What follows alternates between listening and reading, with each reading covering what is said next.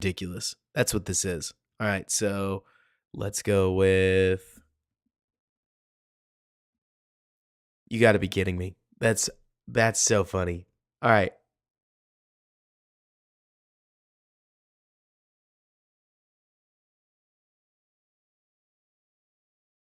let's do. There it is. Okay, finally we're working there, and we're just putting this together spooky season like because nothing decided to work for me, which is pretty classic at this point. There we go. Okay, awesome. How you guys doing? What's going on?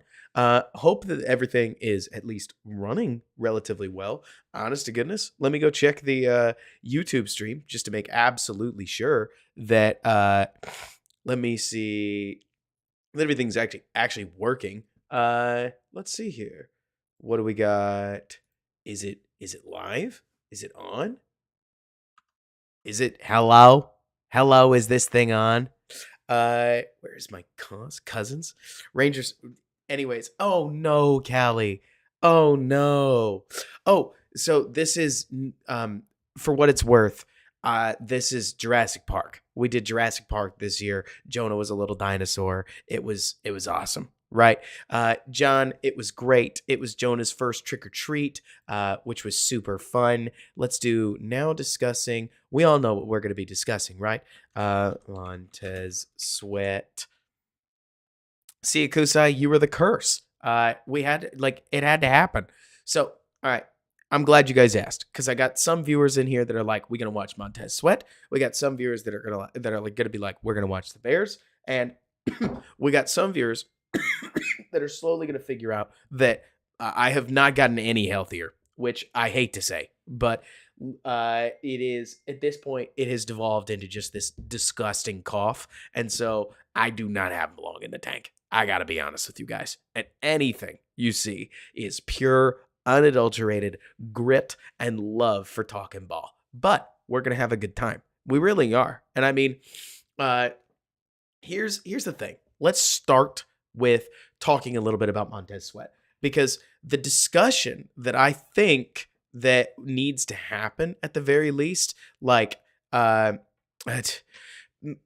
I'm curious as to what you think about the situation. And that's not to be like, I don't know. I feel complex. Let's talk about Montez Sweat and then let's go into it. Look, okay, so I'm a Bears analyst, right? I'm a Bears analyst and a content creator. It's not going to surprise anybody, and I think we just have to start on this topic, okay? Anytime you hear somebody like me talk about the Bears, the complicated situation that everything puts me in is that I'm going to try to be as objective as possible, but to be honest, I know the Bears. I don't want to say like too well, but I'm kind of stuck with whatever the Bears do. And so whenever they make a move, it's implicitly fun. Like had they traded for Chase Young, had they traded for Montez Sweat, let's be honest, it's still fun. Them keeping Jalen Johnson, well, the Bears keep an objectively better player than Tyreek Stevenson, certainly right now. At the moment, you could argue it's kind of a good thing. Will it help them tank for Caleb Williams or Drake May? No, but do I actually expect the organization to reasonably tank for Caleb Williams or Drake May? No. I mean, honest to goodness, I would argue that a game like last night is a scary, scary, scary prospect for both Ryan Poles and certainly Matt Eberflus. I wrote about it on DBB. Like, I don't think to kind of the point that Joe Calzano is talking about a little bit, like a game like Sunday is a horrifying, horrifying thing to put on your resume as a coach because Justin Fields isn't playing. The defense looked every bit as bad as it has all season. It did not look magically fixed, and the offense didn't look magically better either, despite getting pretty good play from both Darnell Wright and DJ Moore, your ads, which sucks, right?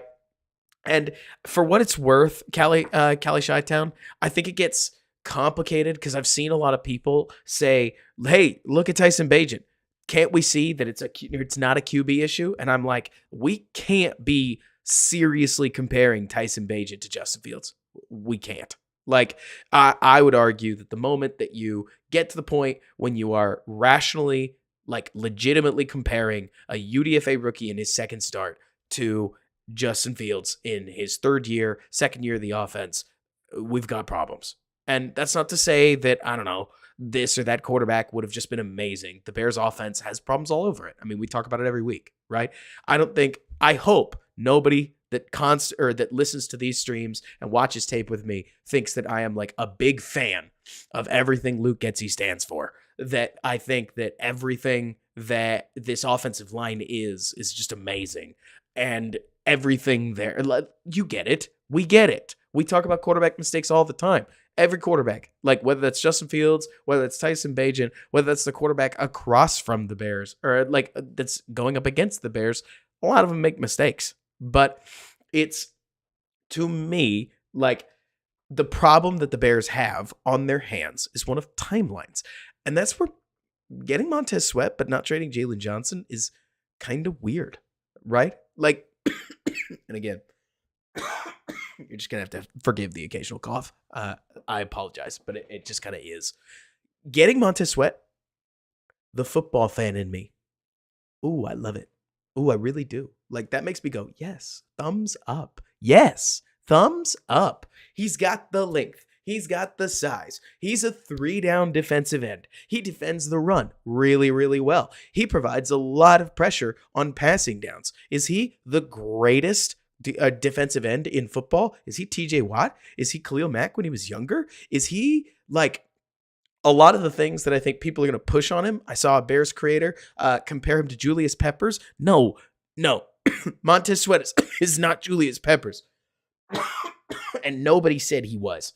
But all the same, if you know me and you've followed me for a while, you know that I constantly talk about cake and icing. Montez Sweat is cake. And I think that's a major positive. He's the kind of player that's not only going to make plays on big time downs for you, but he is going to basically be, I don't want to say a core part of your defense. I mean, I guess technically he is, but Montez Sweat is kind of like a guardrail. He's kind of like a bumper for your defense, right? Yes, of course, you want him to be a playmaker, but let's be honest. Montez Sweat is not Bradley Chubb. He's not trying to be, per se. He is a heat check. He's a guardrail. He's somebody who is going to have his moments, but you're not expecting him to suddenly blossom into a 12-sack guy. He's part of a unit, right? And let's... I am so sorry, everybody. We're going to fight through this. But so, the main thing, new poster, because I've seen this a lot. There are a lot of people that have looked at the Montez Sweat trade and they've said, oh, wait, I need to keep rolling. So sorry. There's more to this. Then you look at the price that the Bears paid for Montez Sweat. They paid they paid their second round pick, which is assuredly going to be high. I mean, we can use top 40 to talk about it. But the truth is, it's probably going to be like, realistically, probably like top 38 or something like that. And so that's a really high pick. And so assuredly, the Bears are going to assign Montez Sweat to an extension, which, because the Bears traded a pick for Montez Sweat, and now Sweat is negotiating with one team, the Bears pretty much have to give him whatever he wants. What's that going to be? Probably $25 million a year. Like, it's see you later, cap space. Not all of it, but a lot. Like, it's great. Whoa. Let me back up. It's expensive. The good news is you're going to get a lot of return on investment. Do I think you're going to get do I think you're going to get all $25 million like of investment? Not necessarily, but Sweat plays edge. He doesn't play inside linebacker. He's not near as scheme dependent as Tremaine Edmonds, for instance. So if you scaled the money, how much value are the Bears really getting out of Edmonds right now? What do you guys think? I'd say about $7 million.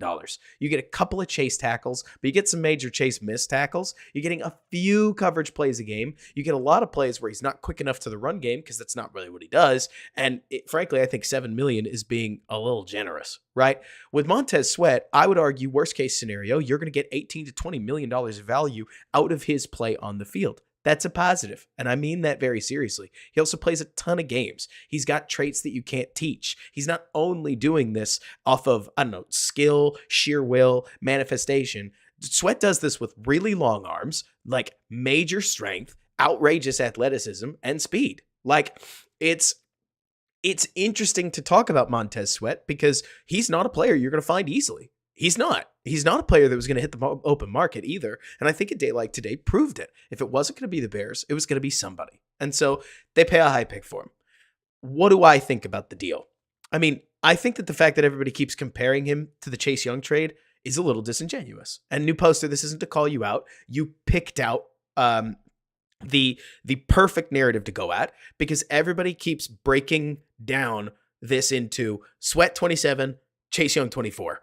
And the way I would describe it is you've got Montez Sweat, who, yeah, he's 27 years old. Absolutely. You look at Khalil Mack, who's 32. He's still relatively productive. Not everybody is Khalil Mack. Don't get me wrong. But you might be looking at a player that ages a little more gracefully because he doesn't have this severe injury history, at least based on what I've seen, that his teammate Chase Young does, who not only has a torn ACL on his knee, but he also has a ruptured tendon, if memory serves, and apparently it was enough to where the Bears seem, by all reports, to have done their homework. Like, they seem like they checked in on Chase Young, and they didn't like the medicals. And I don't find that objectionable. Like, in a world, let's be so plain, because we need to talk about this. In a world where the Bears trade for Chase Young, and he flounders after the Bears extend him, because he might be a rental, but for the Bears, he wouldn't have been. For the Bears, he would have been an extension candidate. He would have been somebody that fans would have talked themselves into building their defense around. Let's not forget how much people talked themselves into Chase Claypool. I mean, you're kind of looking at somebody that did a little bit, but I didn't spend the offseason talking about how Chase Claypool was about to catch 1,000 yards. A lot of people on Twitter and all over the internet absolutely did. Right? And that's not to point the finger. That's not saying hardy har or ha ha. It's more like risky players are the internet's favorite players until they don't work and then they catch so much hate all at once. It is staggering, in my opinion. Like, Chase Young would have been everybody's favorite breakout star. If he was bad in Chicago, fans only would have dug in harder. They would have said, just you wait, it's coming, right? And the reports that we're hearing out of Washington, like Washington beat writers, to me seem to validate this sinking feeling I've had about Chase Young. Because while I totally get you, new poster, and I'm not calling you out, by the way, I really appreciate you saying this. I really do. Like, I can't help but think that we're looking at an organization. Walk with me on this, everybody. This isn't backwards justification. If you'd have asked me this, in fact, I think I've said this or something like it on a stream before when the Chase Young talk came up. And I've been pretty consistent about this, I guess.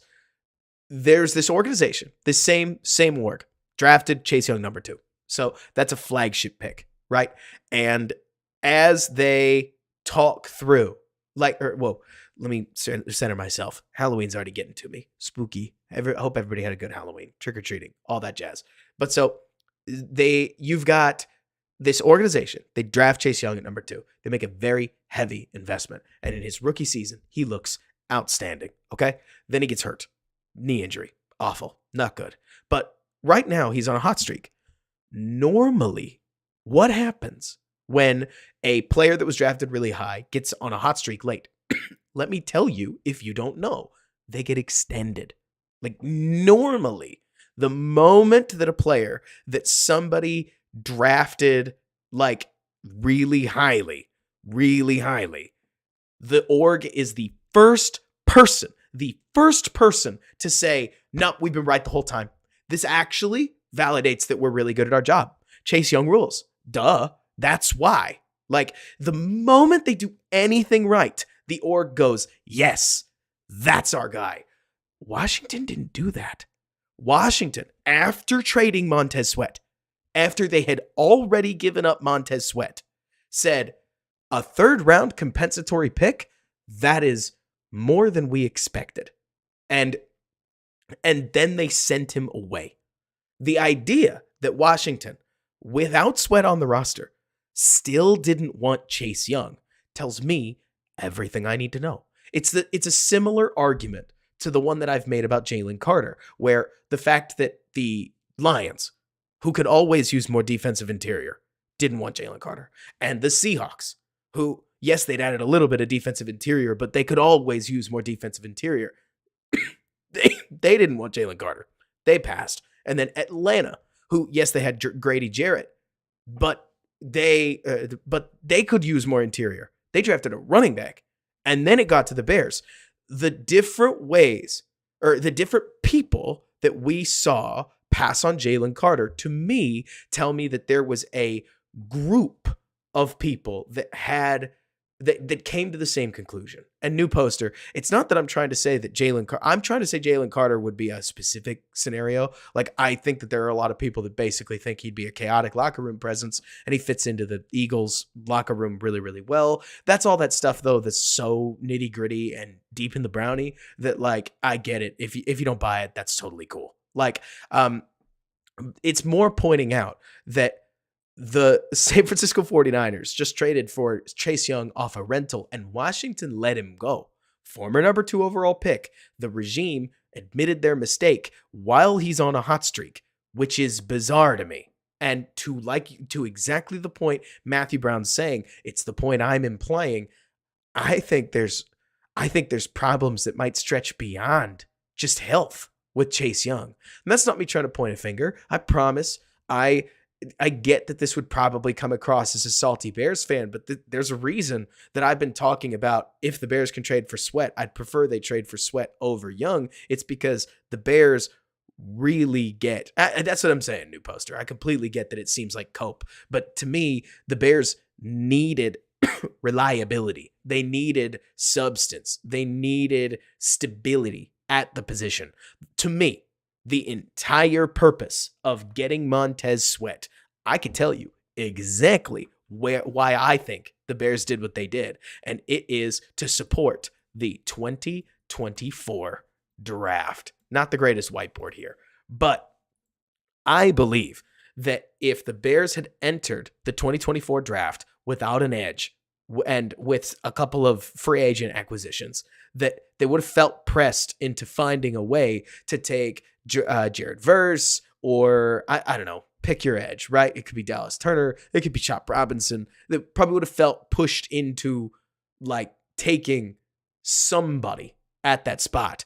With Montez Sweat, the Bears do not have a one-man pass rush. There's only like 3 of those guys, right? So Montez Sweat is not a one-man pass rush. Maybe Montez Sweat plus Andrew Billings can be something, but that's because we love Andrew Billings. It's not really something Billings has done throughout his entire career. Montez Sweat gives the Bears the flexibility in the 2024 draft to go quarterback receiver, to go quarterback left tackle, to go, I mean, who knows? Maybe they stick with Fields. I doubt it, to be honest with you, but maybe they stick with Fields. They go receiver, left tackle. This gives them the ability to go best player available, which I think is really rad. And new poster, you know, it's funny you say that because I tend to think that when I'm staring at this 2023 Bears team, this may sound like cope. Everybody may totally disagree with me. You really might. I think this Bears team is more talented than they're showing. I think that that's the real, like, damning sign of poor coaching on this roster is that this Bears team, to me, right, looks like their talent would look a lot better if another team was coaching them. I mean, Arizona is staying much more competitive in plenty of games than the Bears are, despite the fact that I can point at, like, I mean, everybody only talks about Darnell Wright, DJ Moore. They're like, how many of the Bears players would be starting on blah, blah, blah, blah, blah, blah, blah, blah, blah, blah, right? And it's like, no. I mean, the league really, like, you could see the league was nearly willing to pay a second-round pick for Jalen Johnson. And it's like, say what you will. The kid's 24. The guy is 24 years old. And now the Bears have an opportunity, lowercase o. This is a little bit of cope. But because the Bears didn't trade him, now you can potentially lock him in a room and you can find a way to get him extended for the future. And then you've got your CB1, you've got an edge one.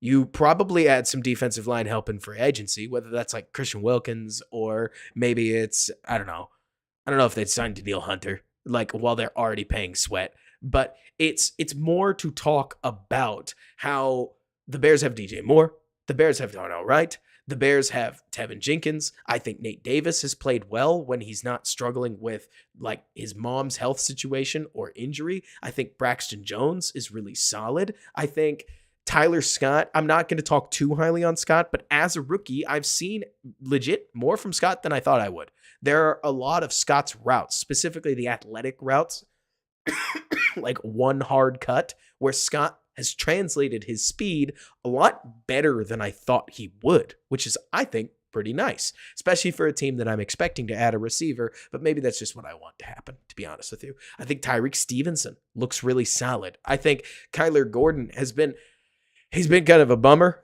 He was sweet in the first game, but at the very least, he's an extra DB to add. As much as I don't love Brisker, I don't think Brisker is Elijah Hicks. That's your replacement level safety. Replacement level safeties in like football are bad. They're bad players.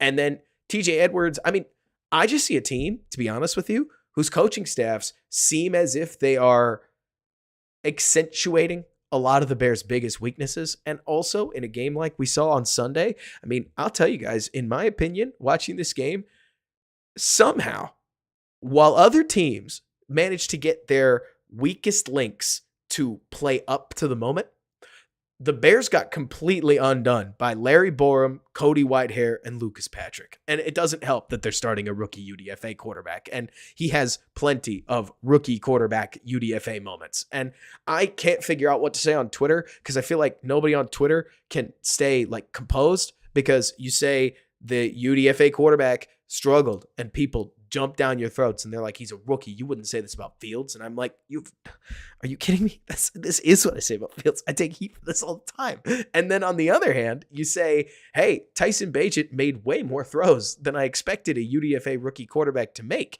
And then people jump on you, and it's a mess out there. Honestly, the Bears fan base right now is in such an angry and toxic state, and I don't blame them. Like, it's a rough time. Can we be so honest? It's a rough time to be a Bears fan. If you're listening tonight, you feel like it's a rough time to be a Bears fan, I'm with you.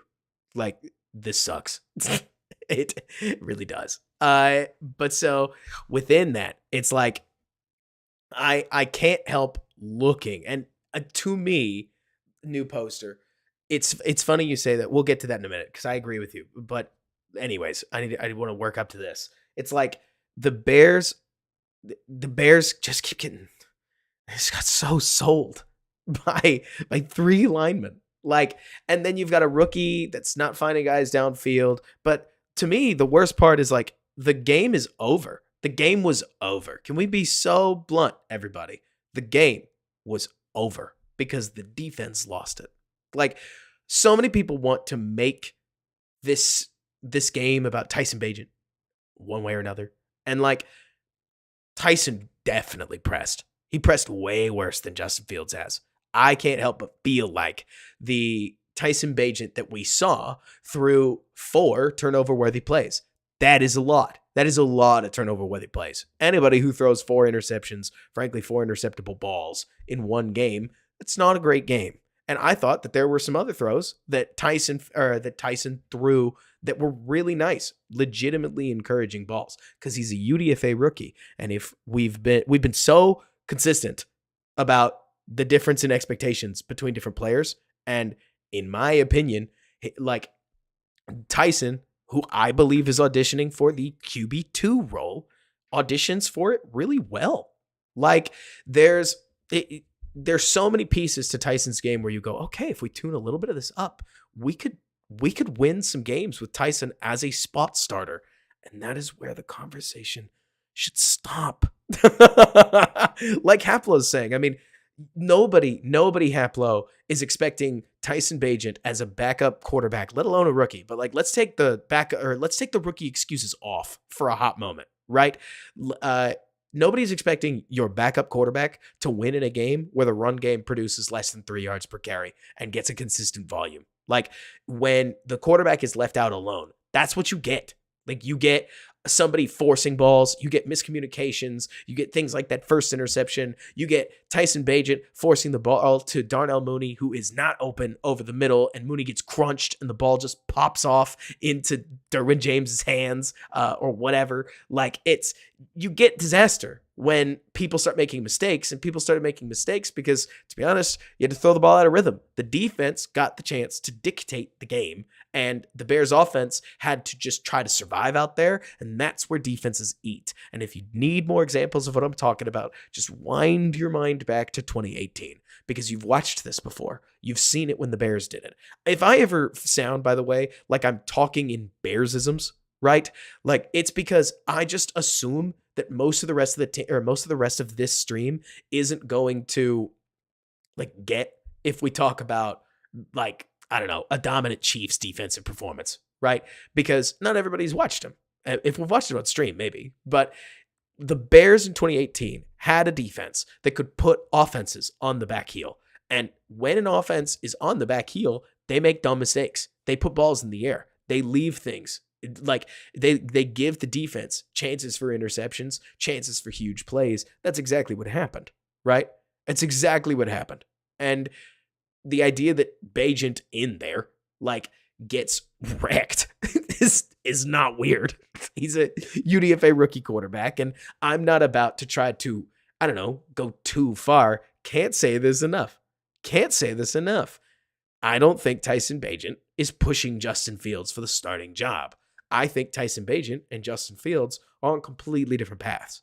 Like, that, to me, it's a little weird that the Bears seemed so quick to rule Fields out. I mean, I really got the vibe the Bears were setting Fields up to start on against New Orleans. Maybe they lost and now they feel like they've got plenty of time. And so they're not going to rush Fields back. Maybe Fields doesn't want to rush back. I have no idea. I'm completely speculating, and I'm going to stop there. But it surprises me that Bagent is getting another start against New Orleans. But if Justin Fields was playing and put up a similar game to Bagent, we would have talked about how the defense blew it, which is what I'm here to talk about, right?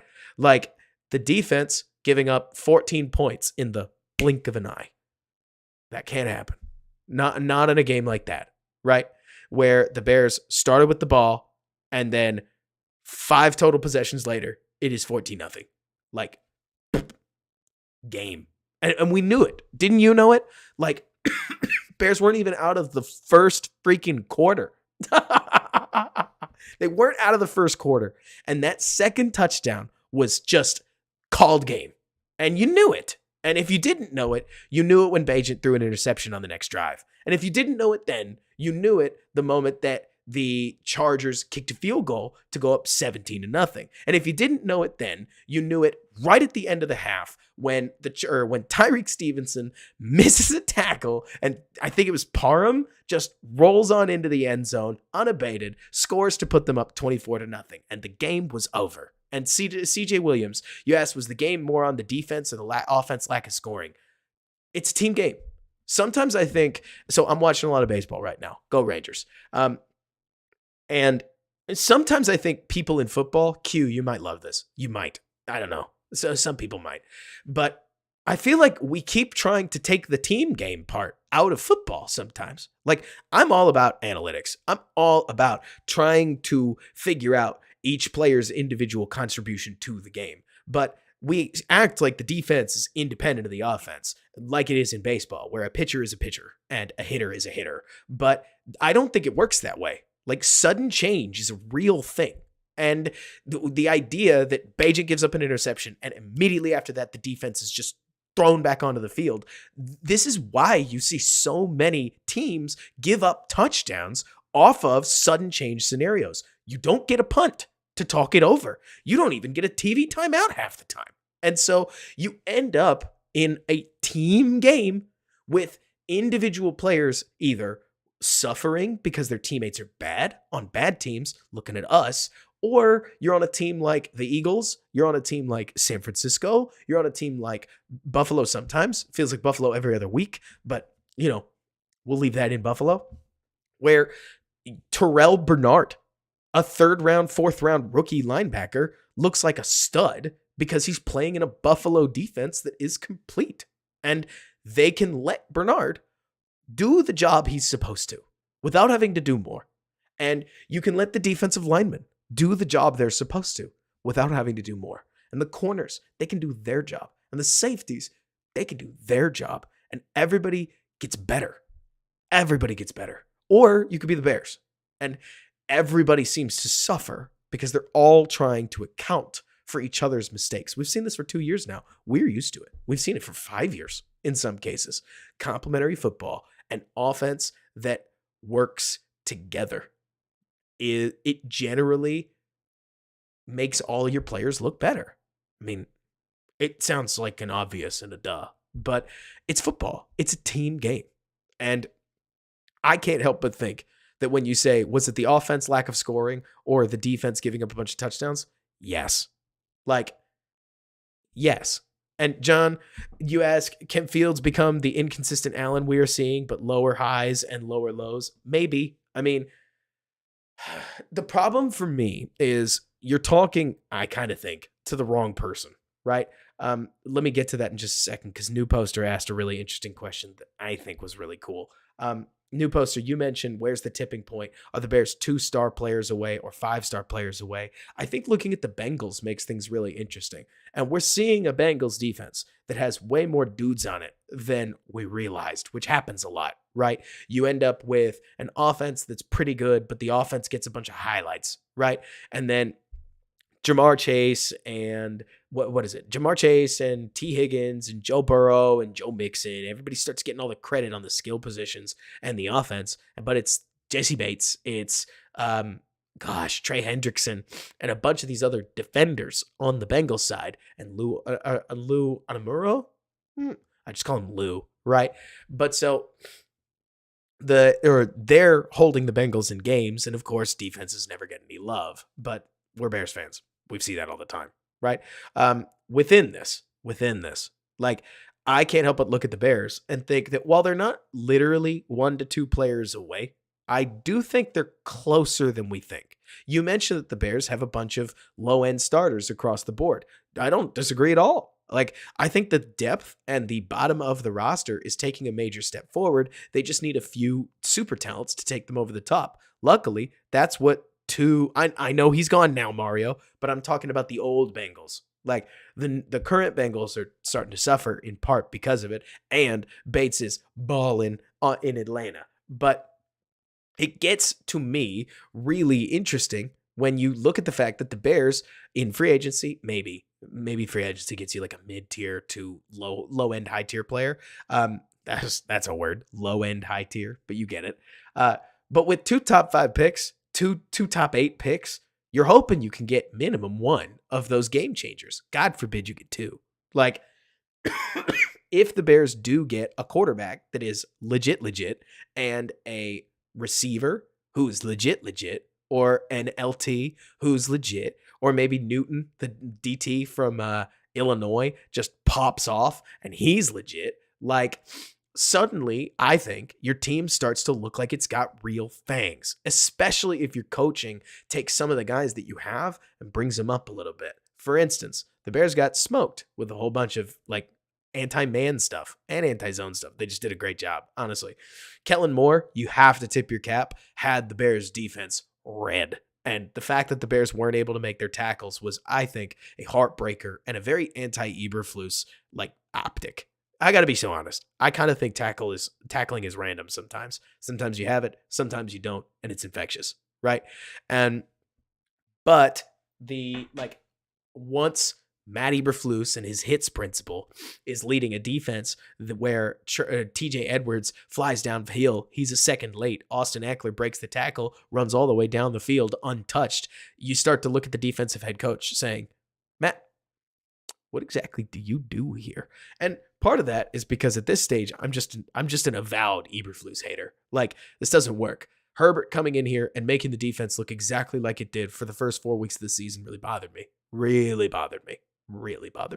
Like, to me, that was one of those, oh, so we just hid this then. Like, so Brian Hoyer and Kirk Cousins throwing to nobody, like, they just made this look better. It's not that it got better. And that, to me, paints a picture of a team that if they do go up, and they don't for the majority of the season remaining, we get like, I don't know, Detroit? Like, how many really good teams do the Bears still have on their schedule? It's not that many. Like, and that's not to take anything away from New Orleans. That's not to take anything away from the Browns. It's more to say, like, there's like six. I don't know. I don't have a list, but you guys know what I'm talking about. There's like 6 to 9, 6 to 8 really strong teams in the NFL this year, and the Bears don't face many of them. Like, not for the rest of the year, and not really before this either. And Akusai, I can't make a shirt out of this. Like, I would probably try to make merchandise about how rookies don't count if I could figure out a way to tag phrase it. Like, when a rookie succeeds, it's bonus. When a rookie fails, it's expected. Because I think the NFL has this bad habit of asking way too much from rookies all the time. Is Bryce Young like an automatic bust because of this year? We wouldn't say that if we were Panthers fans, and I think we'd have a point. Like, we ask so much of guys that don't know anything.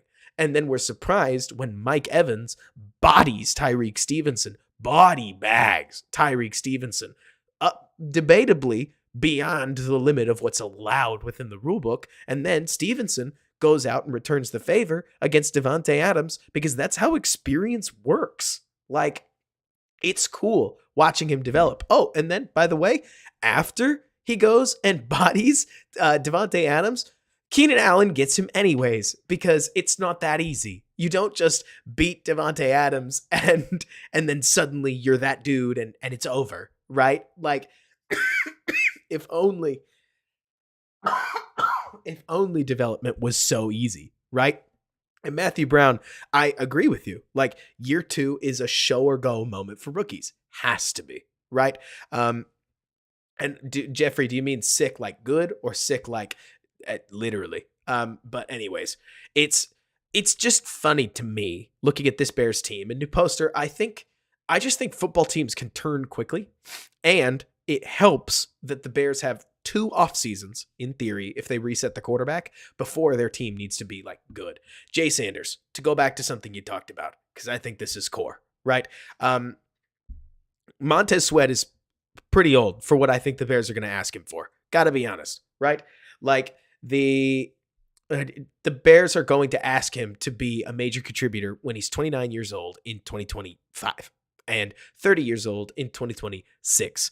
My guess is that the Bears want Montez Sweat to be a placeholder edge 1, but they are already planning to get a second edge or at least one good, really strong, like defensive tackle around him for the years where the Bears like really want to compete. It's hard to win in the NFL without dudes on your defensive line. And a lot of teams are showing us that. I mean, you need your Chris Jones, right? You need you're the dude.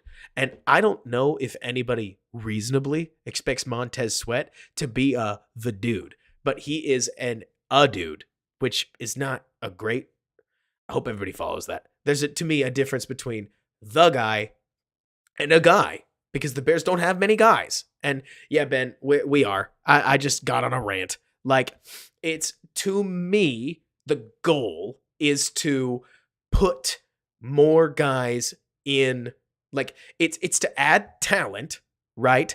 It's to get a good player on his team. Like, let's see, it's going to look so good come his age 30, 31 season. Right, Mario? Like, to me, when I look at Montez Sweat, the Bears are playing the long game. They added, I think, an objectively good player that is hard to find. And he shouldn't age mega gracefully. I'm not trying to say that. But also, I don't think his game looks like one that's just going to be flat cooked. He adds a little bit of veteran leadership. And the whole goal, I mean, you got to remember, as much as we fans like to make everything about 10, 15 years, NFL teams pretty much can't operate any further than 3 years into the future. Like, not really. I mean, guys get fired between now and then. You can't have 2 bad seasons in a row. Not really. You end up where we do with Matt Eberflus right now. And if the Bears lose a bunch more games, dude's gone. Like, the defense got a lot better this week. So who knows? Maybe they pull some stuff out of there, you know where. But like, when I look at Montez Sweat, and I want to warn you guys, I haven't watched most of this tape.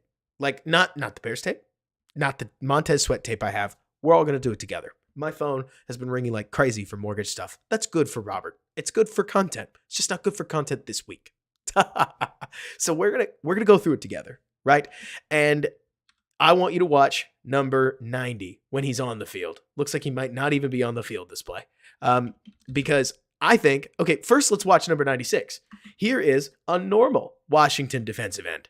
Like, let's take a look here. You can just, it's not like it really matters. This is him against Caleb McGarry, the short arm superstar, so to speak, that we watched a little while ago. But here he is with McGarry, run blocking quite well against him. Nice latch, whatever. Don't overanalyze it too hard or something like that. But it's good to get your eyes accustomed to an NFL normal defensive end before we watch a good one. And Mario, I'm actually okay with it. I really am. Like, I completely agree with you. I really do. That as much as people want to act like losing pick number 40 is this ultra mega huge blow, Goofy Gooner, nice to see you. I do think you can absolutely overcome it if Montez Sweat simply delivers you good play. Like, just deliver good play. Doesn't have to be great. Doesn't have to be exceptional. Like, 8 sacks a season, strong run defense, good DE. Like, you can tilt the field. It's a good thing. I also think that the Bears can't trade up for Caleb under any circumstance. And I mean none. Like, number 1, number 2, those guys aren't giving up those picks. You need to get it yourself. And maybe the Bears will. I expected them to frankly do more to make that possible, but they didn't. So instead, we're going to need some poor play from the offense if the Bears want to get one of those 2 picks themselves, or they're going to need Carolina to go ahead and do them a favor. And hey, to be fair, because Mario, I know you're mad, if there is good news, it's that Carolina played up to the moment and the Texans played way down to the moment, and Carolina won by a point. Like, this Carolina team is not good, and they're not getting better, and they're hurt, and I don't want to, like, I'm going to knock on wood. Everybody gets to listen to it. But, like, this Carolina team is in a real rut, and I do kind of, unfortunately, we kind of have to hope it stays that way. And I think that what Arizona is about to go on a neat little run. It doesn't have to be amazing, but they're about to get Kyler Murray back. And I think that's a huge positive for their team. We don't need to oversell what he is, like he being Kyler Murray, but Josh Dobbs has been fine.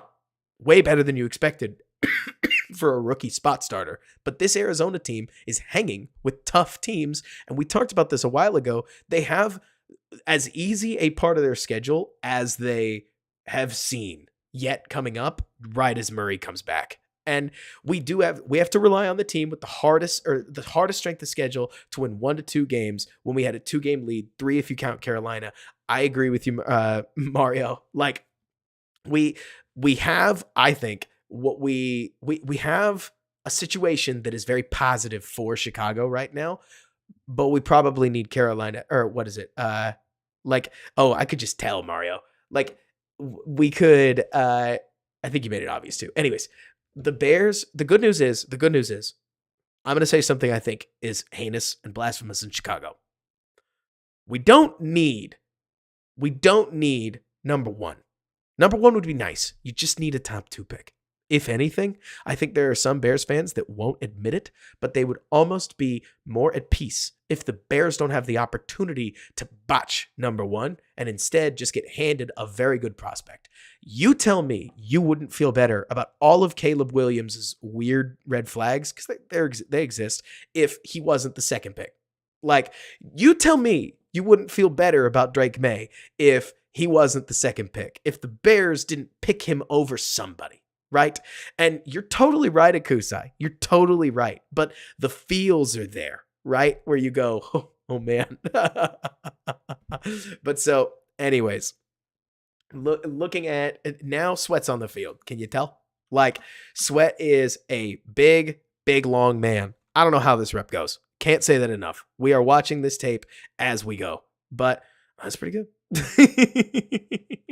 And WFM, if there's good news, it's that as much as let's see, am I getting big time character flags from Caleb Williams? Joe, I don't know. I mean, a lot of people are reporting it, but at the same time, I also see Caleb Williams like running to block for his teammates on Saturdays, and it seems like he loves football, but hell if I know. Like honestly, I don't know. But all the same, Caleb is crazy talented, and I'm interested to see what he does in the NFL.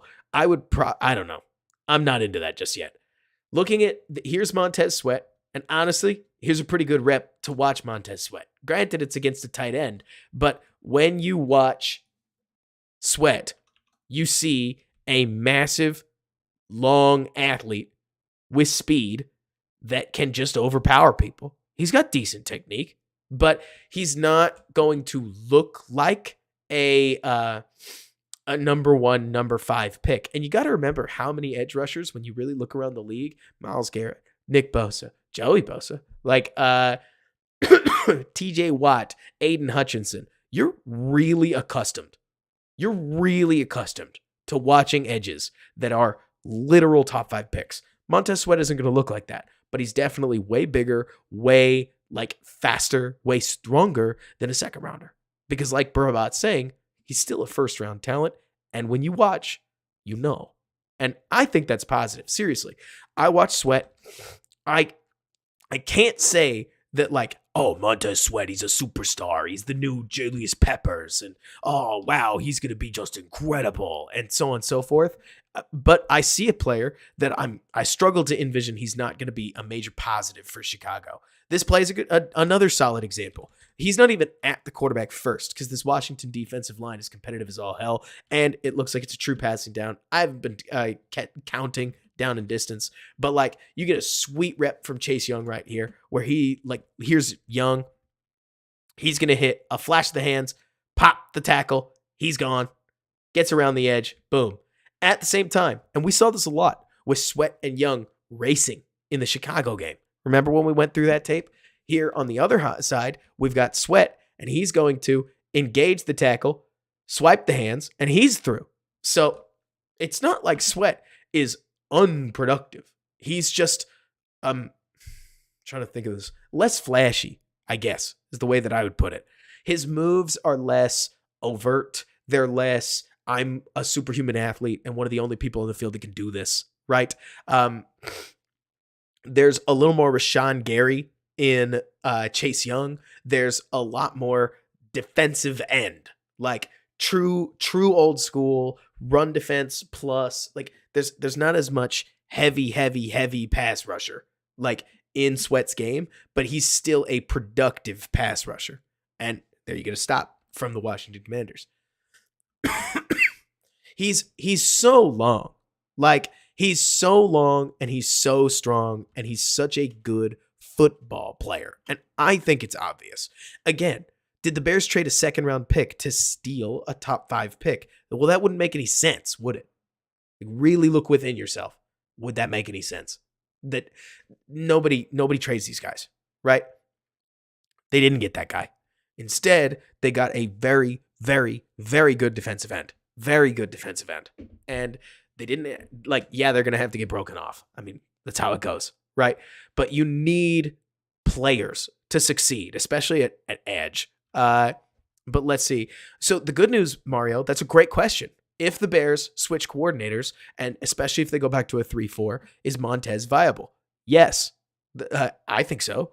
He actually played 3-4 outside linebacker in his first couple years in the league. And when he did, I thought he looked pretty good doing it. Now, I have to go back and like refresh my memory because I wasn't cataloging him. It was more like I went, hot dang, the Sweat kid can play in the reps that he got against the Bears. He actually played in even a stand-up role. So I think he's very system flexible. Is he would he be better as a 4-3 defensive end compared to this, that, or the other? I don't know. You tell me, right? But I think that Montez Sweat's like athletic profile is going to be hard to create that. It's going to be hard to create the narrative that Sweat doesn't fit any system, especially as a defensive lineman, because there's just a little less you have to do. I really like reps like this, to be honest with you. Like here we see an inside step We see him engage his hands. We see him create that uncomfortable like pocket against Ritter very quickly. Sure, Ritter's going to get the throw off. I'm not trying to tell you it's a superstar or frankly even an all-star rep, but the Bears need somebody who can at least physically overpower somebody. And here's Matthew Bergeron. If I'm seeing this correctly, it looks like it is anyways. 65, Bergeron looks like the man from Cuse. It makes so much sense that they put him at guard. Like he had the tape that could match at tackle, but he makes so much sense at guard, and he's a hard man to overpower, honestly. And at least he was at Syracuse. So on one hand, you've got Montez overpowering a rookie. On another hand, you've got 265-pound man putting his weight into a guy that's probably 320. And to me, this is just to Robert, it's this kind of movement. It is, here are the hands. What's the first thing that happens? Sweat stays upright. Bergeron goes backwards. Like, these, when I'm scouting, is what I'm looking for. Who wins the bench press? Montez does. Like, I think this is replicable. I think this is the kind of thing that you look at and you go, oh, damn. And CJ, you're totally right. I'm not trying to pretend that it's not as if I'm trying to tell everybody, wow, this is him. This is the all-pro. It's more like, this is the stuff you just can't fake. This is the stuff that gets me amped up about somebody like Gervon Dexter when we see these moments in Chicago. Like the strength, the moment that he does something other people can't do. Like what separates Montez Sweat, who's big and long, from Dominique Robinson, who's big and long? The power to just shuck people, right? And that is something I think you see in Sweat's tape, where in his moments, man, oh man, like you'll get some of these Sweat moments where his length just overcomes a tackle. I don't know if we're going to see one. I hope we do. But you'll see him spar with guys as if he's 100 feet away. Like 100 feet away. Because he's got 35-inch arms.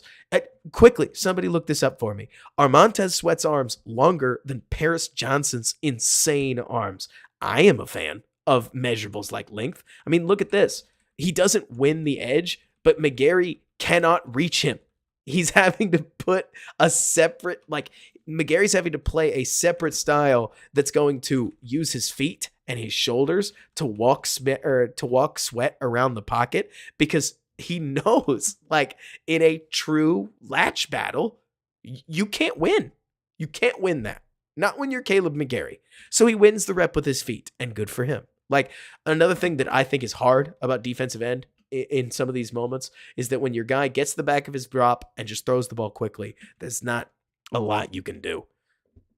Oh man, that is just insane. Like, it's insane that PJ is that long, especially compared to Sweat. But man, oh man, oh man. Wild that they're even comparable, if you ask me. I think he adds a lot.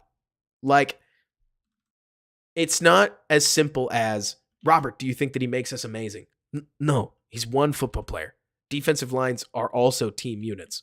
But the Bears, I think, desperately needed somebody that can not just defend the edge. And there are some beautiful moments. If we don't see any, I'll wind it back to very early in this game and we'll go through it. But this is a good example, I think. Like, Joe, I would argue yes. Like, the best thing Montez Sweat does is that he can line up on the outside like this and stop a wide zone run attack. This is going to be a run that hits this way. But watch over here just for a moment, because these two are taking it seriously, despite the fact that the ball doesn't come their way. Sweat engages. Sweat gets through the man. Sweat is absolutely ready for Ritter in one quick motion. He's got motor. He's a really good run defender. Really good run defender. And I know everybody doesn't care about the run defense, but like you have to win first and second down to force third down. Sweat's a guy that can help you on all three. Like Bryce Huff. I think Bryce Huff is one of a lot of Film Junkies' favorite players, right?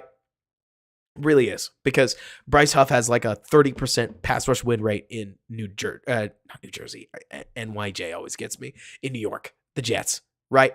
But Huff is not a good run defender. He's a pass rushing specialist, whereas, frankly, Chase Young isn't that great a run defender.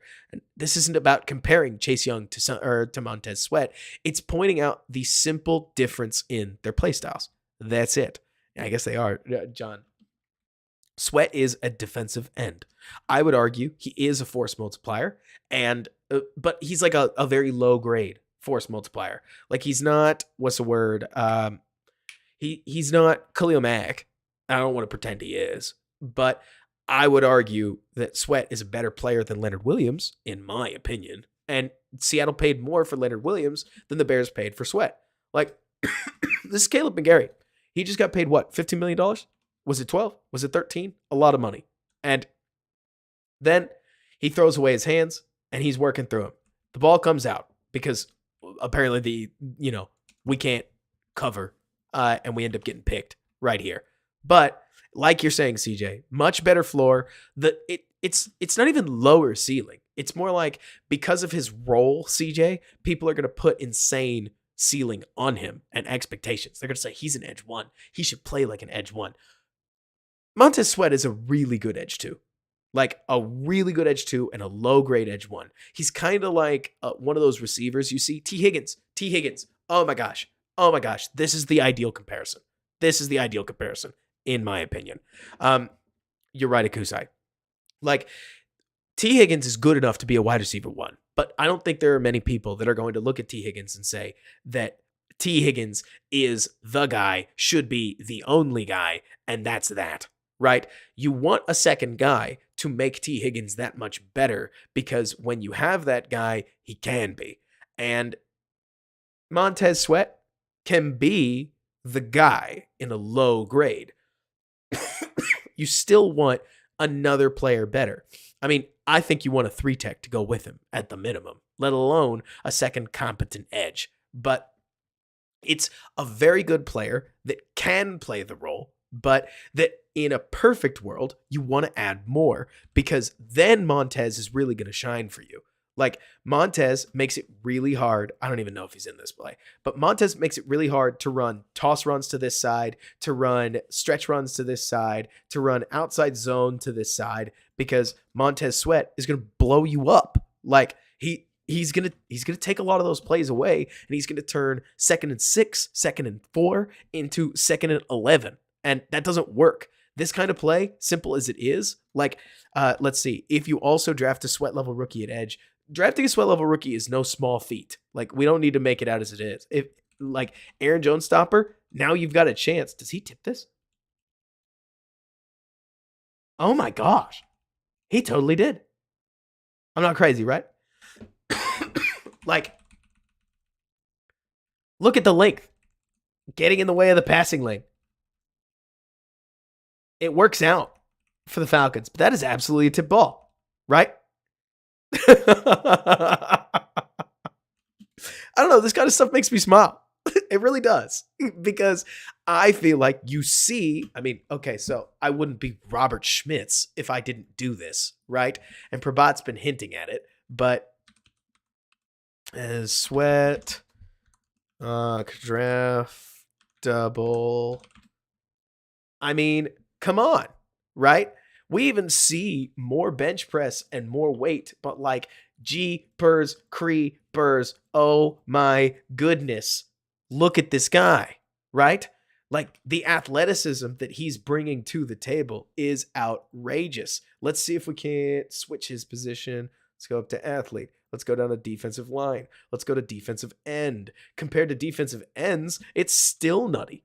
Like, Montez Sweat is an athletic maniac. And it doesn't, Josh, come on. You know it's coming. Like, it's more all to say that you're getting a player that is not easy to find. And I think that's a huge win for the Bears now and in the future, because even when he's 30, he will still have some pieces of this, right? I'm not doing that MJ50. No. We can't make comparisons to Hall of Famers. We have banned it before. I am keeping it banned. We have to pick somebody else, because people spent a real offseason comparing Tremaine Edmonds to Brian Urlacher. Why do we do this to ourselves? Like, we've got to be so. Yeah, exactly, Ben. Like, it's easy to look at all kinds of these, like, wingspan, arm length, hand size, and be like, wow, okay, so he's probably big and slow, right? No. He's not. He's agile too. Like, he's a first rounder. He's a first rounder. And I tend to think, and he plays like it. The Bears picked him up for a second rounder. And I'm not saying that it's not a steal. It's too expensive to be a steal. Can we be so real, guys? It's too expensive to be a steal. It's like a premium free agent, right? But I still am fine with it. Fine might be the best word. In the world of, do I hate it? Do I like it? Do I love it? I like it, but I do like it. And I'm happy as a creator, as a fan of football, I'm happy he's on the team because the Bears having more good players. Why would I be upset? Like, right now, 2023 Bears, the defense kind of has some dudes. Like 2023 Andrew Billings plus Montez Sweat with Tyreek Stevenson as your CB2, your Jalen Johnson CB1. God forbid Eddie Jackson ever gets healthy and gets back on the field. Like, uh-oh. You know what I mean? Like, I don't want to talk everybody up too much because I still think Eberflus is not very good and that the Bears' like defensive identity is intrinsically broken. Can't say that enough because like Rex Smith is saying, I do think that the coaching is going to waste these dudes, but you look at the talent on the roster and it's got me going, uh-oh. Like, it's kind of fun. And that new poster, that's the key. So much of this is coaching, in my opinion. Like, coaching isn't what's the word? A cure-all. But at the same time, there's a reason that suddenly in the middle of the season every year, you end up with these moments where Bill Belichick's defense just comes out and pitches a good game against somebody despite nearly no talent. Like Brian Flores' Vikings kind of cooking because it turns out your boy Brian Flores is a good defensive coach, right? That Vikings defense is turning a corner. Don't tell me it's not. Like, I mean, shoulda. Did we all get our moment? This is a Bears stream. If you're a Packers fan in here, I appreciate you. But this is a Bears stream. We all did. We all did just get to enjoy, get to breathe in the beautiful, beautiful experience that was watching the Minnesota Vikings just shutter the Packers. Because I thought that was great. Like, I mean, it was awesome. I thought. And it's so funny just because now we've got a Vikings team that popped the Niners. They popped the Bears. They popped the Packers. Like, it's so fun. It's so fun. And I mean, I think it's hilarious watching watching Packers fans start to say everything that we said this offseason. I mean, I cannot tell you how many nasty DMs, how many quote tweets, how much heat I took for talking about how this was going to happen. Like, but yeah, it super sucks about Kirk. And I'm not going to take too many victory laps because that's not the point. But it is just funny to see the season devolve and suddenly everybody's pointing fingers at everybody. And like New Poster's saying, Matt LaFleur is getting blamed for pieces of this. Guys, what are we doing? Like, I think Matt rules. I think there are so many pieces. Like New Poster, you said this perfectly, talking about how everybody points to coaching because we're all weird, right? I don't disagree. I really don't. But at the same time, I know when I'm watching Bears tape specifically, and it fits because Washington does a lot of similar things. You get these pre-snap looks that are relatively easy to read, and a lot of teams can play pretty fast against them, right?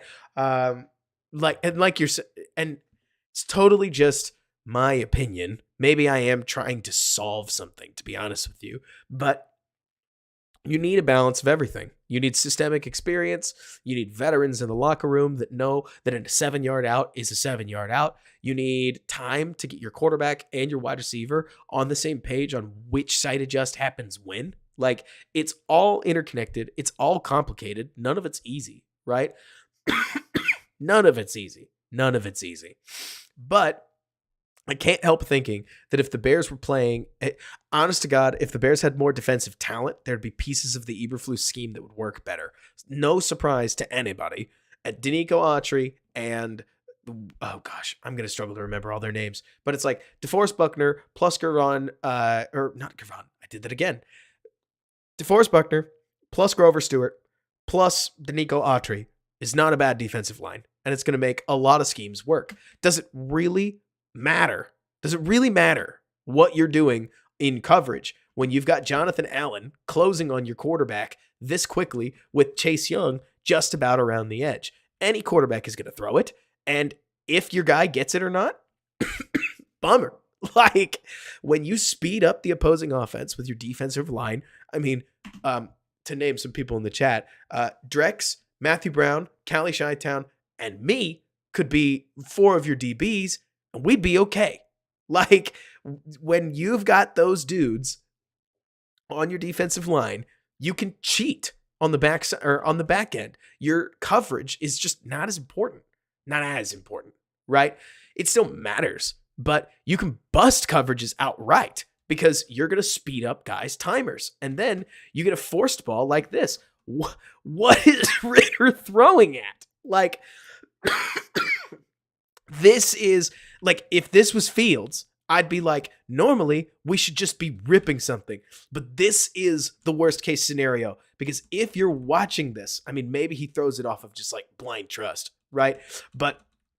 And if he throws it off of blind trust, I get it. But he resets his feet right here. He resets his eyes. 29 is driving on this ball. This is a pick 6 if you throw it wrong. And 26 almost gets it. In fact, he's super lucky that this ball gets away. And if that was any quarterback, we would all be like, oh my gosh, what are you doing? Why does he throw it this quickly? Because this line has been in his face all game long. Like, it's awesome. I mean, when you've got a good defensive line, defense works. When you don't have a good defensive line, Justin Herbert sits back and like picks you apart. And there's an element, just saying, to Flus's scheme that doesn't work because the defensive line isn't good enough. Got to be blunt, because it's the truth, right? I just don't know if Eberflus is the wagon we want to hitch ourselves to, when in my opinion, there's also legitimate leadership questions. Like, I have a lot of problems with Matt Eberflus. It's not thumb pointing. It's not that I want him to, I don't know, take more accountability or whatever. But at the same time, there are so many pieces to the way this team seems led. There are so many pieces to the way this team seems to give up. Matt Eberflus kind of gave up himself at the end of last game. Like, I have so many problems with the way that this organization runs all kinds of things. I have more problems with the head coach being a head coach than the head coach being a defensive coordinator, and I hate his defense. Like, I don't know if anybody else feels that way, but that's how I feel, where it's like, no, I don't like running cover 2 all the time.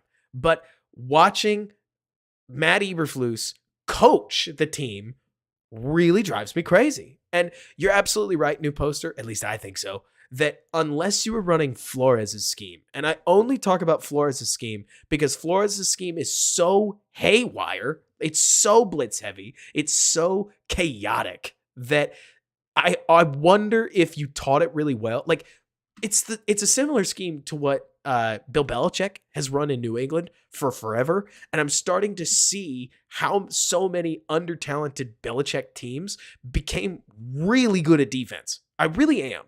Because all that blitzing, all that chaos adds up. Like, in a hurry. It starts to confuse people. Nobody's able, seemingly, to like game plan for it quickly enough.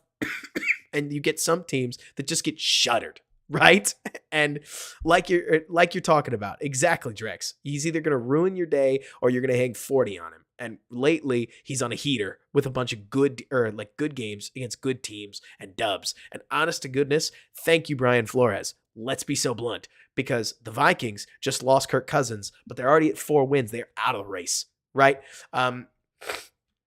And I think that's a positive. If you are here thinking about draft position, thank goodness the Vikings have won 4 games, because they may not get many more with Josh Dobbs as their starting quarterback, but they certainly got enough to take them out of heavy contention, right? But anyways, it's all to say that, like you're talking about, new poster, the Bears are still a bad team. I mean, honestly, like even with Montez Sweat, they are a slightly better bad team. If anything, that's why I'm surprised that they didn't sell off anymore. But maybe they're in such bad shape. I mean, what was anybody going to pay for Darnell Mooney? Somebody paid a 6th and 7th pick swap for Ezra Cleveland. Ezra Cleveland is legit kind of good. I mean, kind of. And so what was somebody really going to pay for a Darnell Mooney that at the moment is on pace to have his second, 400, 500-yard season in a row? Former 5th-round pick. Draft pedigree follows, you guys. Like, we care. We may think he's pretty good, but the league isn't going to pay for that. Not at the deadline. Like, that's your typical free agent. And so you end up, at least in my opinion, in a hole where the Bears, is this Sweat? Is this Sweat making a play? Like, I would too, new poster, but it seems like the Bears just didn't want to. Yeah, this is the kind of stuff I'm talking about. I don't know why they've got Sweat stand up this far outside the formation, but gets downhill, get off me, gets uphill, loss of yards. It helps that the play is made for him, but we have seen a lot of Bears receivers, EQ is an example, at least put up a fight against some defensive linemen. And Sweat, in this case, just smokes the man. That is, I think, I love extra displays of physicality. Let's see. Oh, interesting. Ben's right. He sees this shift and just gets outside of the defender. Oh, I love that. Oh, Ben, good call out. I can't say for sure because I've never been in a defensive line room, but it sure looks like Sweat goes, okay, hang on. All right, so they've got a receiver out here. He's looking inside. He's talking to guys outside of him. Like, they're looking back here. They got somebody. I've seen this before. Like, I think they're going to run. Yeah, okay. I formation, 100%. Yeah, all right. They're coming at me. Here it comes. Get off of me. You're mine. That's freaking sick.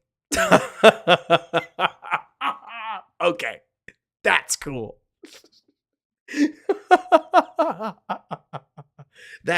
Thank you, Ben, because you are absolutely right. I don't know exactly what he's looking at, but it looked to me like he sees it, he reads it. We're down. Next play. What is that? That goes for what? That goes 2nd and 6 to 3rd and 7. Next up, right? John Harbaugh, DeMarcus Walker's been playing 3-tech all season.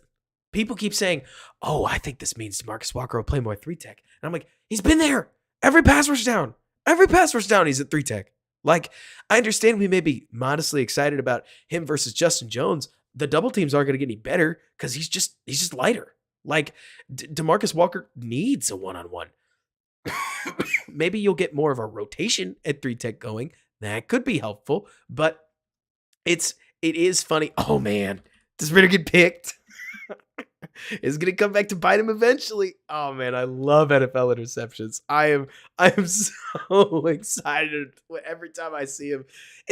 I don't know if there's anything more fun, honestly, than the interception in sports. I love home runs. I love goals in hockey, but there's something about the change of ball that just gets me hype every time I see it, right? You see so many passes, but jump. I can't believe he didn't take it the distance. He's thinking about it, but yeah, he doesn't want the smoke, Ben. He's like, yeah, you know what? Maybe I just step out of bounds. But no, John, he's just got more attention. You got to remember who he was playing against. Why was he productive? Because football's a team game. Remind me, John, who else is on defensive interior in Tennessee. I think maybe they were paying extra attention to Jeffrey Simmons, right? And probably were. Like, it's not trying to be a smart ass either, per se. It's more like, unsurprisingly, a lot of guys win in the NFL when they aren't the focus, right? Let's see. So what's not in this play? Let's see. The best way the line improves is if Dexter has that second half jump.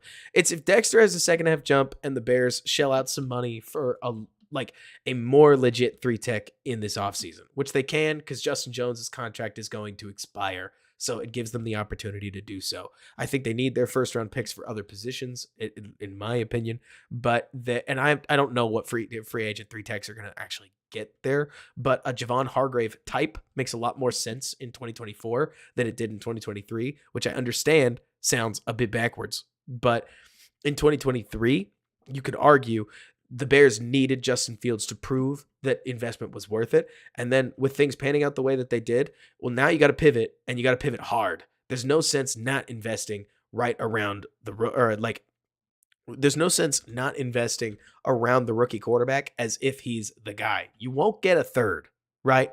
You get Justin Fields or the mystery box. Jacob, if you ask me, the only reason you're going to have Eddie active but not play is to strike the fear of God in the other team that Eddie might actually play, but he's not going to, right?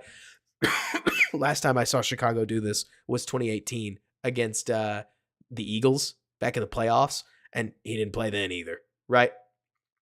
It's totally just a vibe thing, I think, but that's what I've seen, or that's when I've seen teams do it. Let me see. We'll go a little more sweat film. Then we'll talk a little bit about the Bears. Then you boys gotta just. Oh shoot! When did the Diamondbacks score all these runs? Who they score them against? Hang on, I gotta take a quick moment here. Let's see. Okay, so they hung 4-2 in the 8th and the 9th against who? Let's see. Brock Burke sucks. Stratton sucks. And then Will Smith. I'm not surprised. We do have time. I mean, we're going to talk about the Bears, but also, I think we all know it. There's a heavy emphasis of burn the tape in the Bears game. Thankfully, we don't have to talk about a ton of tape because the game is over very quickly. Like, it's not a long game. There's just a lot of garbage time. And I almost wish that, and this wouldn't happen. I almost wish that football had like a win condition that you could just get to. Right, Colin? Like,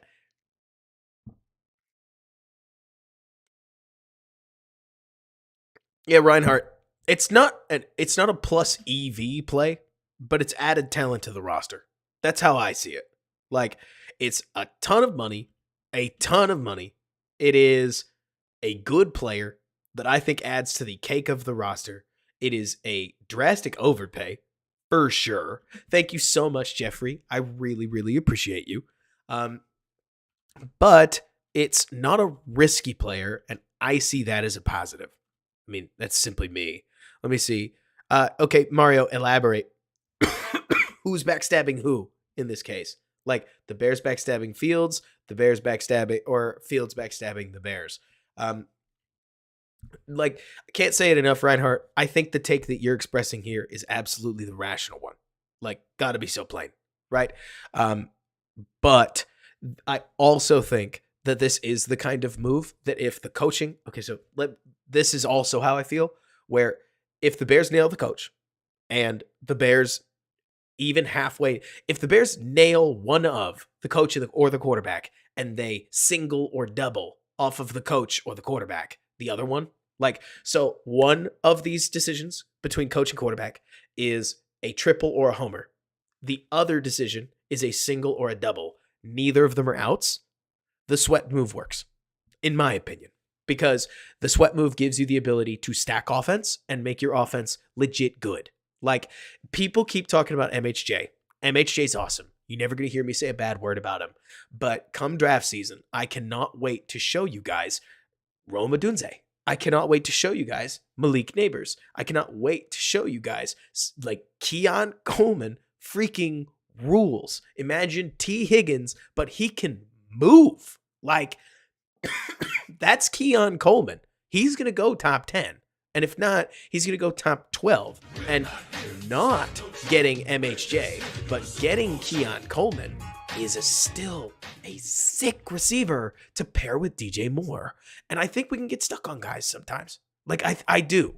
Like, it's okay to say MHJ is the best of them, but hot dang, Keon Coleman rules. And if the Bears end up with Drake May / Caleb Williams and Roma Dunze / Keon Coleman, they got really good. Like that. Keon Coleman, DJ Moore, Tyler Scott is actually a pretty baller wide receiver room just because of those two dudes. Like, that's okay. That's okay. And I know it is, John. I will keep thumping that Bowers freaks me out. Like, personally. New poster, I'm literally not thinking about it, to be honest with you. Like, I can't help but look at the quarterback thing as something that I just have to wait, basically, and watch them when the seasons are over. Because I try to keep up with the guys during the season, and watching the volatility of these quarterbacks reminds me of how much tape there is at the end of the season. Because I can remember what it's like to be a draft analyst, not like a paid one, you get it, but like in March, you just have access to all the games, right? Like, if you want to go watch his game against, I don't know, like in this case, let's use Caleb. You want to watch his game against Utah? Okay, just watch it. But there's not this emotion. There's not this, oh, Justin Fields just played a bad game. So now, like, if Caleb Williams has a bad game, people are going to dive on him. Like, you get away from it, right? And then then everybody calms down and you're able to get a better look at the film, in my opinion. Rex, I think that MHJ is in a tier of his own, to be honest with you. Like, Adunze, Keon Coleman, from what I'm seeing, they are your standard really sick wide receiver, like first round prospects, but MHJ is his own guy. As good as MHJ is, are the Bears an MHJ away from greatness? Look, I'm not about to try to make the argument that you should definitely trade down. If MHJ's there, you should take him. But if the Bears get a top 2 pick, you got to go quarterback. And if the Bears collect a top 2 pick and also number 3, I'm just going to be surprised. Like, I think the Bears' schedule's too easy, to be honest with you. Like, to me, the Bears' biggest problem is that their schedule is loaded with a bunch of teams that are easily bad enough to lose to them. That's it. Like, Josh Dobbs and these Vikings could easily lose to the Bears. The horrible, horrible Packers could easily lose to the Bears. The Cardinals are solid, but they could lose to the Bears if the Bears just play the game that they did against the Raiders. And that's not me trying to do this thing where we look at the Bears against Denver and the Bears against Washington, and we act like that's like some kind of different team. You know what I'm saying? Because I think that a lot of defenses are going to approach, especially Fields and Bajan, to be honest. There's going to be a book out against Bajan where these teams are just going to bracket DJ Moore, and they're going to try to force the Bears to beat them with everybody else. They're right to do it. And eventually, the leak that is Lucas Patrick, Cody Whitehair, and at this point, Larry Borum, like, they're problems. But if the Bears hit this point, right, where the Bears have Braxton Jones, Tevin Jenkins, I don't really care. Would be neat if Ja'Tyre Carter could play center. Doesn't seem like he can. Doesn't seem like they want him to. Seems like they almost want Doug Kramer or Dan Feeney to be center over Ja'Tyre Carter. Whatever. I've just accepted it. Nate Davis gets back. Darnell Wright is on the right tackle. Your offensive line isn't great, but it's definitely not horrible because we've seen all those guys actually play pretty decently, right? And so I can't help but think that DJ Moore plus that offensive line may actually score some decent points. And if Montez Sweat showing up kind of wrecks the tank. Not explicitly, but you're kind of looking at this guy and you're saying, okay, if he makes play at the right moments, you could see 7-point flips. Like, And a 7-point flip will change the outcome of a lot of games. I'm not trying to Bears bill you. I'm not trying to tell you that the Bears are amazing. They're not. Their schedule is just maniacally easy. Like, look at the rest of the Bears games. Like, even the Browns, the Bears are going to go up against PJ Walker, who's playing decent ball. And it's not like the Browns are struggling to win games, even with PJ Walker at the helm. It's more like you can look at every team the Bears have still on their schedule, and you can see clear leaks in the team. Are the Bears good enough to beat the Panthers? Duh. Right? Like, the Panthers are a much, I'd say, safer bet, because even at the Panthers' best, they're still pretty bad, right? But at the Bears' best, like, it's so funny, isn't it, New Poster? Because that's kind of where I see it. And Matthew, I'm with you. Flus has found ways to lose. But generally speaking, this Flus defense looks like a different animal when the quarterback it's playing against sucks. Like, that's sort of the core, right? And the Bears have a bunch of quarterbacks across the rest of their games that aren't very good. And so the Bears play against Atlanta. I think that they're going to lose. I'm going to predict the Bears to lose in a lot of Bear With Us podcasts because they still aren't good, right? It's more to say that, kind of like the game against the Raiders, the Bears are just good enough to be an any given Sunday team. That's it. Maybe 4 wins, maybe 3 wins. I hope less than 6. That's all. Mario, easy answer for me. I hope the Bears win the game. Not because I'm a Bears fan, but because I love my team and I need the Panthers to lose every single game possible. The Bears need Carolina to be a full loss worse than every team in football. They don't win any of these tiebreakers. And so, like, I can't help but look at Carolina and think the Bears have to hand a loss to Carolina, because I don't think the Panthers are good, but I do tend to think, let me see, even if the Panthers beat the who do they play? The Colts. Do you really think they're going to beat the Colts? Like, the Colts, we'll see what happens. Nothing's impossible, right? But another thing, Mario, it's totally just my experience, but okay, I'm going to spin you an anecdotal yarn like I do often on this stream, and you tell me if you disagree, right? In my experience, rookie quarterbacks really struggle to chain 2 good performances together. It's not that explicit, right?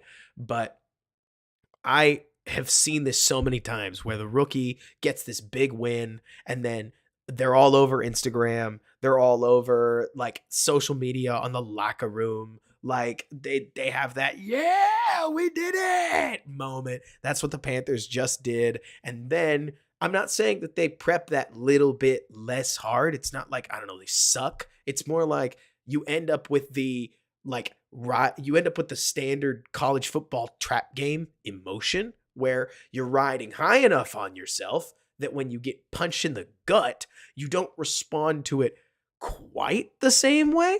And I can't help looking at a Colts team that they've got a veteran starting, for better or for worse.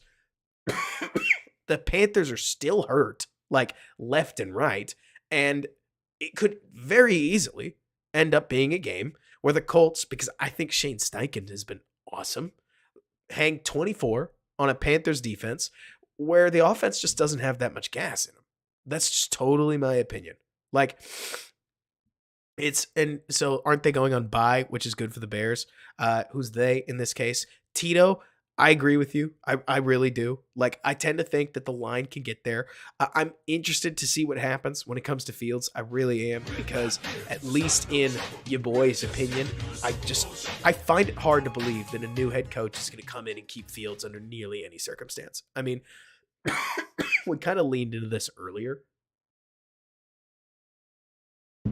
but, like, it doesn't help anything that, in my opinion, Fields' toolkit is a whole lot of ways to try to use the driver, right? And we love the driver. Everybody loves the driver, don't we? Like, in the world, I don't know, the home run thing, right? Like, Fields is that 200 hitter that hits a lot of bombs. Like, he slugs pretty dang well, and he looks like a sick hitter because this is football and it's not baseball. And the quarterbacks that hit the home runs tend to be sick quarterbacks, right? And he's really, like, at least in my experience, because I've seen the chart, somebody's about to tell me, oh, well, Fields' quick game EPA is actually really high. Yeah, of course it is. They used EPA.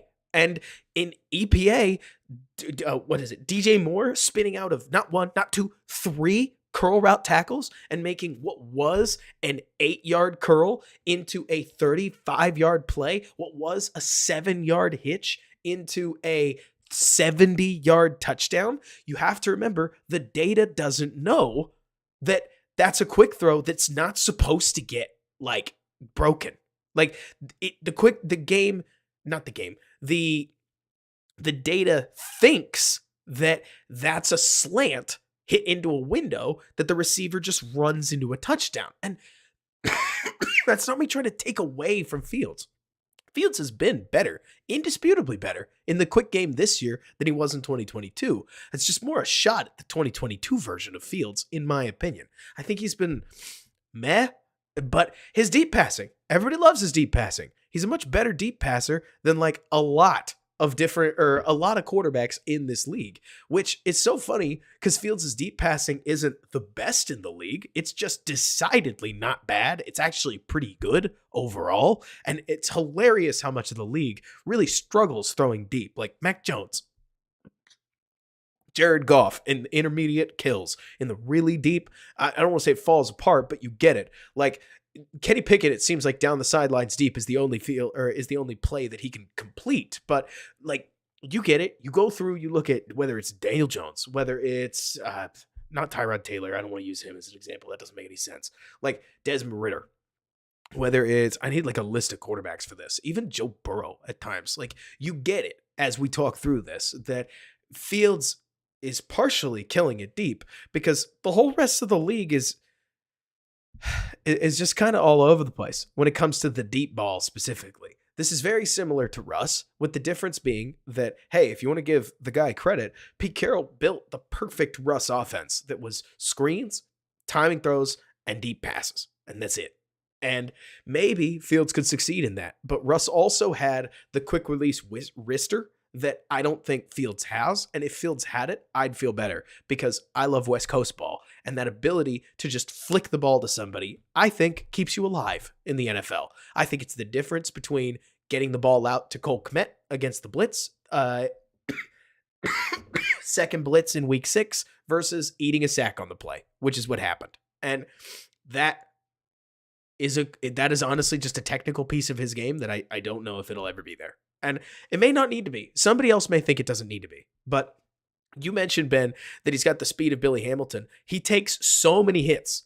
It's not going to change either. Right, Ben? Like, it's sick. It's sick that he is as fast as he is.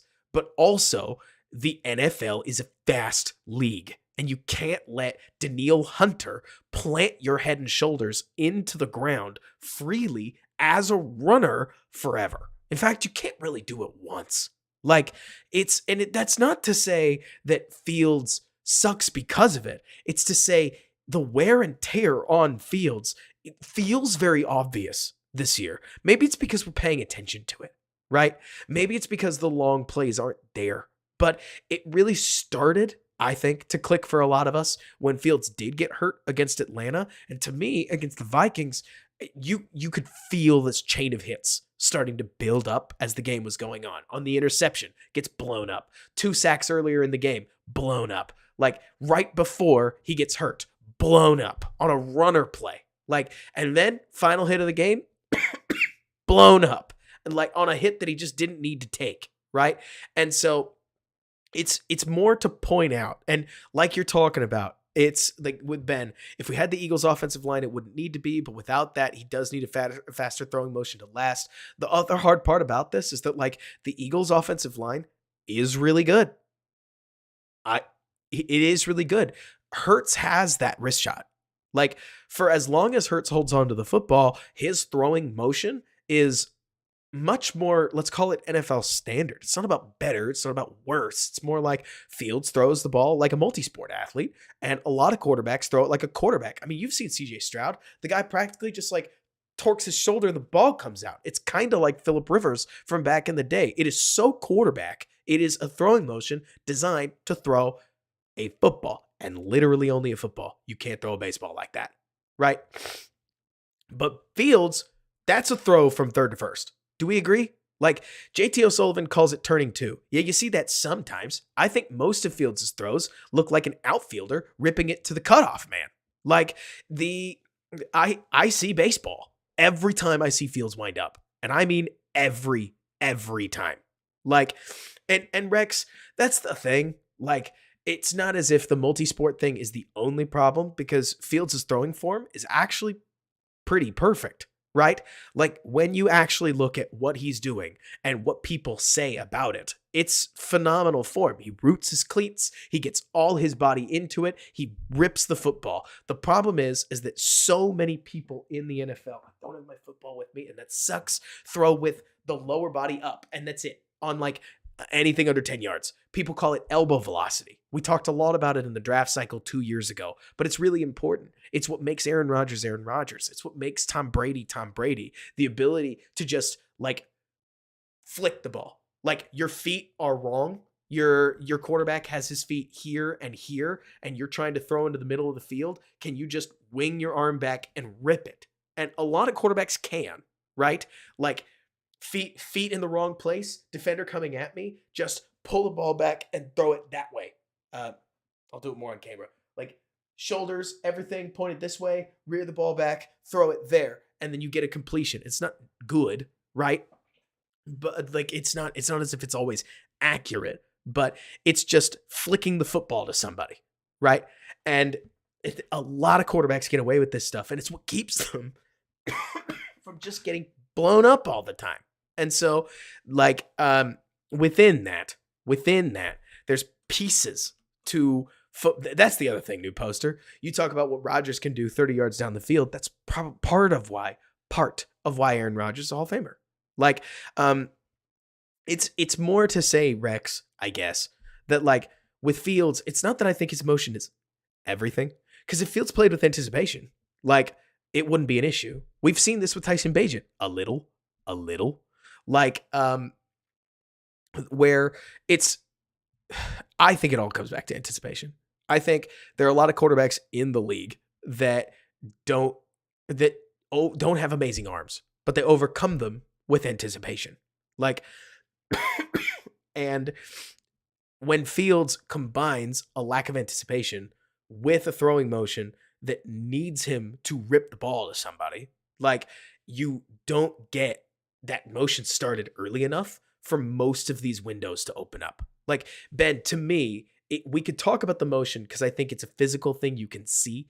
QB anticipation is a hard topic to talk about because there actually aren't that many anticipatory throws that get made every week. I really mean that. Like, for as much as JT O'Sullivan talks about it, for as much as every quarterback coach will tell you you need it, you only see like 5 because most quarterbacks don't pull it out of the bag if they don't think they have to. If they think their guy is going to get flat open, then they're going to give it that extra second because they may have that extra second, especially if you've got the arm talent to just rip the ball there anyways, looking at you, Justin Herbert, right?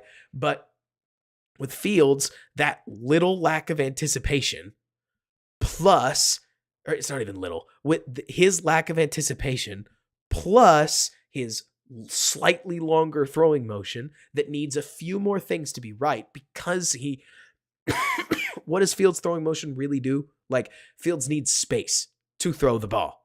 A lot of quarterbacks, it's not that they don't need space, it's that you'll see them need less because they'll just give up on their feet, right? The elbow velocity thing that I'm talking about, Rex, when we talk about this, it's just because when the quarterback can't even step into the throw, they still throw the ball. And it doesn't feel like that Fields does that. He goes into runner mode when he can't step into the throw, in my experience. Maybe there's an anticipatory element, but in some cases, it's also just, he's not really somebody who throws from a crowded pocket well. He is tough as hell. He will throw the ball with full form and then eat a shot to the chest if he's got the room to step into his throw, but just like off on the left or something like that. But He doesn't do that thing you see a lot of quarterbacks do where the lineman will close in around him and then he just like again flicks the ball. I talk about it so much because I swear I see it in most of these successful quarterbacks. It's totally anecdotal, but eventually the pressure gets to you and then the quarterback just gets the ball out and the offense, I don't know, maybe they make a play. Sometimes they do, sometimes they don't. Sometimes Kari Blasingame is going to break a tackle on the sidelines for you. Sometimes Deontay Foreman is going to snap a tackle and get into a touch or like and get a touchdown for you. Distributing the ball doesn't make you a king, but it gives your teammates a chance to be the better player. Sometimes they are, especially if your name's Brock Purdy, and the answer is, oh, they absolutely are, right? But so within that, it's like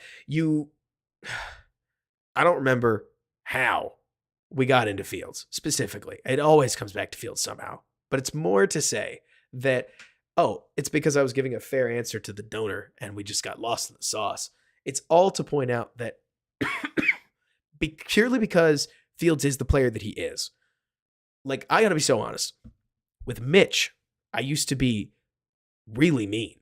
I used to ask, what does he do well? Because I didn't think there was a real answer. People saying, move the launch point. People saying, roll out more. People saying, well, why don't we do more play action? A lot of the stuff you hear now, like people would bring it up with Mitch and it definitely would help. But there was always something in Mitch's game that just hard countered his ability to be really good at it. I thought Mitch had all the physical abilities of a perfect West Coast quarterback, but his mind worked much better for play action deep shots, which was a damn shame because his motion couldn't accurately place the ball on play action deep shots. Didn't help that he didn't have the confidence and seemingly nor the skill to layer throws over the middle, which is a shame because then you end up with a quarterback that can't seem to do either. He can't play short ball. He can't play long ball. He's just Mitch. We all lived it. You get Justin Fields. I think Justin Fields in a Will Levis-like offense could have a Will Levis-like performance. It's why he has, right?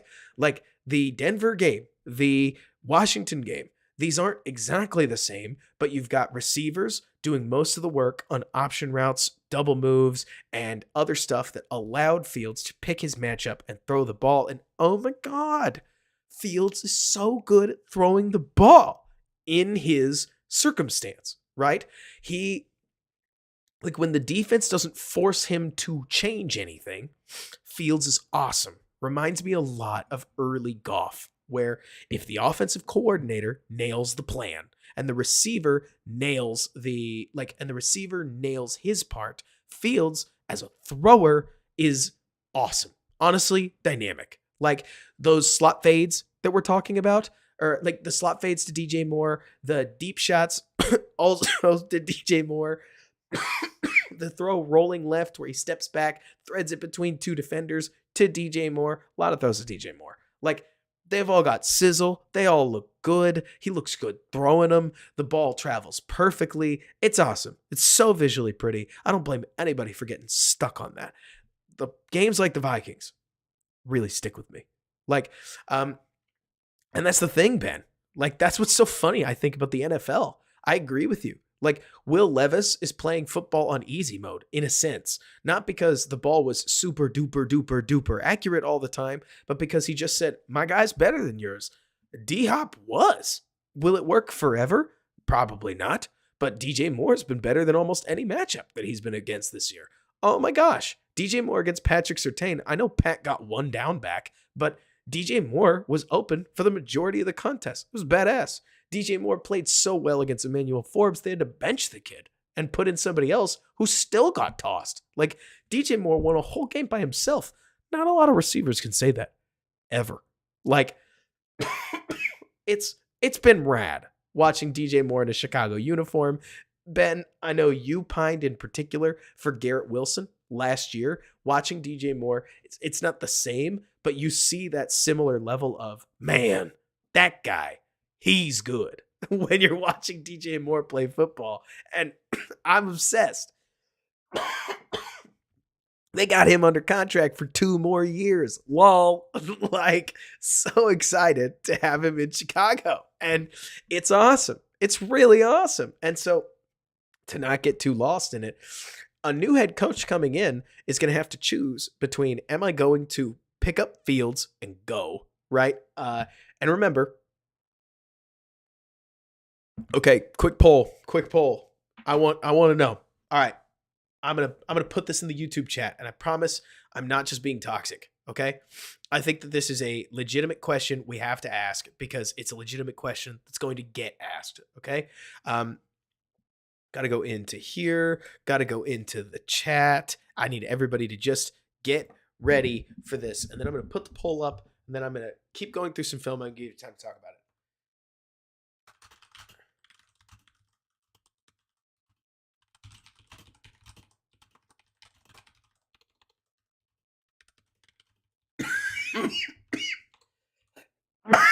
Jeepers.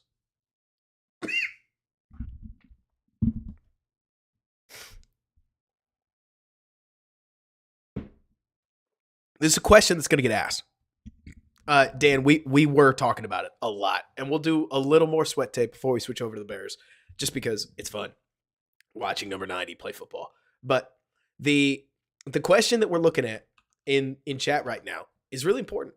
I mean, really important, if you ask me. Let me see. How do I get to be able to see it on here? There it is. Seriously am, Donald. So, new poster. You got to remember that after your third year, if I'm getting your question right, like Fields' third year option decision is due at the end of the year. And one way or another, whether you think he's been good enough, whether you think he's not been good enough, whether you want to give him another year or whether you don't, like juice in the pocket, that's the thing. Like you'll know what pick you have, right? But I'm actually more saying just in general, if the season ended today, and I guess if the season ended today, we'd have number 1 or we'd have number 2 and we'd have number 3, right? But do you pick up his 5th year option because that decision is due, right? And that's the thing, Donald. You totally may. Totally may. Like, but that question has to get asked. And it won't surprise me if the Bears' answer is no. And so if the Bears' answer is no, like, it won't surprise me at that point if, like, let's see, if you can't pick another QB with this staff, they'll all live and die together.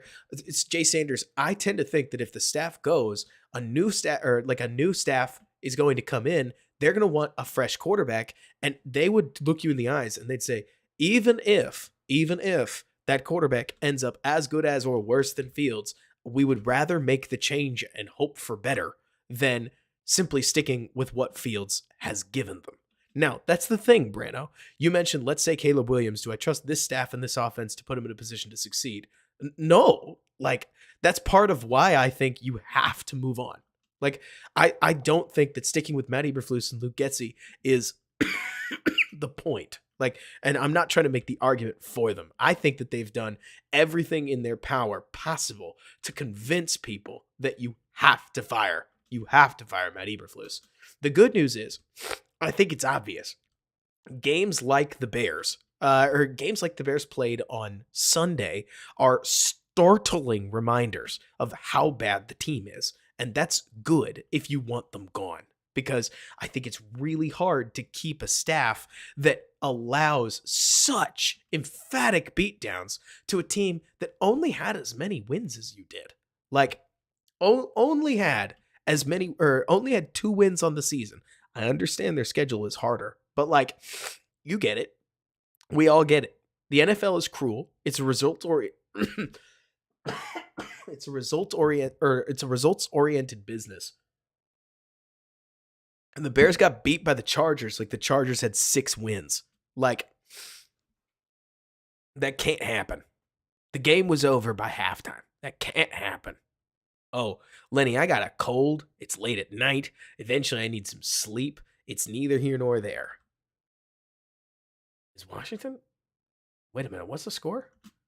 Oh, I didn't realize that as we were watching this, the Commanders are straight winning. I do think what Reinhardt's talking about is really cool, or is really important. Like, Zach Wilson, while he is backing up, Aaron Rodgers, he's also backing up a future Hall of Famer and somebody that nobody is thinking he's competing with for the position. And I tend to think that, as silly as it sounds, yeah, the roster, I don't think the Bears want to willingly split the locker room with a Justin Fields versus a rookie quarterback scenario. It's totally just my opinion, but I can't imagine that that's something that they're actually interested in bringing on the culture of the team, for better or for worse. If you're enjoying the stream, do make sure you like it. I'm seeing 37 likes and 105 concurrent viewers. Maybe you do enjoy it, maybe you don't. Let me know what you want to see differently in the stream, but I really appreciate any support that we're able to get, because we want to put this out there to as many Bears fans as possible. We love this kind of thing. Robert, is there anything that you actually like about the staff? Because IDK, if I've got anything, as silly as it sounds, I actually think that a lot of the fundies that they're teaching the DBs are not bad. Like Tyreek Stevenson, Terrell Smith, even what's his name? Greg Stroman, Josh Blackwell. The Bears are getting some DBs that are playing a little bit of ball, and they seem like they've brought a lot out of some of the veterans. Like, I would argue that the Bears, and it feels paradoxical, but I would swear to you this is happening, are simultaneously watching a lot of the players on the roster get better, while certain positions and certain players on the roster keep just annihilating games. A good example in this is that, like, the Darnell Wright continues to look better.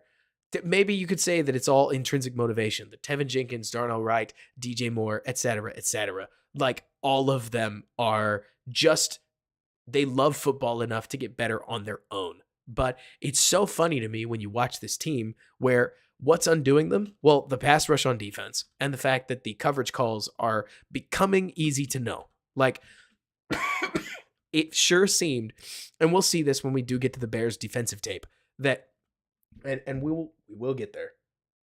We will get there. The Bears coverage calls are so easily dictated by down and distance that it seems as if Kellen Moore was able to pick up on their tendencies, which is funny because we have too. What do the Bears run on 3rd and long? Well, it used to be, it does look that way, doesn't it, Ben? It used to be that the Bears ran zone, and then they don't. Like, instead, on 3rd and long now, they run man. Or 3rd and medium, 3rd and short, they're running man. And Kellen Moore just ran a man beater. Like, that's the other thing, Reinhardt. Another thing that they did, it's the simplest football play on earth, but the Bears just, the Bears would call zones, and the Chargers would just send a bunch of guys vertical. I'm sure there are routes in there, but they would allow the guys to get deep and vertical, and then they'd check it down to Austin Eckler, who would just eat. Like, no problem. And that's, like, it is hard as a defense when you're not flat better than the guy across from you to, when you're not flat better than the guys across from you on defensive line, it's a lot harder for any of those fairly vanilla calls to do anything meaningful. Oh, Sweat's off sides. At least he beats his guy. They didn't come down with that, right? Nah, pick. Finally, we get some more Sweat reps. He's the guy in the red.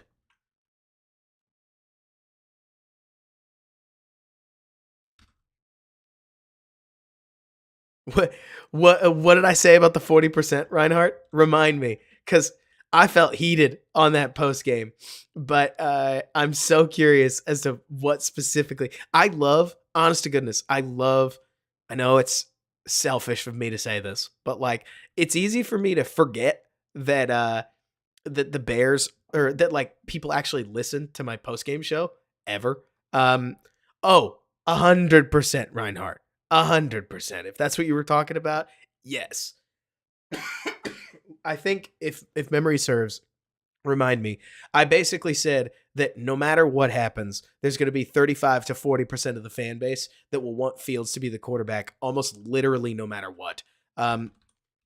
This is not the world's greatest run rep.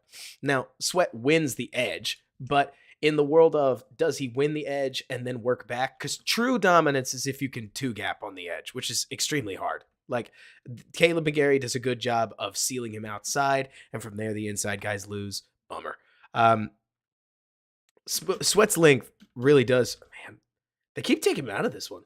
Like, I don't know if he was hurt. I don't know if he was this, that, or the other, but Chase Young pretty much plays the whole game, whereas Sweat keeps coming out. I wonder if there's some kind of like small injury there, which is not great news because it's just week 6. But he did keep coming out for various reasons, played like a good, healthy 60 to 55% of the snaps instead of a bigger portion of them. But I don't know.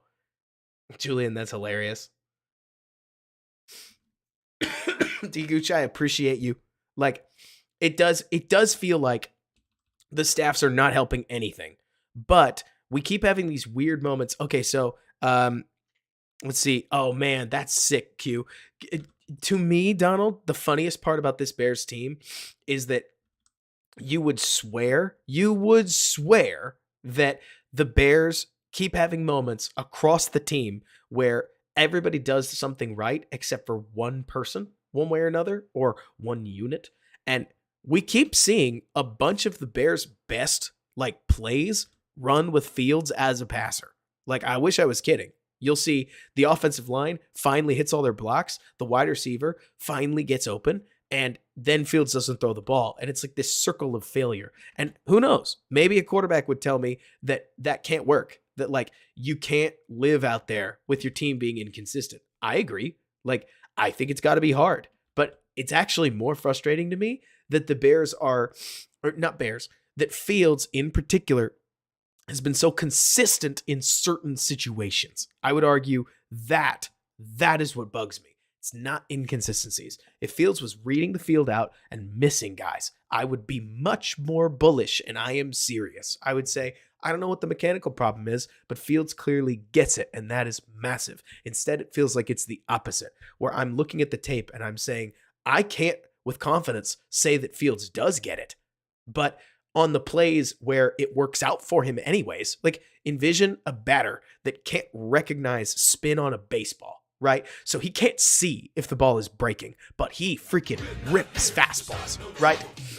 What do we got? Thank you so much, D Gooch.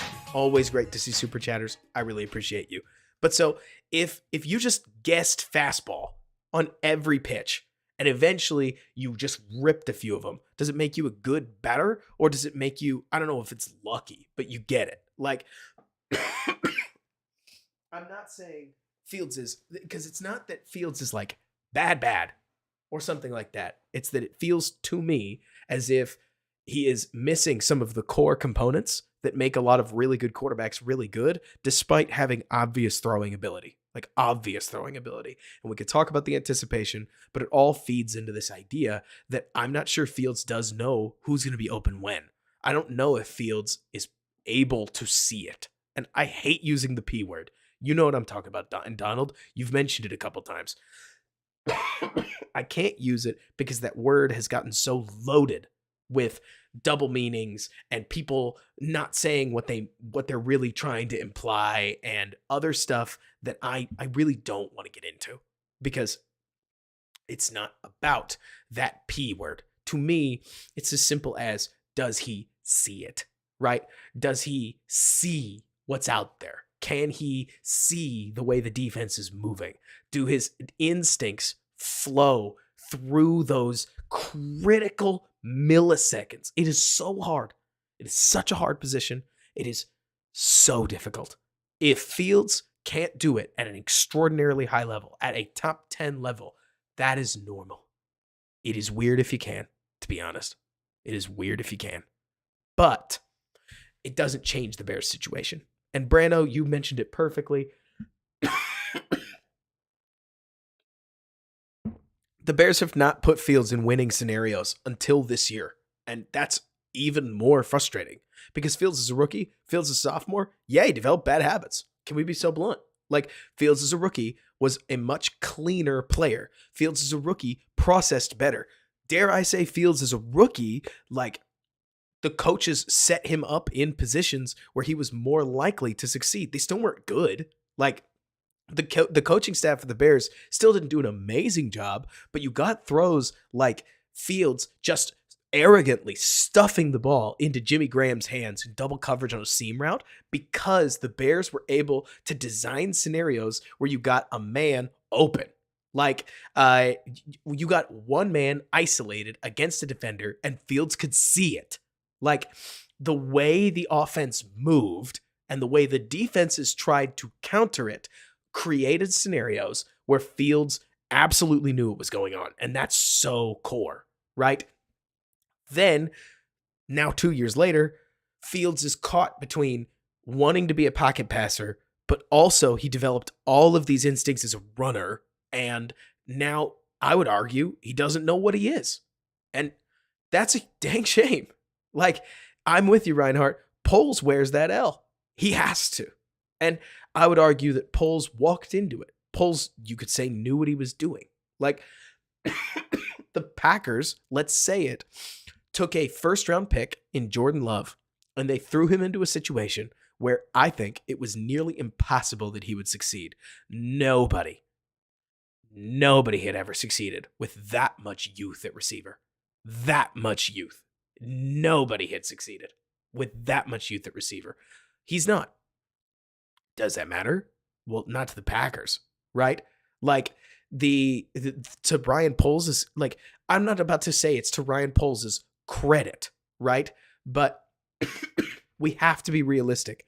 Brano, I've seen a lot of people give the implication that in 4 years, a Caleb Williams on the 2024 Bears would look exactly like Justin Fields. I disagree. Fields wishes that as a rookie, he had DJ Moore and a sweet wide receiver too. Like, Fields wishes that he had a tackle as good as Braxton on his second year season. Like, Braxton is what we would hope he is as a sophomore, because obviously he was there as a rookie, let alone what Darnell Wright may be in his second season in the NFL, plus Nate Davis, plus, like, I don't know, Braxton third year, we hope, plus a couple, we hope, other upgrades. A lot of we hope in that. But it's more to say that when you look at this Bears offense, it's plainly more talented than it was in 2021, especially when you factor in the fact that Allen Robinson was just not there, right?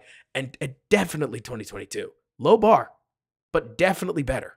Like, and so in my opinion, I look at the situation, and yeah, honestly, like, Reinhardt, as silly as it is, the Farquad line is absolutely applicable. Where, to me, you look at this Bears setup, and Justin Fields is eating a bullet for what Ryan Poles or whoever the new Bears GM is, like, expects the rookie quarterback to get.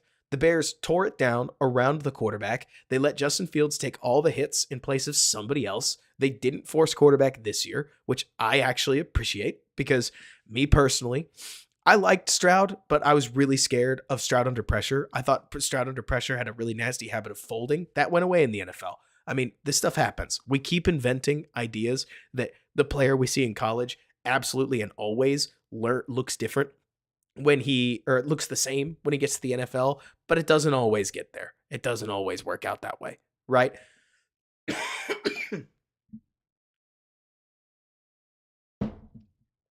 But within that, it's like, let me see. I don't know. I can't remember what I was saying. Wow, that's not good. Anyways, the point is purely to say that the Bears situation in 2024 isn't incredible. Like, it's not as if you're going to look across the NFL and you're going to say the Bears situation is above average and like top 10, etc. But it's probably the best ever for a rookie quarterback taken that high. Normally, a quarterback taken at 1, normally a quarterback taken at 2 doesn't have any support at all. The Bears could deliver a competent offensive line, a very good receiver core, and a run game ready to roll, plus whatever you want to count Kmet as in terms of benefit or detriment. It doesn't make a difference. Like, in my opinion, like, let me see, Julian, you mentioned literally Bryce Young. What do you mean by that? Just to check up on you. Like, Bryce Young, in number 1, if you're thinking what I'm thinking, like, he's playing with Adam Thielen as his wide receiver 1, lol, an offensive line that regressed really badly, and a brand new head coach that, I don't want to say Reich's in over his head. We don't have to make everything awful, but it's like Bryce Young doesn't have an opportunity to succeed.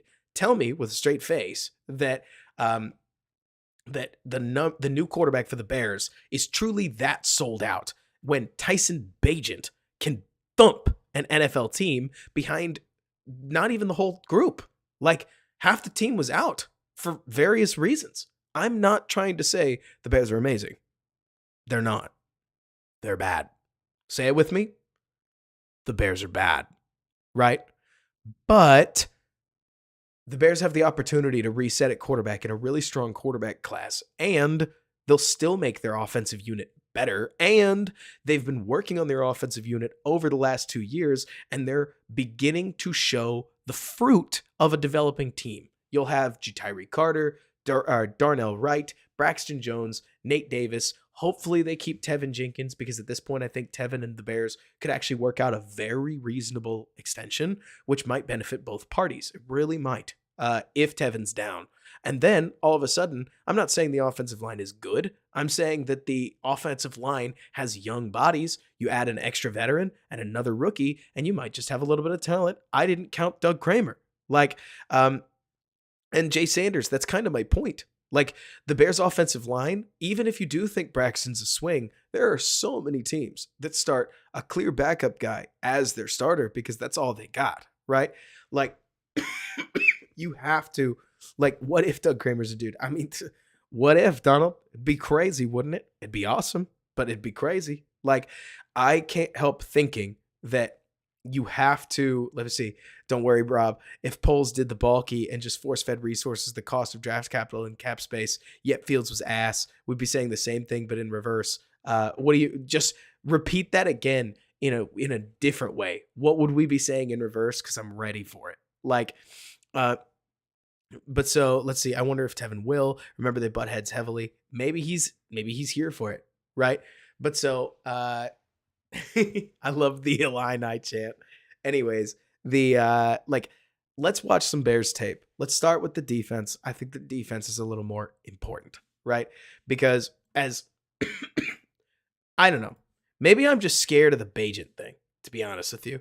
Like, there are some people that are angry at Tyson Bagent existing. I know who, Julian, but like, I think it matters to watch the Bears defense because you need to see this, is unfortunately the only way I have to say it. Like, and it's important because this is how we have to see the Bears like coaching org at this point. But let's see, we're going to be at the, Damo says we're gonna be at the trade deadline with next year with Tevin and JJ spot. Lol. Timestamp and topic. Let's go.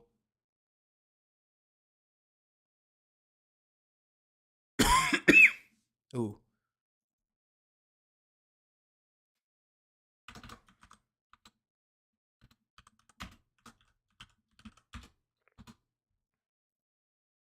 Bada bing.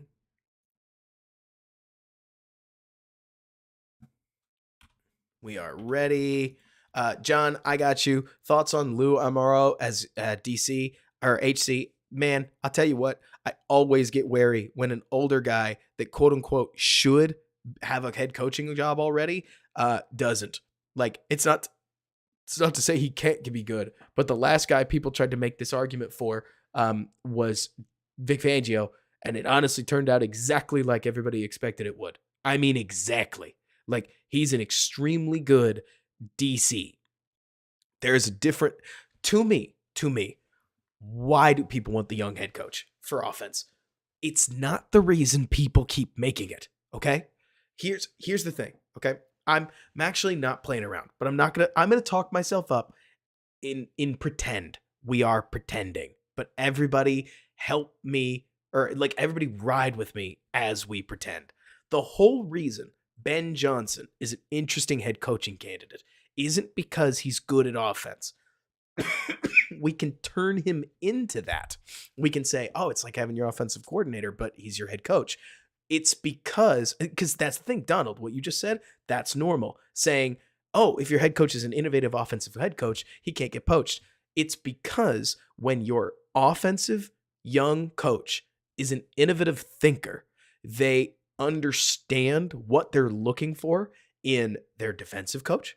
They understand how to push their defensive coach to get better.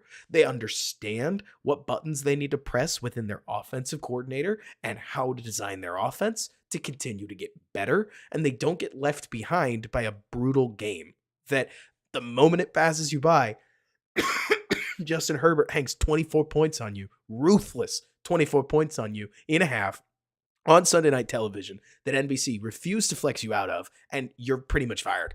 Like, I'm not saying it's over for Matt Eberflus, but damn, this was brutal, and I don't know how he recovers. I really don't. Like, you'd need some serious winning because it was so bad. So bad. Getting back to the point, though, it's not, again, we make this about, oh, Ben Johnson, such a good offensive coordinator. It's like we'd have offensive coordinator covered. It's not like that. When you listen to the Play Callers series, yes, it helps that Sean McVay is really good at offense, but it's really the way that Sean McVay was able to find defensive coordinators like Raheem Morris, where he said, hey, this guy gets defense. This guy knows how to try to stop people. Kevin O'Connell hires Brian Flores. Best decision he could have ever made, baby. Like, you think I'm playing. I'm not. Brian Daboll. The only reason Brian Daboll isn't a complete and utter embarrassment right now, given the Daniel Jones saga and the fact that, bizarrely, like, the Giants chose not to add any receivers other than Darren Waller, is because Brian Daboll hires Wink Martindale, who runs an aggressive defense that is stealing games or keeping them in games they have no business to be in otherwise, right? Like, you look at these offensive coordinators, Matt Nagy got defense. Look at that. Like, these offensive guys get defense. How funny is that? Right? Like, when you look around the NFL, Matt LaFleur is kind of the oddball that he hires his bro, Joe Barry, and Joe Barry kind of sucks, right? Like, yeah, no, and I totally get that, WFM, but then Matt Nagy was the first one to hire Desai. Like, and it's more to say, when you look around the NFL, the offensive head coach actually works because of his eye, not because of, like, he doesn't work because of all the offense. He works because he gets it. Like, when offensive coaches, like, why do so many offensive coaches make the playoffs, right?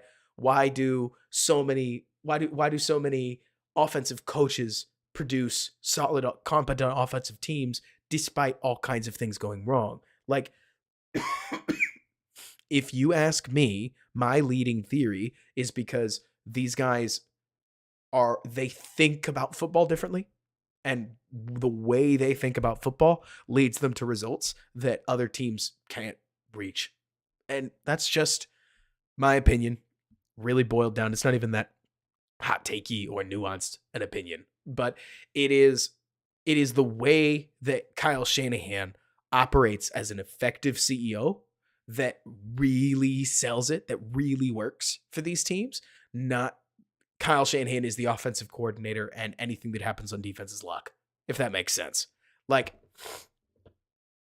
create ball instead of destroy ball, which is hilarious.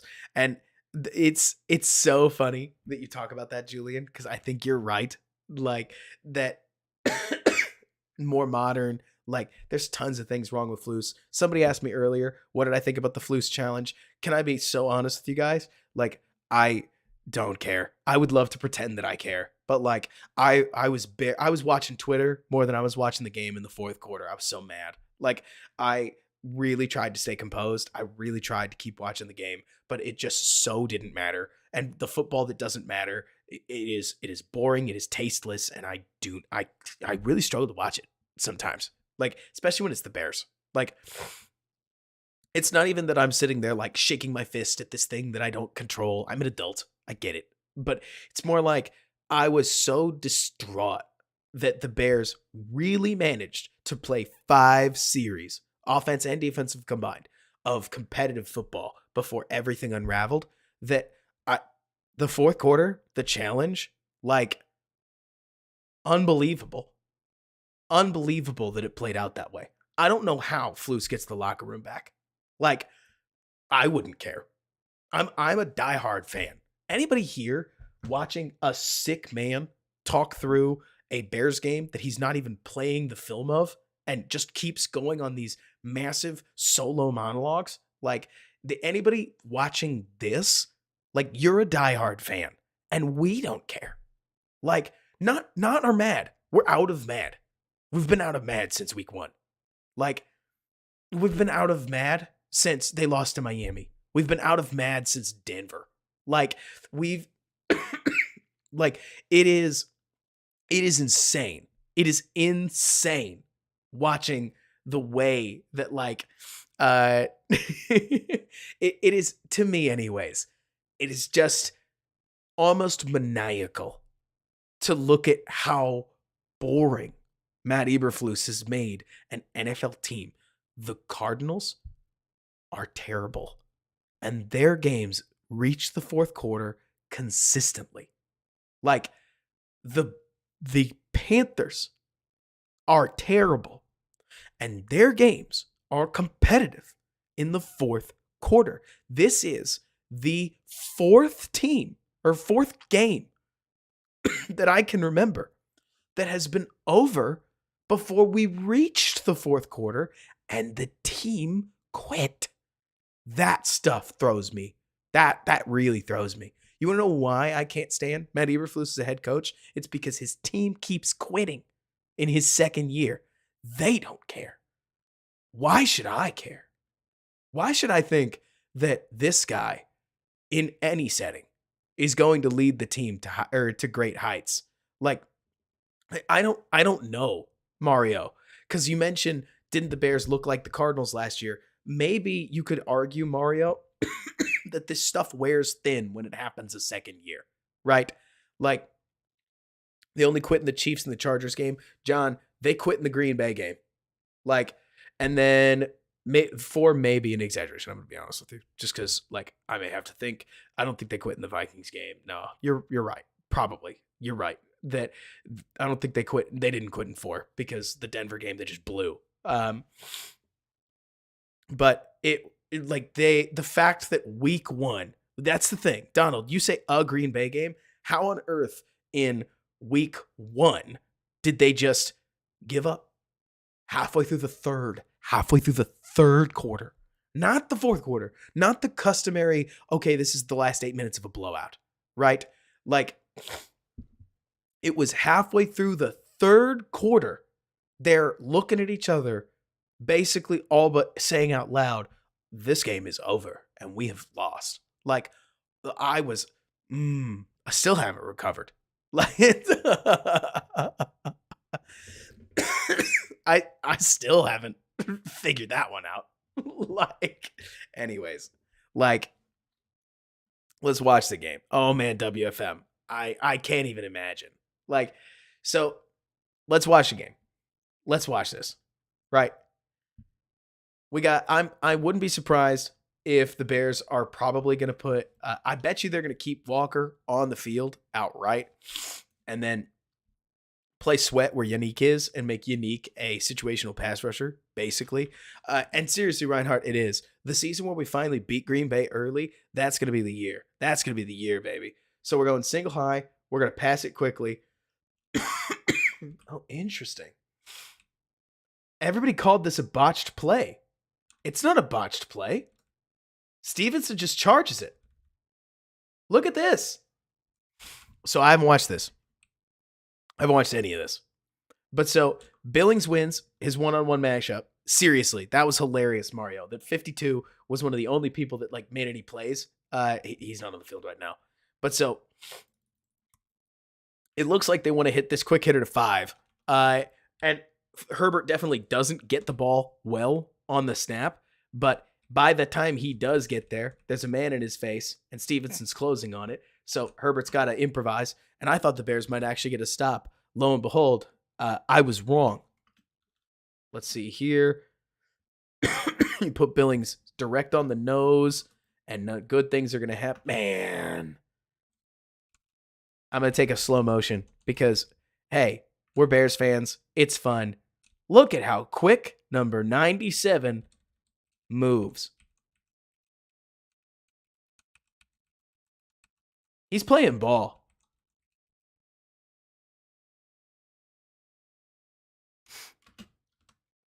I think it's easy to overhype Billings. I really do. Like I love Andrew Billings. He was on a heater early in the season, but like Billings Billings is good. Billings is not great, but man, when he wants to make a play, it's awesome watching him do it. Let's see, what are the Bears going to do? If you said to yourself, they're going to run cover 3, you're right. Stevenson comes up, rally tackle, 3rd down. Looks like 3 anyways. Like here, but it's man, like a cover 3 match kind of thing. This is fine. Because the Chargers are willing to wait. But this is also what makes football so funny, right? Like, okay, the Bears have had 2 plays go their way. They frankly get what they want because they want 3rd and 5. Now, what are we going to do on 3rd and 5? I bet you it's man coverage. Not just because I've watched the game, but I haven't recently, so I'm just straight guessing. But on 3rd and medium, they like to run man. What does this look like to you? So far, it looks like I was right. Like, looks like we're playing press man, press man, press man. And then it wouldn't surprise me if we've got ourselves a little 5-yard blitz, right?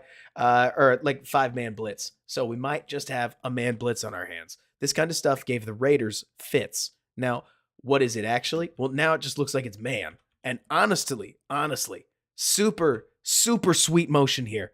This kicks ass. This is so cool. Wow. I'm okay. Just watching real time. This quick little motion by Eckler nearly confirms outright. Okay, so it's man then. And if it's not man, like maybe Edmonds is coming, but it's a blitz. And now Austin Eckler's my hot. And so let's watch what happens off the snap because I don't remember what they do. Man coverage. Boom. Turns out having Kyler Gordon that far off of Keenan Allen gives Keenan tons of space to just throw hot either way, and we've got ourselves a conversion. I really love the spacing here. This is easy offense, and taking what the defense gives you all rolled into one, where the moment you get this, like, I don't know what the Bears are thinking with this heavy roll. I'm not in these defensive coaching rooms. I can't tell you that I know if I don't. Let me see. That's what I'm looking for. But Hicks trying to like get to a robber spot is it that feels he just doesn't get there. He's not going to. Like, I guess you could argue Hicks is trying to drop into a cover 1 robber, take away the middle of the field, but they don't take it away because Hicks is just too far away. And Keenan Allen does a great job hanging onto the football. You could argue a better hit would have been a tough hit. Dislodging the ball on Keenan Allen's never easy. But like, because Allen is good and Herbert is good, they're able to make the play, pick up the 1st down. I think Herbert signals for this. He sees the man matchup. He certainly shouts at somebody. Wouldn't surprise me if he's asking for the slant right there. Checks again. Bang, bang. This is something neither Fields nor Bagent, and I understand. This is Justin freaking Herbert. So, calm down, everybody. But like, even frame by frame, look at how fast this ball is. You got to get this thing to a spot. You got to get it there quick. And that ball just buzzes. Buzzes. Boom. Exactly, Donald. Like, the other problem is that if the Bears defense makes mistakes, it's a crack in the pipe, right? The pressure that it holds at doesn't work, right? When did Briggs do a breakdown of this? Let's see. He really is, Reinhardt, isn't he? Fits the ball into the window. Because that's the thing, Donald. The quarterbacks that can play mistake-free football and have teams that can play mistake-free football around them, it's why I think Kirk with Justin Jefferson would have been a very different story than what we saw, because honestly, looking back, a lot of it was, in my opinion, the receivers that didn't live up to what Kirk and KOC would have asked them to. You need like people up against the Bears that match up well are teams that can have a quarterback and at least one or two receivers that are better than the guys across from them. Better enough to make plays on nearly every down. And so I know he is, but when did he do the breakdown? Is more what I'm wondering. Did he do it just recently? Was it this last week? Because I agree. Like, I think modern offenses are just too good. I think you have to create negative plays, because the idea that the offense is going to create their own negative plays is intrinsically flawed, in my opinion. It's why it doesn't work, right? Because if you ask Patrick Mahomes to beat himself, he cannot. This defense was built to beat Jay Cutler. Folks are better than Jay Cutler now. Like, if Jay Cutler showed up in football this week, right? Oh, I thought about it too, Reinhardt. I thought it made a lot more sense before he popped his Achilles. Now he's a 37-year-old coming off an Achilles injury. But before this, like, all the people saying, okay, so this is the most brutal thing I can say, but it's also true. All the people saying the Bears should just keep Fields. It makes it would make more sense for them to have signed a free agent quarterback like Kirk if Kirk was hitting the open market. Yes, everybody's going to point to cap dollars and be like, you've got to be kidding me.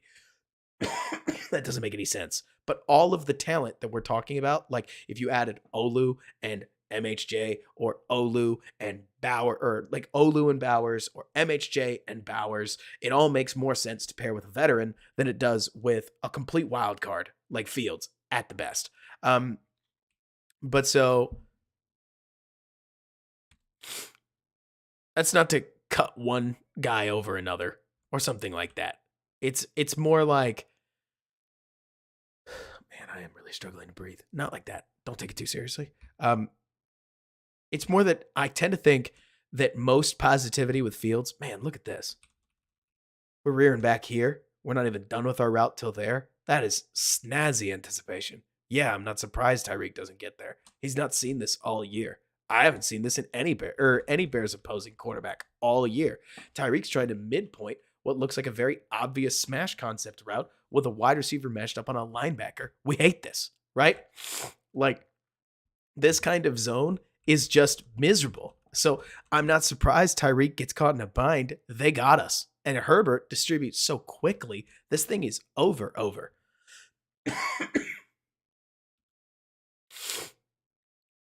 Right, Reinhardt. Wild card is bad. You have to know what you have. Even if you know and you don't like it, you have to know what you have. What you don't know, you have to assume it's a no. Because the moment you assume it's a yes and you're wrong, you're fired. Or worse, you've just ruined a season. You Daniel Jones'd it in that case. And that's bad. I don't want to be the Giants. So first down, looks like the Bears are going to flick into a zone.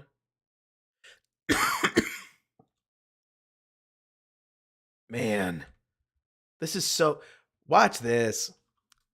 It's Justin Herbert, okay? But the Bears played some bad quarterbacks. It's really easy, I think, for Fields to look good when he's compared to 38-year-old Russ or something like that. But watch Herbert on this play. Boom. Pop, pop, pop, pop. Climb in the pocket, distribute. Easy. Not electric arm angle. Not anything. But like the quarterback play on this, I don't get to watch enough Herbert. For some reason, God hates me watching him, and I just don't get the chance to watch most of the games. They're always playing like right after the Bears, so it's a podcast or something like that. But it's more because, Donald, you're totally right. This is hella easy for Herbert. But also, the movement feels so natural and fluid with Herbert that I'm quite impressed. And so I think it's also awesome the way that he makes this so easy for himself. I don't know what the concept is, but out of this three-man bunch, it looks like the Chargers want to put one guy here. They want to have him climb the ladder and get out. So you get kind of like a sail action with probably a 1-2 kind of look. And then you have him cross the other way as your alert on a post. So you get a scissor paired with this. So it's like a scissor sail kind of thing. It's a nice little concept, zone overload. And what does Herbert see? Well, he sees that it's first freaking down and they got nobody underneath. Nobody at all. Like, and so Herbert just distributes to him. Kyler Gordon is, I think, very agile. Turns out Austin Eckler is a little more agile. He turns over the correct shoulder, and dude's gone. Man, nice punch attempt by Khalid Kareem in this case.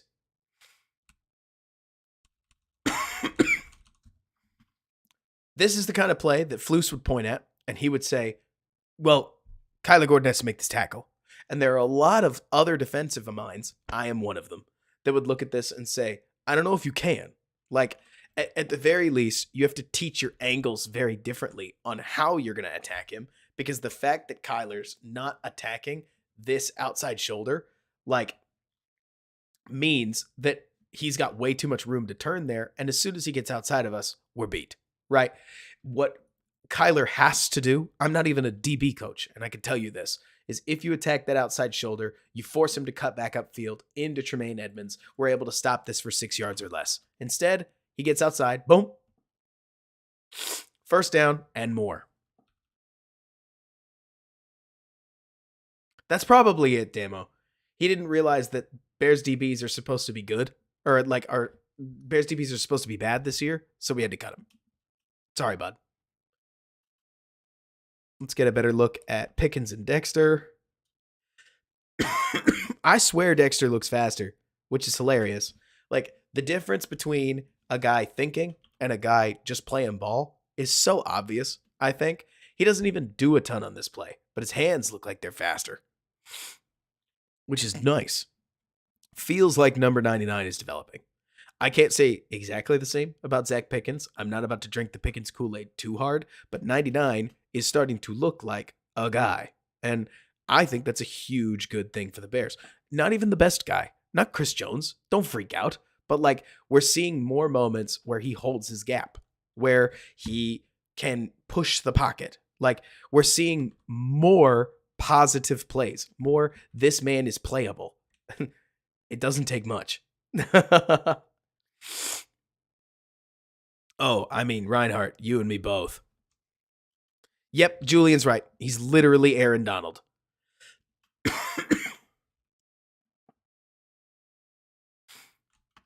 Yeah, right, Sir Lord? Getting closer. I don't think Edmonds is the problem, but I think Edmonds is emblematic of the problem, Donald. I do think, and I would have told you this at the time, that Edmonds is an icing player. And Edmonds, this play might be the best example. Honestly, this play might be the best example, right? Edmonds shouldn't be asked to hit a run gap. He won't do it. I've watched so much Edmonds film, he won't do it. If he's there on time, this run doesn't hit like it does. The fact that Kyler is the one who has to make this tackle is frankly a little on the impressive side, that Kyler is as physical as he is, and we do like that. Kyler's pretty fun. But like, Zach Pickens is not a two gapper. Zach Pickens is going to get you one gap. So does Pickens get his gap for us? Decidedly. We got it. Now it's Edmonds against a receiver. Do you need me to repeat that? It's Edmonds against a sifting receiver, right? And he's just not going to attack it. And for all that size, he won't take on blockers well. Never has.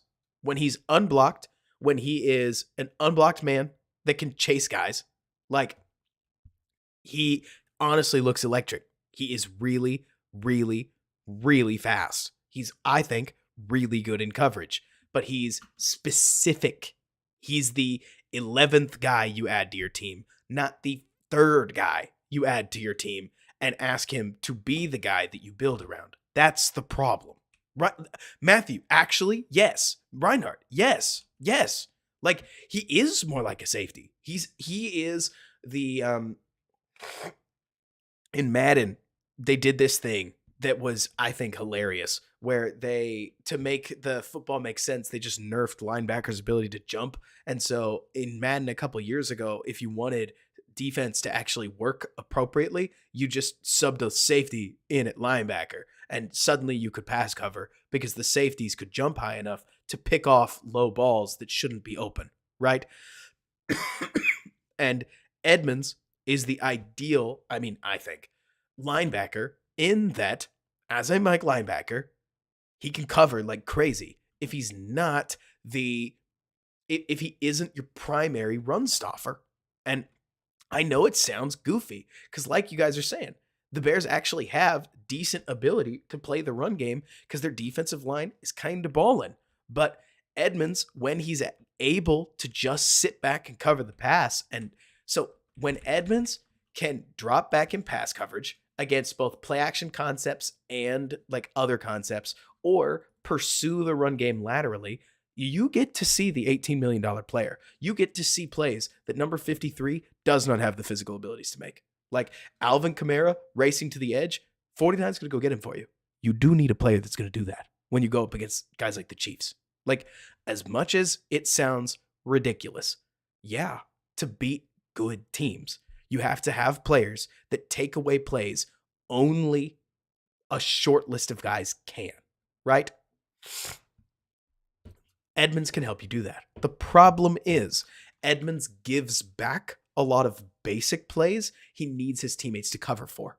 Does this make sense? Like, there are a bunch of players that can do things like Jack Sanborn that Edmonds can't. You need your nose tackles, you need your edges to handle that business for your linebacker, or you won't like what he does. He won't like what he gives you, to be honest. Like, to me, he looks kind of lost out there. Reinhardt, that is brutal. Like, for instance, this is one of my favorite things about Edmonds. Seriously is. I love this. Like, let me see. So it's so funny you say that, Sir Lord. I would argue, and I really hope I'm not about to embarrass myself, Edmonds is like a torque wrench. You almost never get to use it. But when you do, it is just the perfect tool. Julian, you mentioned, is that close to Fred Warner? Imagine if you put Kyler Gordon's brain in Fred Warner's body, then you have, or like if you put Kyler Gordon's brain in Tremaine Edmonds' body, then you more or less have Fred Warner, because Fred Warner is more agile, and moreover, he's way more violent. Like, Fred Warner wants to kill you, as opposed to Edmonds, who I actually don't know if he likes hitting at all. Like, he's not a good tackler. TBH. Like, he plays like he prefers to cover, which is not really what you want. But you look at a play like this, I'm obsessed. I really am. Look at everybody.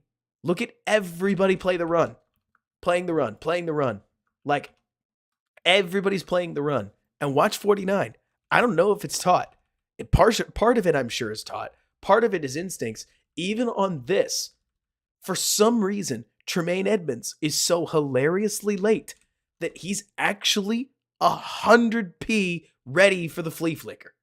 Like, it is an Eberflus thing, Francisco, but he also did this in Buffalo so commonly that this is part of what he does. And in theory, you would argue you're getting minor value out of him because he can be a chase down player. Like, he complained that he would tackle too high for his liking. Man, that's funny. There you go. Right? Donald Parham, Moss is our bro. Elijah Hicks. I don't really want to say a bad thing about Hicks. I kind of feel about Hicks like I feel about, man, what the heck? Watch this release in real time. Catch, sheesh. What? And it's just stapled to him too. Wow. Anyways, like, I feel bad for Hicks because I think Hicks sucks, but he's a 7th round pick. I feel like Hicks is kind of like complaining about Sam Mustipher. And I mean that. For as much as we made a meme out of Sam Mustipher because it was wild the way that Sam kept getting snaps. No matter what you did, Sam was inevitable. Sam was a curse. And now he's even more of a curse because he's good. Riddle me that. Um, but the problem is, Donald, if you feel like Hicks is competent, which I don't totally disagree with, man, does that show you how good a good safety is? Because Hicks sucks. Like he is competent, but anybody with ability is smoking him and making him look completely lost in coverage. Completely lost in coverage. And I don't like that at all because I like good safety play, and I bet you do too. Who's this on the run stuff? Is it Pickens? Pickens gets doubled, fights back into the play, brings a guy down. Brisker not staying on the field really surprises me. This could be worse from Pickens. I've seen double teams delete him. This definitely isn't good, but at least he's able to keep his balance and stay into the play. I'm also looking for literally anything positive when it comes to this guy. Oh boy, is this it? Something about this motion feels different. I love the fact that this receiver seems like he's taking this motion at speed. Like, even as he goes out here, you can feel that their bunch rules are getting squeezed a little bit. One-on-one tackle. We do not get it. Oh, man. That's filthy.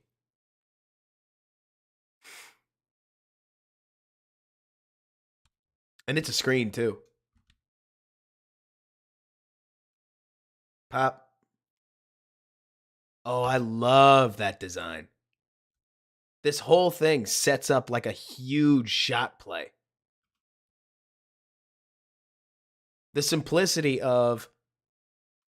So, let's see.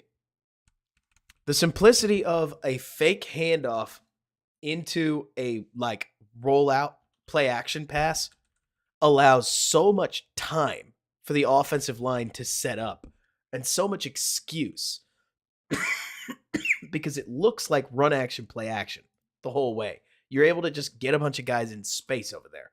And you can have the running back just sort of float into space because that's literally what they always do, right? It's like the Bagent throwback screen, but you could do this even more, to be honest. And then once Eckler gets the ball, he's got tons of space to break a tackle against a linebacker that we say this about safeties all the time.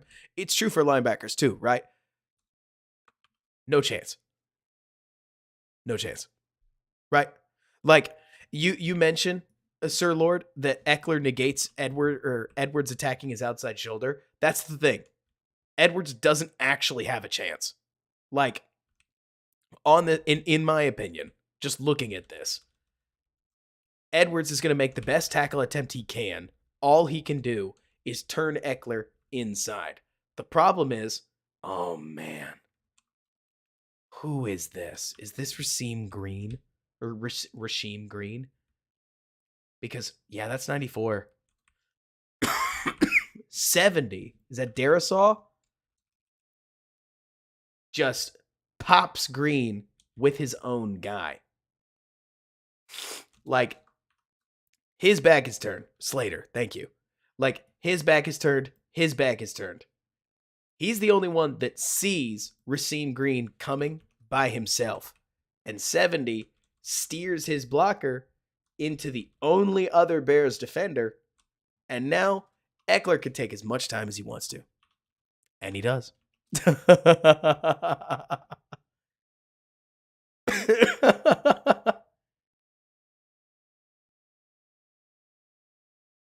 That's sweet. And that's the kind of stuff that doesn't pop out. Like, Slater does a great job on this play. It's simple, but it's really important. And seriously, what is Hicks doing? Like, what does Hicks think is going to happen? Like, he's dribbling down on this kind of an angle instead of holding anything high enough to actually affect the play. And then all of a sudden, boom, it's like he's not even there as far as just where he needs to be. He really did, Mario. Like it wouldn't be Matt Eberflus if we didn't have the ability, or like if we didn't just randomly pick a couple of edge rushers and stick with them anyways.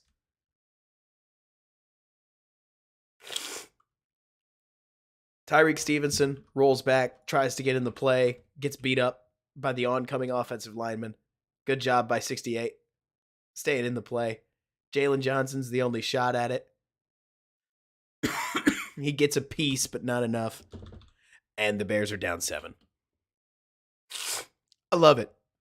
It's so easy. It's so easy. It's easy. To me, this is the Eberflus idea of what if we kept things so simple that we could run it really fast, but it's done well, right? The screen takes forever to gestate, but we're able to use that, create space, put one of our manufacture a touch for one of our best players. Offensive line goes out and makes a play for us. 39-yard touchdown. We're up 7.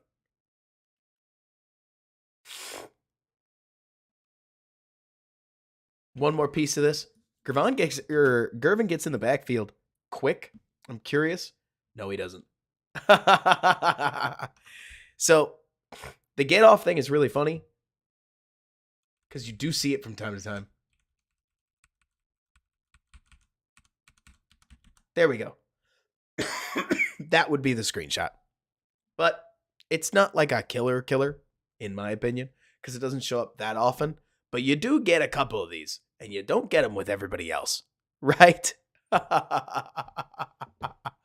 Like the Reinhardt, what do you mean? Like the one with Bill Zimmerman saying that everybody has everybody but JJ has given up like an 135 passer rating or something.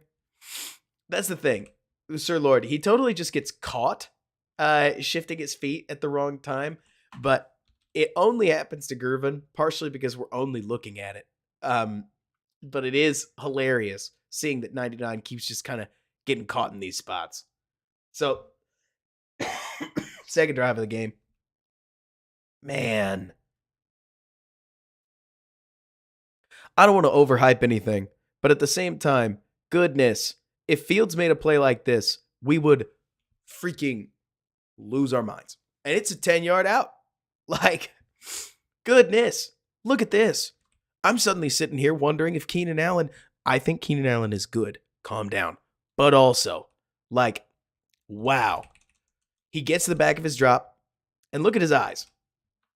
Herbert's eyes the entire time are straight downfield. He's holding it because he knows that this corner is playing eyes to the quarterback, right? So Stevenson, while he is watching Allen, is also keeping Herbert in his peripheral vision, because if he sees something, he wants to anticipate it. And then, let's see, Keenan Allen, man, those were fun days to envision that. He snaps his head, immediately goes into his throwing motion. Okay, that's not Keenan Allen. 5? That makes sense. Who is 5? Somebody let me know. I obviously don't know the numbers. This is the issue that comes with not watching the game. But so Herbert hits the back of his drop, immediately loads. We are not looking back for the ball yet, and Herbert is delivering. I love this. This is anticipation. This is sick. Like, and then the ball is just stapled to your boy. Stapled to him. I mean, neither corner had this. Like, when a quarterback makes a really excellent play, there ain't nothing you can do. You'd have to be physical at the line if you wanted to take this away. You just would. And the Matt Eberflus's defense is willing to give up 8 of these. The problem is, I trust Herbert to hit 8 of them. Like, and it's just wild, if you ask me. The difference, the night and day difference between somebody like Herbert and other quarterbacks. Looks like Tyreek opens up his hips, gets caught a little bit. I don't know. You could yell about he pursues, etc. But I don't know. Sometimes I think people freak out and they say, "Oh, this corner isn't good," or something like that. But an out route against a corner that has inside leverage, like, you're going to win. As soon as you see these hips, if you ask me, this is so wide open, and it's schematically wide open. You would need a hell of a corner to make a hell of a play to take this away, because that's not what you're defending. You're defending against that, and you're defending against that. But that is right there, and the Chargers take it. Not a first down, but a 2nd and 1. And clean. Let's look at it from behind center. Pop. Bang, bang, bang, bang, bang. Bah. You don't need to be the QB school to know that that's good.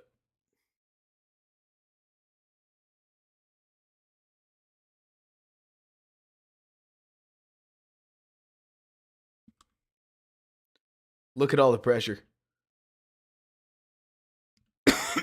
How many more seconds do you think this pocket would have held? We got a true double. And then we've got 2 tight ends just mugging DeMarcus Walker. I think that could have held for 6 seconds.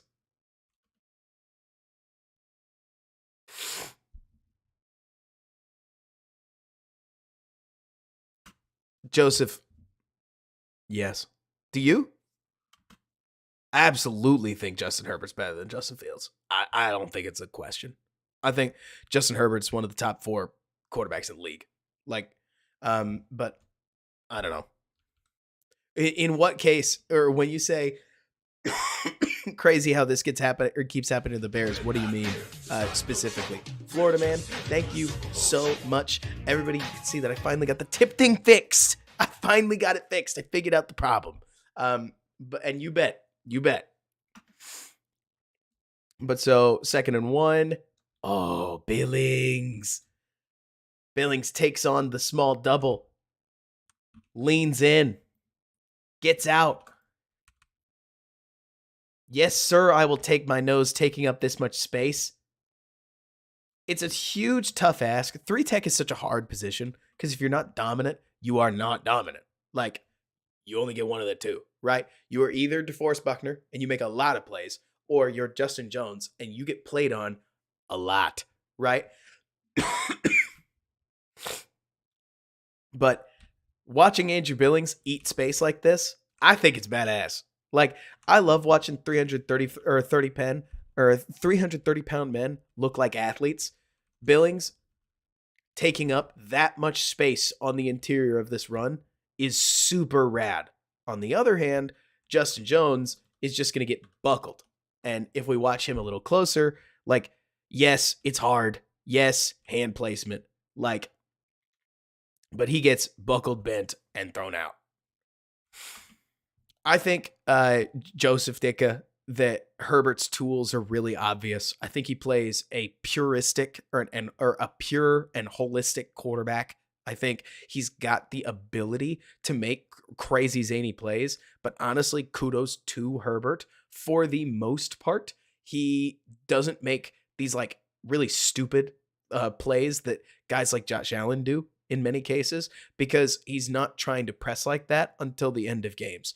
And I mean, his offense is kind of messy. The offensive line has been kind of messy. There's a lot of things I could point out that would sound like excuses, and I want to know the answer for why his offense is just randomly underproductive. Like, I can't figure out why his teams can't win games, because when you watch him in games like this, what the heck? Like, Herbert is so good. It wouldn't surprise me at all, Damo, like, because I keep seeing Herbert play well, but he, especially in this game, put on a clinician show, and it's well worth positive attention.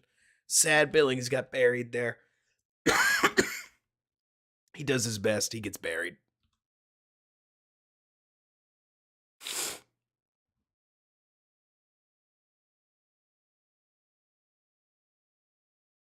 Oh man. Yeah. Who mentioned it? Look, if I wanted to make a point, just saying, if I wanted to make a point about Robert, why don't you think Bajent's the guy? this throw would be it. Probably. Not because Herbert is yes, I think Herbert's really good, right? Look at the way I'll play it in full speed. Look at the way Herbert, with like just 2 feet in the ground, is able to rip the football. Like in Francisco, I hope you're I hope you're not I get it. I think we're on the same page. But like it I don't hate Tyson Bagent. I think Tyson Bagent is really fun. I'm relatively positive on him as a QB2 going forward. I think that there's a lot to like, right? Did they actually? Oh my gosh. They did. Whoa. Josh McDaniels is Josh McGaughan. There you go. Wow. But anyways, so like so back to this. Tyson Bagent, I think, has a really solid shot at being a good backup quarterback. Why don't I think Tyson Bagent could be a starter? Because this is what a starter does. Drop back, pop, bang. Look at the throw velocity. Here it is in slow motion. Boom, missile, right? Like Fields would need to root his cleats in the ground and put a full shoulder motion to get this much velocity out. But Derek Carr, like quarterbacks like Pat Mahomes and Justin Herbert down to Derek Carr and others are able to just flick the ball with ridiculous velocity. And it makes slants just like this one that much easier to complete. Because if you throw this thing on target, I mean, poor Tyreek Stevenson just doesn't have time to do anything. Like, we say offense has advantages for a reason. Like, watch Tyreek Stevenson now in slow motion against Josh Palmer. Josh is going to do a really good job of setting this thing up like it's a fade, right? So he's headed that way before breaking the slant inside. And Stevenson has to honor that. He's gotten toasted on way too many plays. But so Stevenson's footwork follows.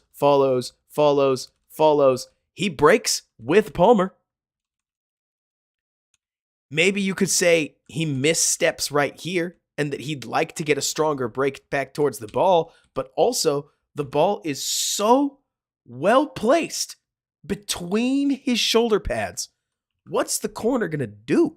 Like, really, what's the corner going to do? This is it's just a 10-yard slant, and I get that, but it is borderline indefensible. The way that they threw it, borderline indefensible. And to me, that's all because of quarterback talent. If Bagent was hitting the same ball, he would need to throw it over here. But Herbert can bullet it right here at the point when the corner is most vulnerable. It's nasty. It's the difference between a starter and not a starter. And I generally agree with you. Like, Ben, if we were going to talk about how specifically do you stop this, yeah, I think you got to play more straight press. Reinhardt, you going to bed? Good for you. Smart decision. But the other thing that I look at is it doesn't feel as if Matt Eberflus is pro press man. We just don't see it all that often. Like, you get some handsiness, but we don't, or we see them play a lot more body press, just like this, than we do, I don't know, anything else. Lost my train of thought a little bit. Bears bring a blitz. Herbert gets the ball hot. First down. Bears fans don't sleep, we weep. I love it. 2nd and 7. Quick little motion. Suggests maybe it's zone. Hammer it up the middle. Good run stop. At least good enough. These are the kinds of run stops you're down to live with. Jordan, we are hanging in there. Man. Here we go. I mean, I wish that I could show you what, like, other things. Because sometimes I feel like on these streams, we just keep pointing out the same players over and over. But here's Andrew Billings, one-on-one. Here's Andrew Billings, way faster than he should be. Way faster than he should be. Like, doesn't get the tackle, but massively turns the runner if he wasn't already going that way. Jordan, did you see that Josh McDaniels just got fired? Out of nowhere on a Tuesday night? Man.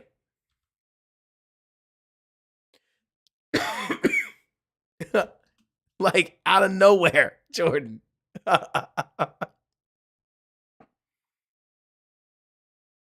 It just happened. Like 10 minutes ago. What happened? I wonder. And hey.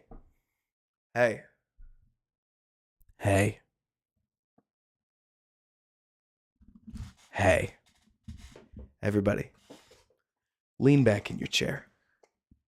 Drink in the moment as Rob's about to say the thing. Rob's about to say it, everybody. Rob's brave enough. Rob doesn't care. Rob, he's the guy who says what we're all thinking. If Mark Davis, known for being cash poor, can pay 3 head coaches at the same time and fire his GM and his head coach when it's very obviously not working,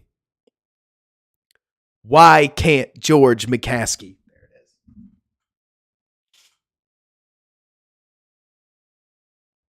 There it is. Look, I'm a pro tank person. And the Bears coaches are doing a great job at losing with talent that I think is better than this. And that's the thing, Julian. Like, I do want to let Matt Eberflus ride it out because right now Matt Eberflus is taking us the direction that we're okay going. But it is funny when you see other brief moments of other organizations saying, nah, this isn't good enough, and holding somebody accountable. And the Bears don't seem to know what accountability is. For crying out loud, can I just point out, even Sean McVay, who I think is pretty narcissistic, like, and that's okay. It's okay to be narcissistic. Kyle Shanahan, he's pretty narcissistic. These guys have stood up at podiums and they've said, yeah, I got outcoached. They got us. I didn't do a good enough job getting our guys prepared. All I hear about is execution. All I hear about from the Eberflus pulpit is that the guys should have done better. That wasn't us. That's them. Like, I mean, it's wild to me. I know I'm just taking a shot at a guy's media handling, for crying out loud.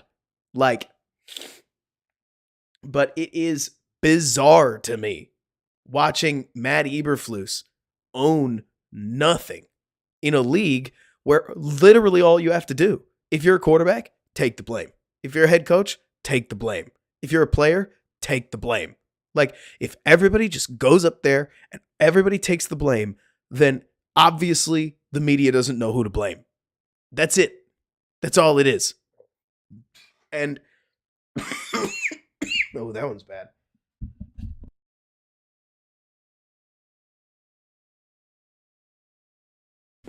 Instead, you get this weird back and forth arguing through the media thing. Mario, you asked me this 2 hours ago. I did not forget. Like, it was weird. The way that the Bears fed this massive Bagent narrative. Like, massive Bagent narrative to NBC. And it was all Chris Collinsworth wanted to talk about. They went down a laundry list of Tyson Bagent trivia like I have never, ever, ever seen before. And it was bizarre. And here's the thing. I don't know if it was stabbing Fields in the back, but I have never seen it before. And it is awfully coincidental. And I am pretty indifferent on whether or not they did it on purpose. This org has been calling each other out through the media since like week 2, which is amazing. It's week 8. It's week 9, everybody. This was week 8. We're not halfway through the season, technically speaking. And we are getting to really weird antics, for crying out loud. Like, it is just bizarre to see this season play out the way that it has, because literally, like, I mean, Reinhardt, you've taken the words out of my mouth. Everybody just has to be fake humble. It's all they gotta be. Like, everybody's just gotta go up there and point the thumb. That's it. But they don't. They all go up there and say, nah, these guys are garbage, but I'm good. For crying out loud. Like, and Donald, I don't know. I mean, the Bears got smoked across the board. Across the board. Like, yeah, sure, Bajent might be the reason that they weren't competitive, but I don't want to put the I don't want to do what we have done to Fields at some points. And here's the thing. This dance we do with Justin Fields, where we say, well, the defense was awful, but the game was competitive if Fields was perfect. So maybe Fields sucks. That's stupid. Like, I stand by every piece of analysis that we ever did in 2022 that said Fields did enough. Where was the other part? Right? What's gotten weird has been that in this season specifically, you get a bunch of plays that are open. They're way more open than they were in 2020 or 2022. In 2022, it was maybe if he stuffs a perfect ball to ESB, this is open. And even then, there's a bunch of anticipatory flaws that we went over all last year. This year, it's like, holy smokes, DJ Moore can't get more open. What happened? Right? But it's just been a weird season. Point being that I don't think Bajent is why the team failed. The run game, if you ask me, is why the offense was uncompetitive. But that's my 2 cents. Like, let me see. You don't think, like, I don't think Bajent gets us the win because our defense is that bad. I just don't think he's why we lost. That's really all I guess I'm trying to say. Like, timing and defense reads. That's a good way to put it. That's a good little nutshell. Let's see. There's a restriction on playoff coach interviews. Actual incentive to fire and interview week 17, 18. Interesting. Is it because you can do it beforehand? Why didn't they run Foreman more? Well, they didn't have a lot of plays before they were down 17-0. Let's see. Let's go through a little bit more offense.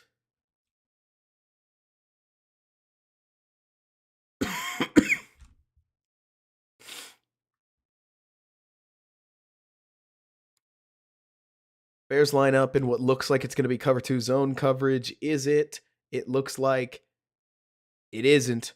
Instead, it's cover 4 zone coverage. And when this corner, Tyreek Stevenson, rides his man up the pipe, it looks like he recognizes that they're in cover 4 or something similar, and they're going to get Austin Eckler on an angle route. And it's just like easy. Eckler was a nightmare, as he should be. He's a really good player.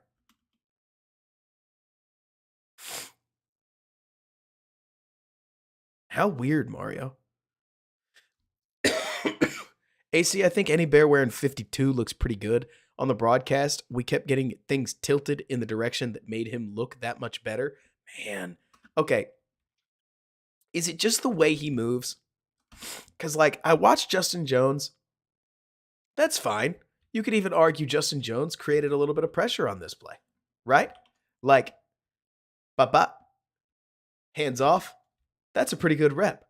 But for some reason, I watch 330 to 340 pound behemoth like to Andrew Billings throw his guy aside and then have to rethrow his guy aside with both linemen ending up on the ground. And I'm like, God, I love this guy. Like, the way he moves is so much more physically entertaining. It looks like a brawl. He draws my eyes, man. What's the next one? Looks like cover 3. It's a run play. It's not like the Chargers ran the ball super duper well. I wish I was making it up. Here, I'll show you from the other side. Who's that making a play on that side of the field? You better believe it's number 97, eating a double team. Jack Sanborn, doing a good job getting into his gap. Kudos to you, Tremaine Edmonds. We attacked downhill in the run game for once, and we did. Now we've just got him blocked up. Nice sift by Sanborn here. It's simple stuff, but like he navigates the chaos and gets to the man. Bring him down. Have a good sleep, Reinhardt.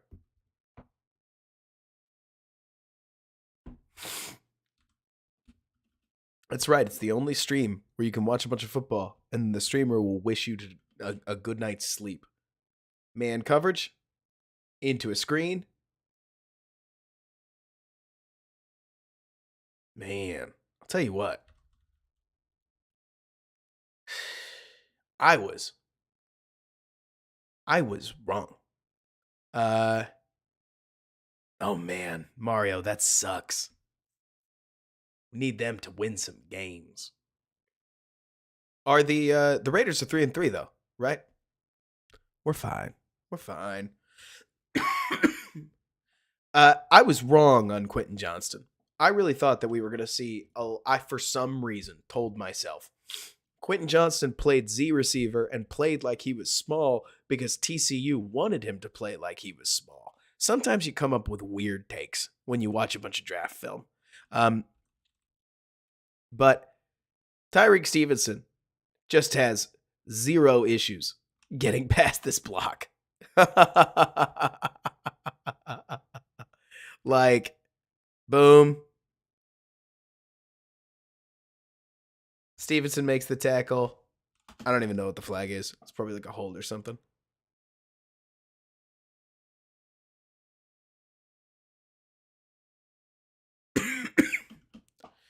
Joseph, I don't know if because we're going to pick up Sweat, we're going to win like crazy. Still a bad team.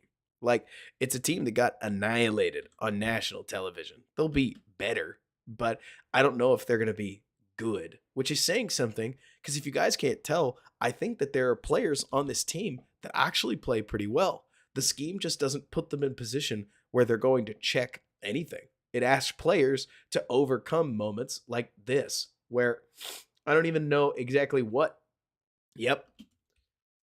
Oh, come on, Robert.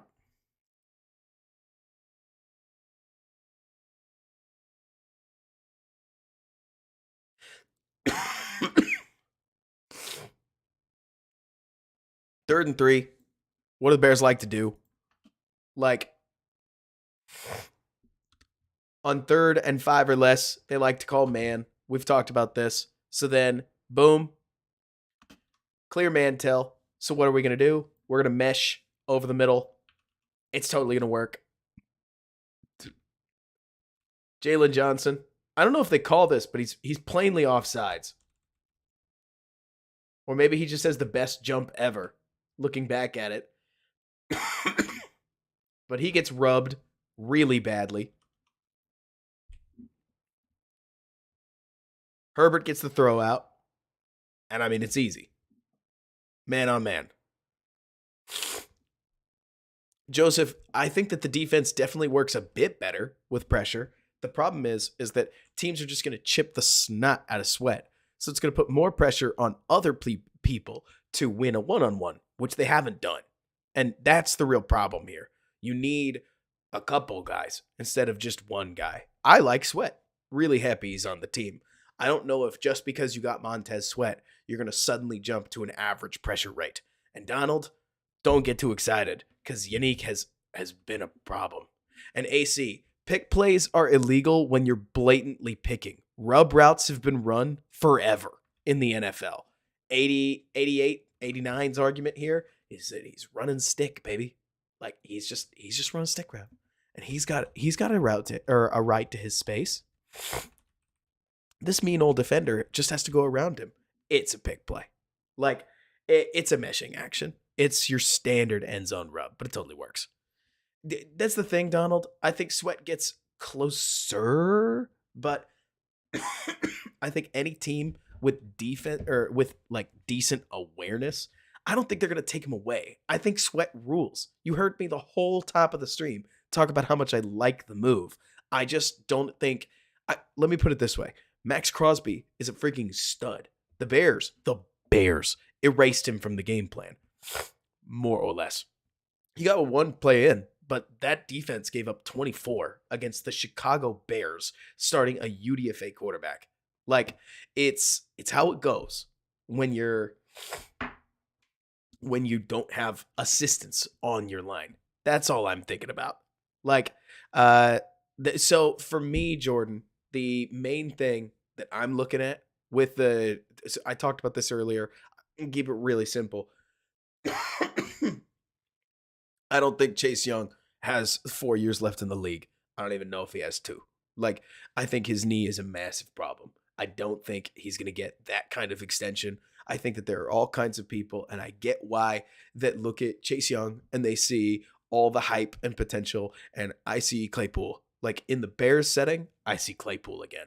And the Bears with Montez Sweat get a little closer to Calvin Ridley. I compared him to T. Higgins earlier, where it's like I think Sweat is very T. Higgins, whereas like Claypool, you were chasing DK Metcalf, you did not get it. And so the stuff that's coming out now about Young's character, I'm less focused on that, but I think his knee is a massive problem. And even if you end up like even if you trade a late third and you get Chase Young and it doesn't work out, you might sit here and think, oh, well, shoot, whatever. But like, let's see, as much as you see a guy who's actively playing well after the injury everybody's concerned about, I just don't know if it's going to last, man. Like, the Washington Commanders traded Montez Sweat, had the opportunity to extend a guy and just claimed that they were correct about a player that they drafted number 2 overall. And instead, they chose, again, Sweat's already gone. He's already gone. They could have tagged Chase. They could have extended Chase.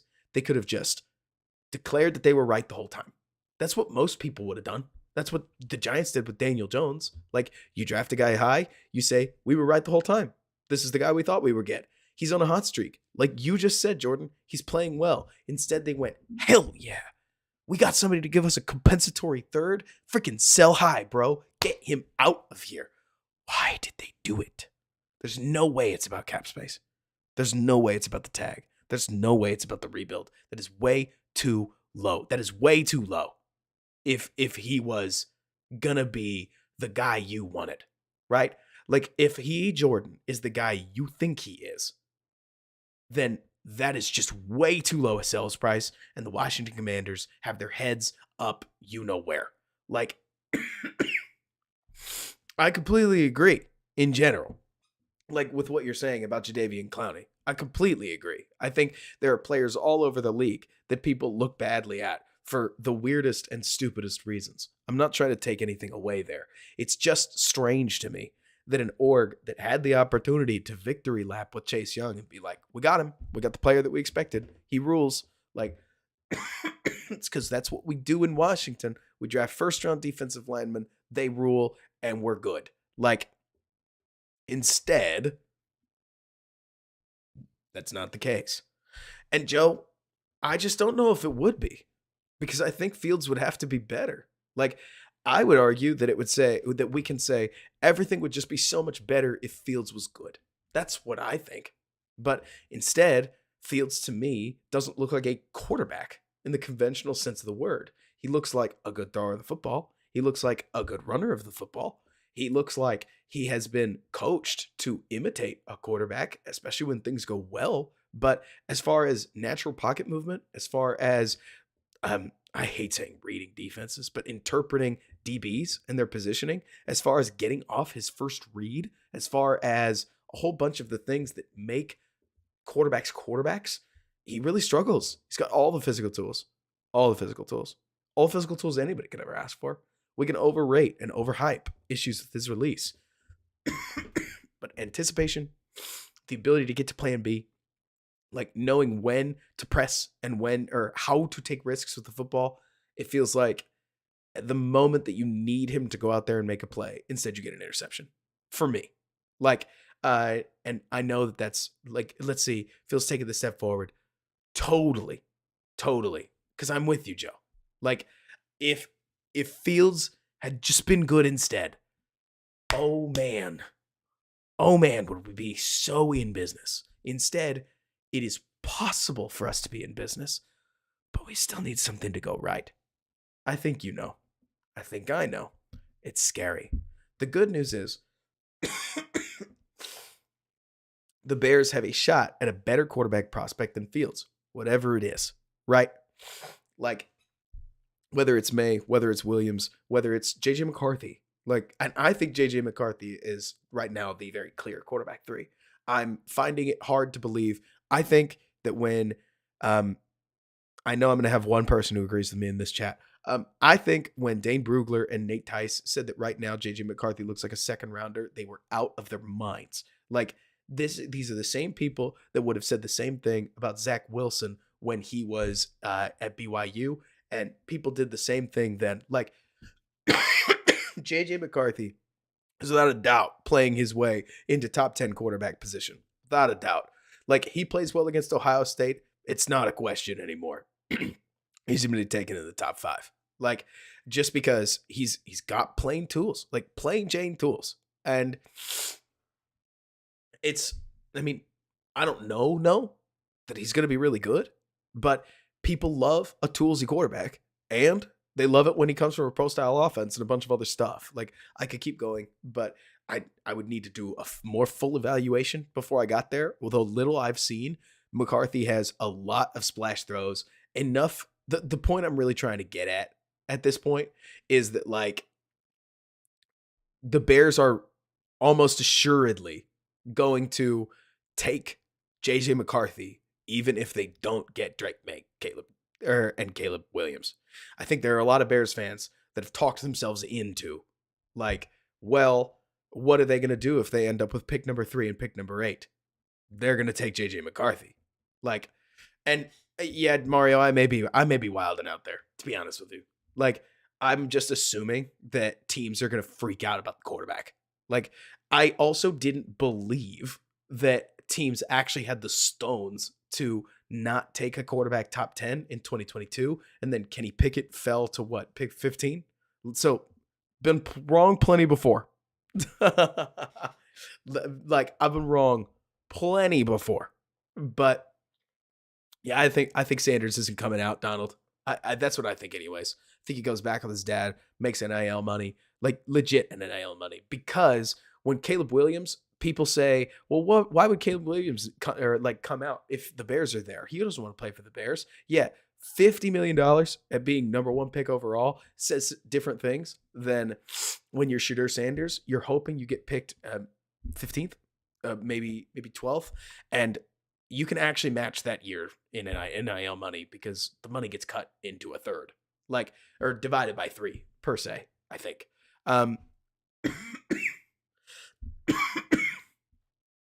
Like, within that, it's let's see, Shedeur comes out if Atlanta picks high, maybe demo, like maybe, but it also wouldn't surprise me if Shedeur would want to be 1-1 in his own draft when the cap goes up and after he's won with his dad. I do think him playing on a family team is a really important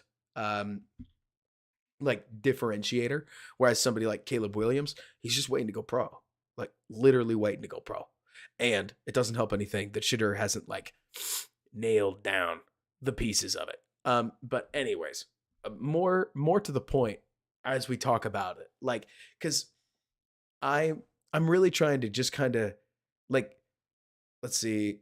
I actually don't know why in this day and age people are quite so obsessed with QB size. Maybe it's a durability thing, but I've seen a lot of people point out size with Drake May over Caleb Williams. I think there are way bigger issues with like way bigger issues with Caleb Williams than his size. And I think there are way better assets with Drake May than his size. But that's just me. Let's see, Joe. You don't want to simp these coaches, but doesn't it seem like they got screwed by the organization? They were almost bridge coaches. I don't know how much better they could have done. Joe, I think I would agree with you more if the pieces within this Chicago team weren't so blatantly handpicked and the results so poor. Like, it's totally just my perspective, I guess. But for me, the problem is when you sign a guy like Tremaine Edmonds and it is flat not working, and the results are flat not there. Like, and it seems as if Eberflus and Poles had communicated to the or had communicated to their team, like their management, that they were going to be better. The front office and the coaches seem shocked, which is part of the issue, in my opinion, right? But that's just what I see, right? The Bears seem stunned. They don't seem like they're in control. They seem like they're reacting rather than leading the acting. They seem like they're trying to catch up. They seem like they're flailing. All that stuff, right? Honestly, Jordan, yeah. Like, uh, I mean, Jordan, it's funny you mentioned Caleb is a bigger and thicker Kyler, but he can't hold a candle to Kyler in the mobility department. Been on this show saying it a lot. Nobody can. Like, for I really do believe Kyler Murray is like if you gave Tariq Cohen the ability, like the God-given ability to play legitimate quarterback, and Kyler's just different. Like prime Kyler was untackleable for better or for worse. Nobody else runs around in the pocket for 30 seconds and scores a touchdown. Nobody else. Like Fields, it still took veering left or right and then back to the left and running somebody over. Kyler, nobody tackled him. He went down. Like it's totally just your boy's perspective. Like, is there at this point anything Fields could do for the rest of the season to make me want to pass on a QB? So first, Joe, the answer is yes, but all of the things that I want Fields to do, I don't expect him to do. I need Fields to consistently, this means over a 5-game stretch, show me that he can recognize blitzes pre-snap and beat them. I need to see him improve at catching the ball, releasing the ball. I need to see him find his second or third read when under pressure, especially when his eyes are already on the guy, and throw the ball. We have this problem that we keep seeing. Good to see you, Julian, where Fields will get his eyes to the right guy. He will have an opportunity to throw the ball, and he simply won't. And then he goes into runner mode, and then we end up taking a sack. Or maybe we get the ball to the check down. This was all over week 1's tape. It's all over week 6's tape. It's all over week 2's tape. The bad games, it is all over. And in the good games, he just doesn't have to get to 2. Like, truly, in my opinion, what holds Fields back is that when 1 is there, we look awesome. And in the Washington game, go back and watch the stream. Everything's open. Everything's open. And it rules. That's great. But is that quarterback success or is that offense success? Because I would argue it's the latter. Whereas the quarterback success that we're seeing with Herbert is being so quick, so understanding of what's going on, what am I looking at, that the ball comes out on time and like on time, in rhythm, etc. No worries, Eric. Love you for it. When you hear this. But within that, Joe, it's not like I'm trying to ask Fields to be a fundamentally different person. I know what I want to see from Justin Fields, just not the dumb stuff. We can't take the horrible sacks. We can't take we can't take we can't take some of these sacks that we just can't live with. Like, if we could get to taking more deep shots, and God forbid we hit a pass over the middle once in a blue moon, for crying out loud. Like, that would be awesome, because right now we just won't throw there at all. And so, outside of that random Cole Kmet curl that we run once or twice now and again, it's like the only pass over the middle that we feel like throwing ever. If we hit a dig over the middle and we could recognize, if we could hit a dig over the middle once a game, and we could recognize pre-snap blitzes and adapt to them, and we could throw hot, we're talking. I just don't think we're going to see it. And he could throw. Here's the problem, right, Joe? Because this is exactly where I'm at. And unfortunately, I think most of you guys in the chat, you're going to know what I'm talking about. If Justin Fields played, if Mitch Trubisky, let's use a different name. If Mitch Trubisky played 6 Bucks games against 6 Bucks defenses, but they wore different jerseys, would it have changed your opinion of Mitch? Well, all it took was one Cowboys game for 40% of the fan base to be all the way back in on Mitch. So it doesn't take much, right? Like, we love to see our quarterbacks statistically produce, but does it make them better? And that's the problem. We're past the point where the statistics matter. They needed to matter. I said that for an entire offseason. But Fields managed to do it. He managed to figure out how to hit his check down so many times that he can throw for 215 yards in a game where he loses, for sure. Like, Sir Lord, you mentioned it feels like Fields isn't getting coached in a way that resonates with him, and I think this spells the end for his career in Chicago. I think that makes sense. I also can't help but wonder what's going on the line of scrimmage. Does he freeze? He seems like the kind of guy, just wondering out loud, Sir Lord, that is overthinking a lot of things out there. And the more the Bears keep eating L's, I wonder if the more that he keeps eating L's, the more he keeps trying to outthink the problem and ends up so lost in thought that he's just slow out there. And I don't know. I've never played quarterback at the highest level, but I also know there are tons of professional athletes. I'm looking at you, Wayne Gretzky, that got it at such a high level that they could not teach it at all. And I think that's one of the most interesting things we see in pro sports, to be honest. Like, and so within this, basically, Joe, I would want to see a bunch of contextual improvements. I thought we saw real steps towards them in the Eagles and the Buffalo Bills game last year, so we were on the way. But games like the Vikings make me wonder if any steps forward that we think we might have seen were real. Simple, stupid stuff, Joe. And I really want to give you a thorough answer. I'm not trying to beat you down, I promise. Simple stuff like the fact that Fields' dropbacks timed just as badly in week 1 as they did in week 6 makes me go, what? And I don't know. It's probably pseudoscience. I feel like a chiropractor. Sorry, chiropractors. Like, I feel like I've made something up that nobody else cares about because it doesn't matter for some reason. But at the same time, the fact that Fields shows consistency in these bad spots where we can actively say, I don't know if I've told you guys this. I was going, so if you don't know, if you don't follow me on Twitter, I hit a home run in terms of impressions.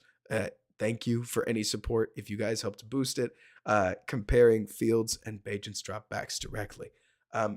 That tweet actually was a couple weeks old because I planned to do it after they beat Washington. I had this one in the back of my head for like weeks, waiting for the Bears to eventually win. Because after Denver, after Washington, I assumed Fields' pace of play must have been faster. What do you think I found? Why do you think I didn't tweet it out? Because it wasn't better. It wasn't any different. Nothing had changed. The results just got better.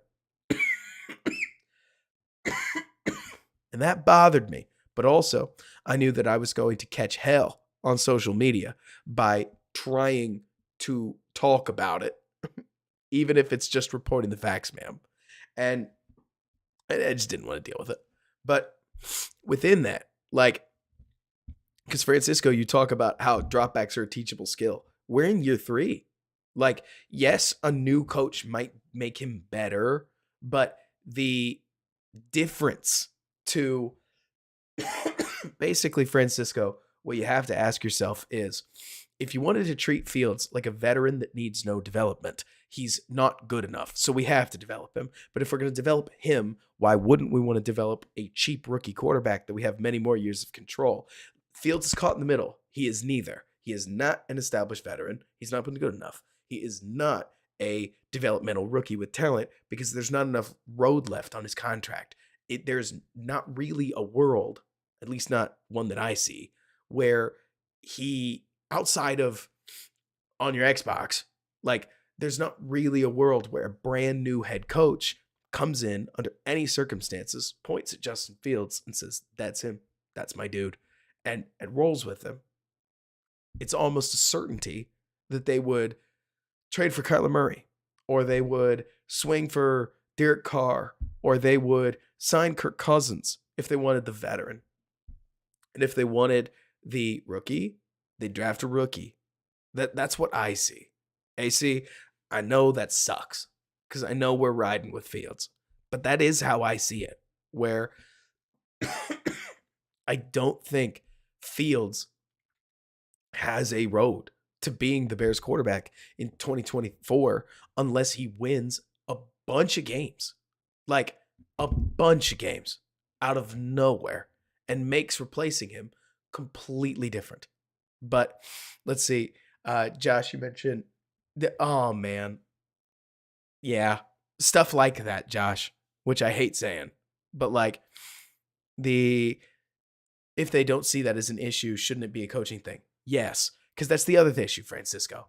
Like the other issue is that every time you need this coaching staff to prove to you that they're a good coaching staff, they prove that in fact they are not a good coaching staff, which is a whole separate problem, right? I'm 2-1. Do I think the fact that the Bears have not corrected Fields' long throwing motion since he was drafted, Fields speaks volume about the coaching staff? That's the funny part, IMT1. They have tried. They have clearly spent time trying to fix Fields' throwing motion, and when they do try to fix his throwing motion, the mechanics break down and the ball kind of sprays around. Like when Fields does his natural throwing motion, he is crazy accurate. When he does the new one, which is a little bit faster, he can't control it. And I think a lot of it has to do with his hands that are actually quite small for a quarterback, like for a quarterback of his standard.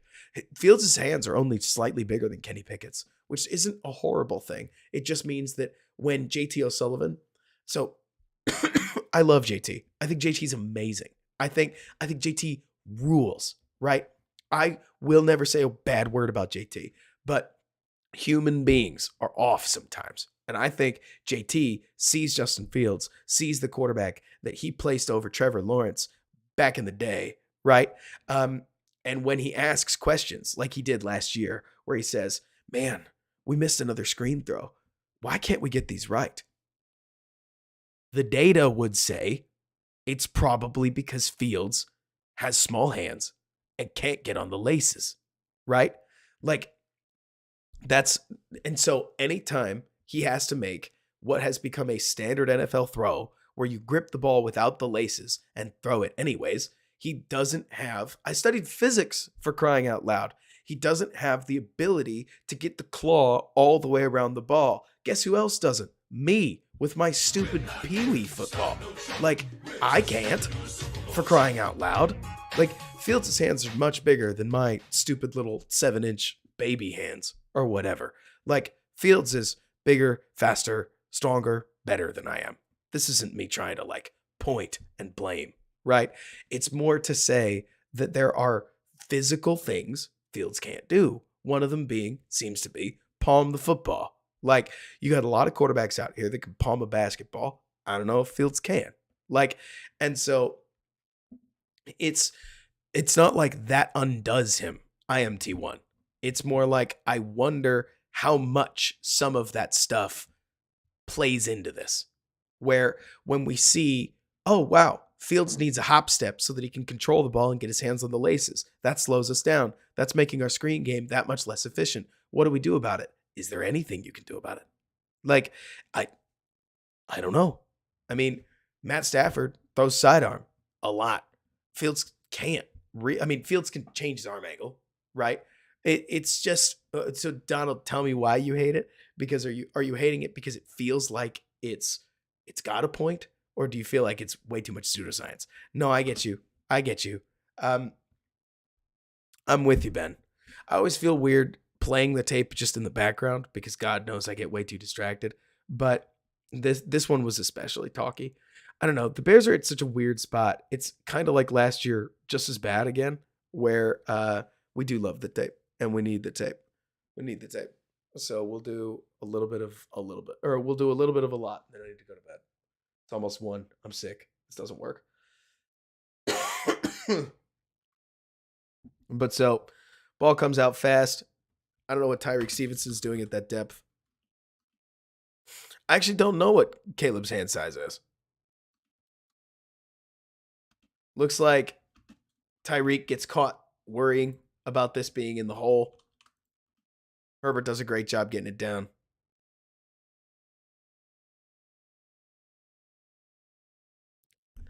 Yeah, Demo, we're certainly nearing that. We had fun in the Raiders game. We had fun in the Broncos game. We had fun in the Washington game until we didn't have any fun in the Denver game because that sucked. The collapse.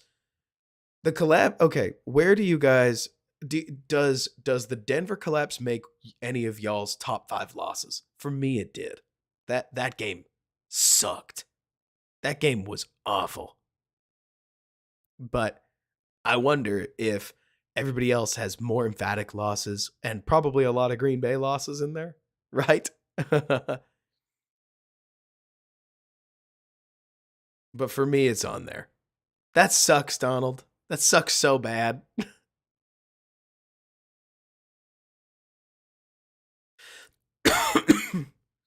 I'm really, really interested. Like, I really am truly interested in what Caleb Williams is going to be at the NFL level.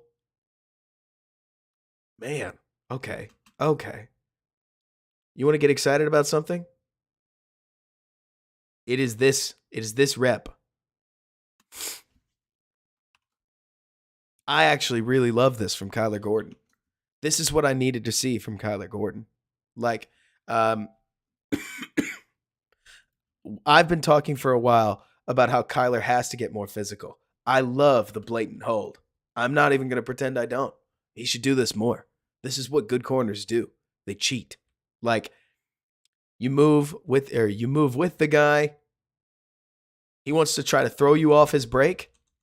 Pull him with you. Make him call it.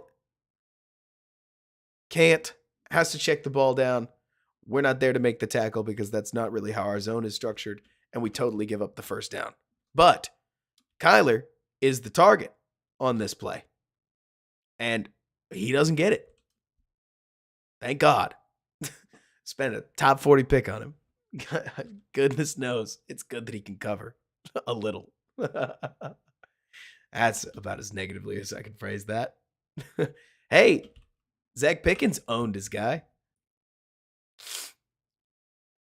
Own may be a little bit strong.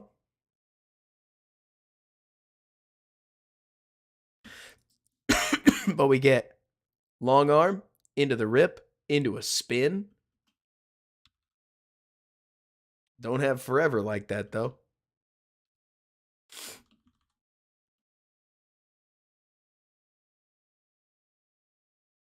Josh, I think it gets better. I do. Iceberg, I really don't know if Caleb's, like, I think Caleb's either going to be a complete disaster or he's going to be pretty good. I don't think, here's my hot take, okay? I was one of the people that thought that there was no way that Kyler Murray was going to be successful. I thought he was going to be way too small, to be honest with you. I'm a massive sizist. It's probably because I'm short and I'm projecting. Everybody's got to be able to admit their flaws, right? With Caleb, I'm learning my lesson. I think Caleb's going to be pretty good. I actually have started to wonder if Caleb is going to be really, like, if Caleb actually can be really good. There are pieces to his game that need major development. And, like, for instance, just getting the dang ball out. His time to throw when he's pressured goes up. Like, it shouldn't. You would expect against blitzes, etc., that it would go down. Caleb throws the fastest ball off play action. When he just straight drops back, he actually holds onto the ball for an extraordinarily long time. That's unusual. And it's probably not a good thing. But so within that, I can't help looking at Caleb thinking, I mean, Sir Lord, I would argue that nearly any team is. I mean, it's not me trying to take something away from you. It's more like I don't think Mahomes is the dude until he goes to KC. I don't think that what's the guy? I don't think that Caleb is that dude unless he goes to a coach that develops him well. And I think that that's super possible. It really is. And like you're saying, Michael, I think his playmaking ability is really something special. I mean, I really do. And I think his pocket awareness and his ability to make 1, 2, 3 reads is totally on the table. What Caleb has that Fields doesn't is a lot of the tools abilities to make the improvements that Fields, I don't think, can. For instance, like that's the other piece of this, Mario, that you're talking about that people can't like. That's so funny. I think that's hilarious. People discerning a generational talent, prospect, and player. Like that's a great way to put it. Where I would argue that Caleb has pieces to his game, talents that I think are just phenomenal. There are also pieces as a quarterback where I would look at Caleb and say, man, this guy gets it. Your guy Jordan in the chat here calls it entering the matrix or seeing it. Like Caleb can, he doesn't always. And that's something that I do wonder if you can coach out of him. Like Pat Mahomes was kind of a wild child at Texas Tech, but his pressure to sack rate wasn't near this bad as what we're seeing in USC. So by most general ideas that we can ascertain, Caleb's going to take a hell of a lot of hits, especially early. Will that affect him forever? I don't know. But it's certainly, I think, interesting and well worth exploring if that's the position the Bears end up in. Also, I think it's a shame when reps like this get called. I got to be honest with you.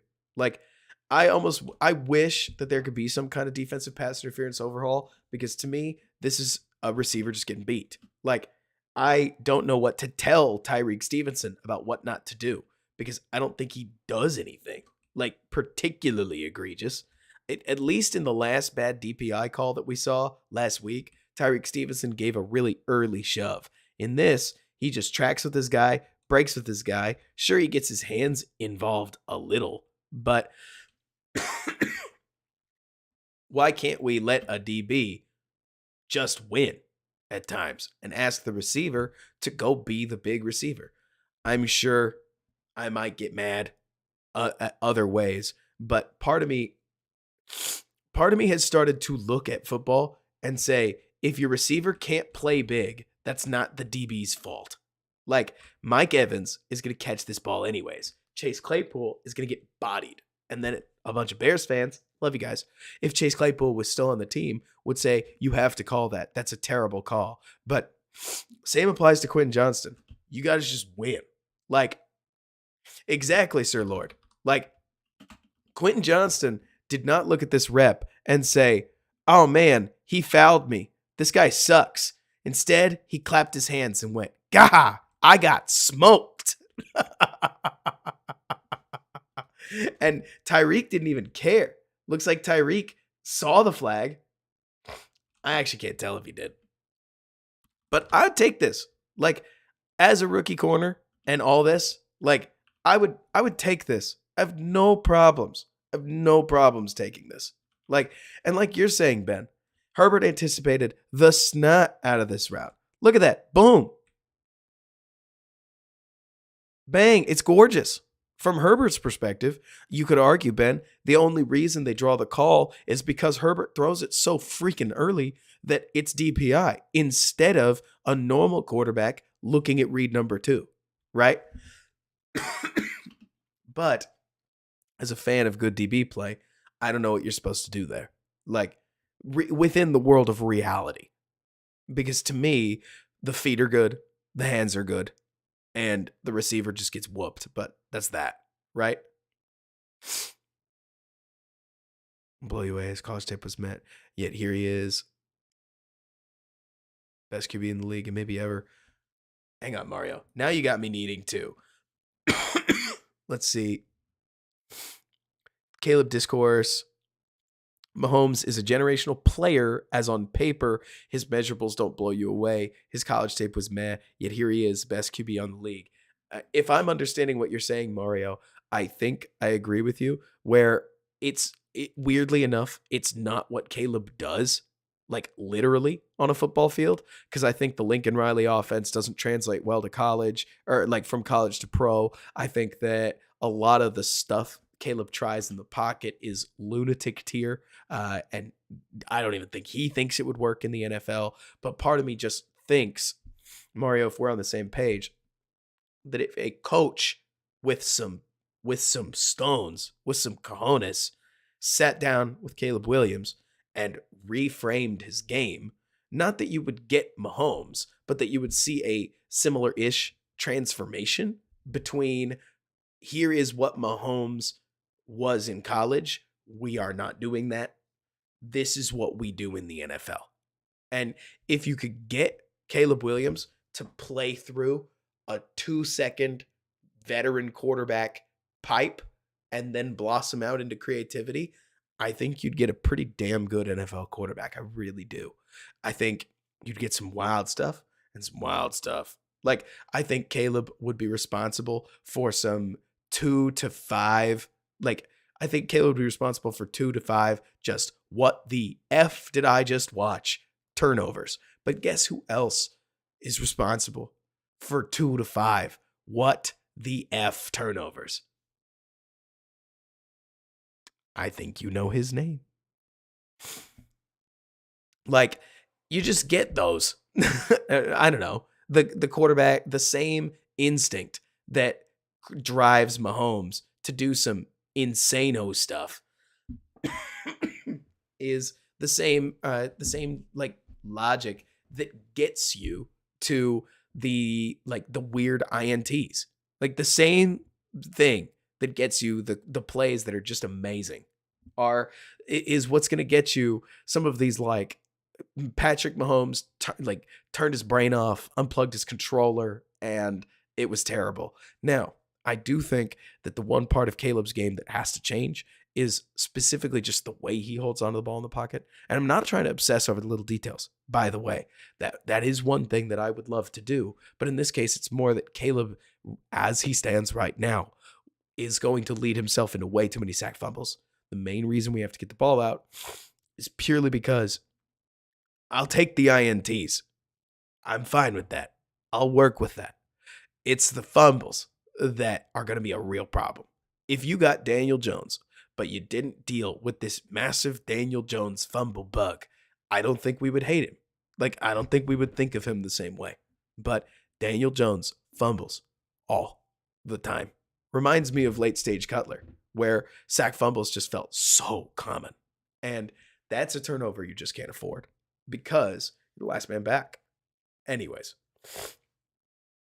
like, within that, let's see, you weren't really explaining it into relation to Caleb Parse, more explaining logic for generational player tier versus general talent or prospect, using Mahomes as an example. I'm right there with you. It's more like, at least for me, Mario, what people love about Drake May is that you can see the pro in Drake.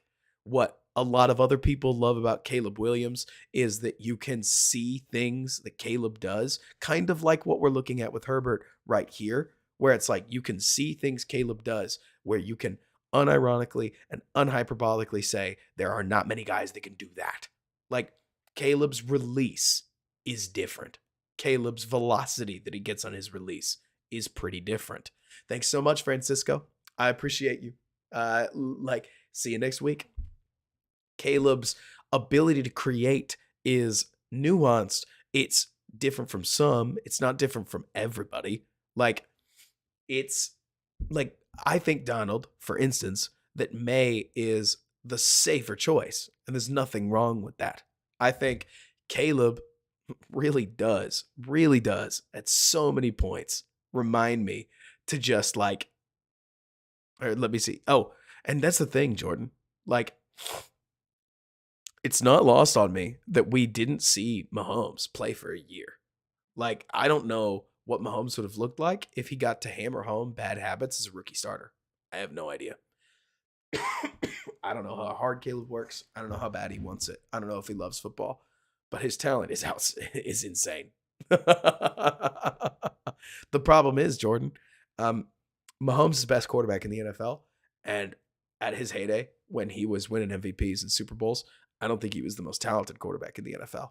Like, I'm gonna make a really insane, like comparison, but I do believe it. I think Kyler Murray was at the time was the most talented quarterback in the NFL. I just don't think that the talent is always what matters.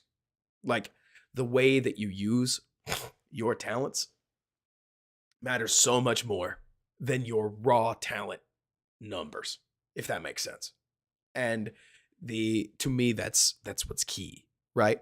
Mahomes has insane arm talent, but also he has really incredible ability to decipher the field. He is shockingly quick in the like while he's in the pocket and steps out of so many tackles. He's a way better runner for a slow person than he has any right to be because of that quickness and creativity. Like there are so many things that I look at in Mahomes' game, and obviously they are talented, or they are talent, but a lot of them are intangible.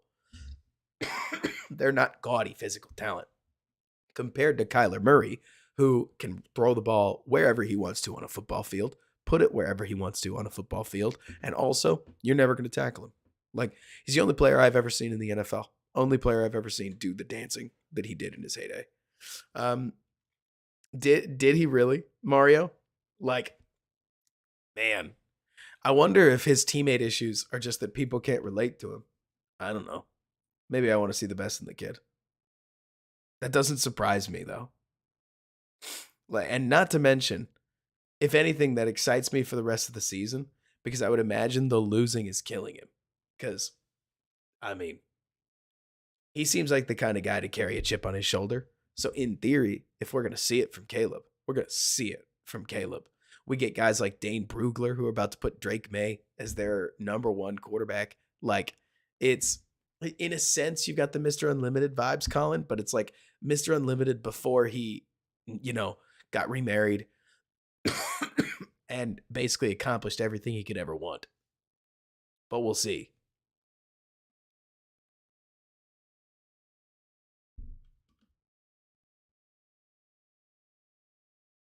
Drex, I tend to agree with you, but sometimes I just don't know. I mean, I have to see it first, right?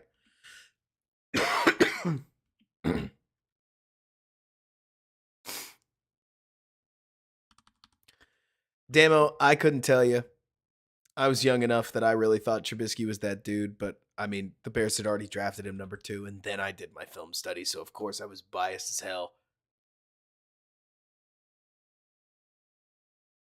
I'm with you, D. Win some daggum games. It's so ironic the Bears finally get a stop on this play, 3rd and 2. But if memory serves, they don't get a stop because, oh no, okay. They just get a straight up stop.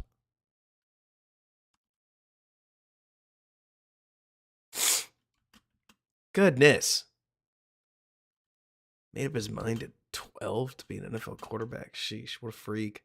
I love that. I want to not relate to my quarterback at all.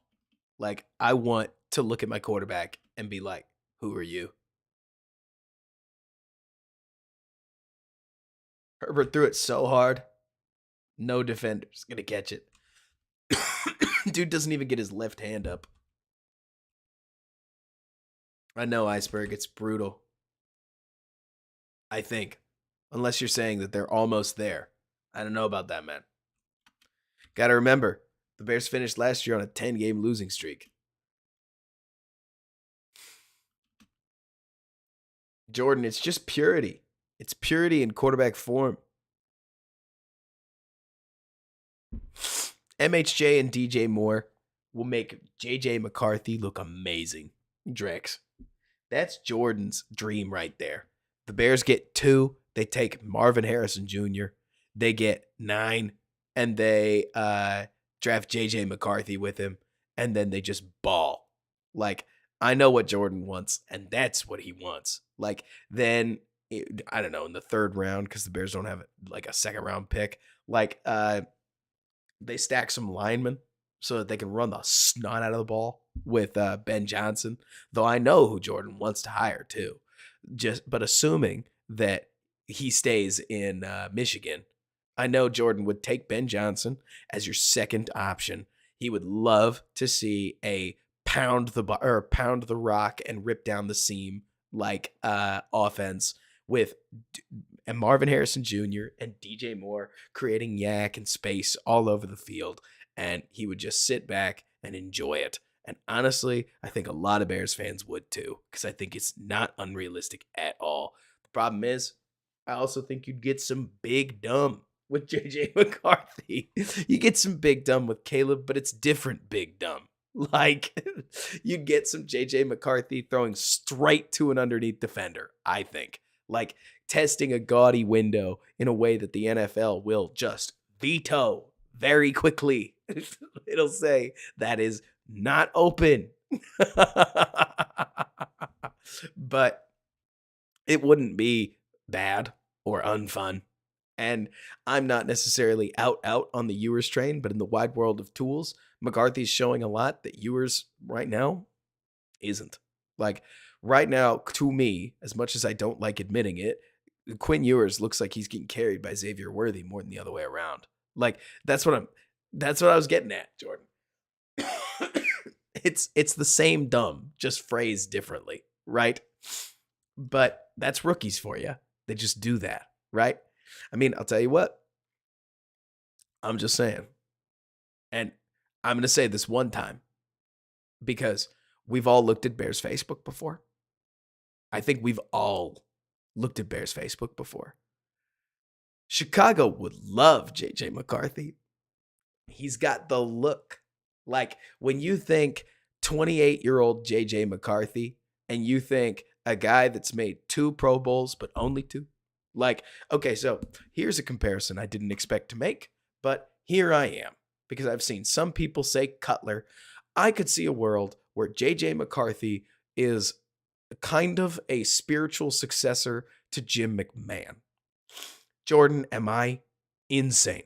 Because you'd get this gaudy arrogance out of a kid that can do a lot of things, but is maybe not that good compared to his peers, but he will make you believe it anyways because he believes it.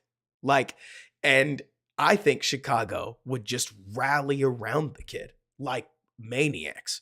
And I think that in theory, in this theoretical JJ McCarthy world, the Bears would have made decisions to make the team so good that, kind of like Jim McMahon, he'd get lifted up by the teammates around him. I mean, you'd still have a year of Khalil Herbert. You'd still have Roshan Johnson. You'd have a speedy slot receiver and 2 number 1 studs. Like, Jordan, it's more like I listen. I get you.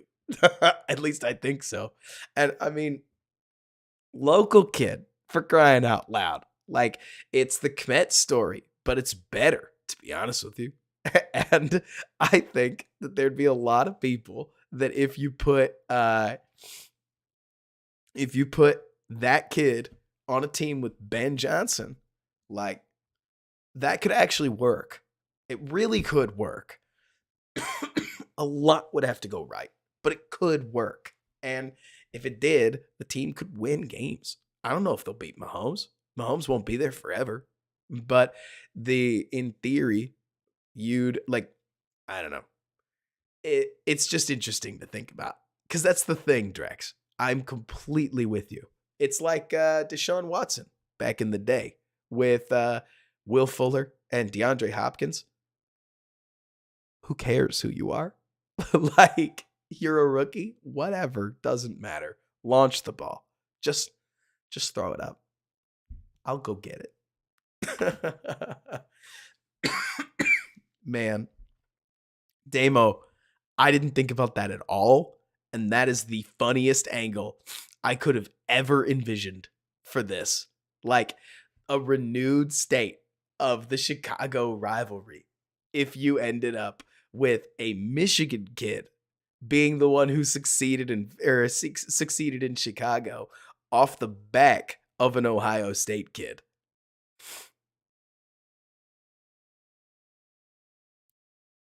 I think Ben Johnson's only take one of the opens with top two, honestly, and he has all the leverage. I agree with you, Mario. That's why maybe getting a top two pick is more important than we think it is. Loudy, come on. Look at the body physics behind Herbert's velocity. This is just nasty, in my opinion. Like, he's going to have to short stride because he's got TJ Edwards at his feet. But he can still generate crazy torque that just puts a missile spiral on the ball. And I mean, this plays like this, I'll see people on Twitter get legit mad at a DB. And I'm like, what did you want him to do? Like, this isn't that good a route by Johnston. And in case you cared, we're talking about a first round pick versus a late second round pick. So, and if you want to, you can go late first, late second. So there's about a round of difference between the two in this matchup, right? And in that, I would argue Stevenson well more than hangs tough. Breaks long, competitive, hand in, and we lose because Justin Herbert just walked over and handed the ball to his receiver. Like, he's thrown to a spot on timing and it's making it work. Like, if he throws it a half second later, this is why corner is so hard against good quarterbacks, because Ben, if he throws it with a normal time, God forbid he throws it with Fields' timing, but just pretend Bajent's throwing the ball. You've seen Bajent throwing the ball, right? If he threw it with Bajent's timing, Tyreek Stevenson might pick this, let alone knock the ball away, just because he'll have time to get back in the play. Instead, he is 6 inches short. He's a hand width away because Herbert rips the ball well before Johnston's turned with such velocity that there's just nothing the DB can do. There's just nothing the DB can do. I feel like I'm standing, but that's what my eyes see. Like, that it's good footwork. It's a competitive rep, but it's better quarterback play. When you're beat, you're beat.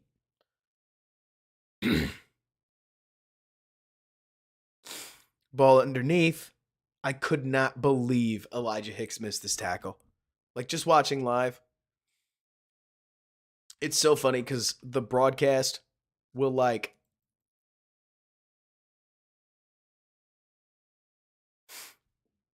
right, exactly, Ben. Like the broadcast, you can pretty much only see this. And within this play, Johnson comes across the middle. Check down to Johnston. 2 defenders. Okay, they got him. How did we lose him?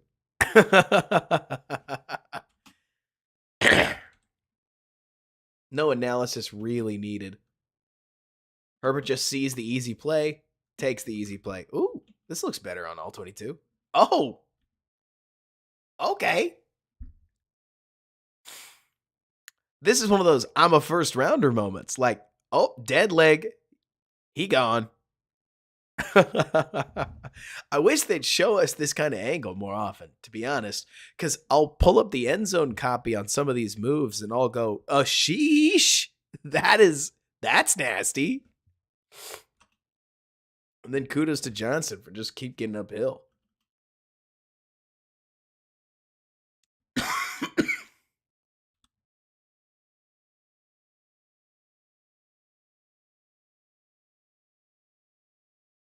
Bears foul.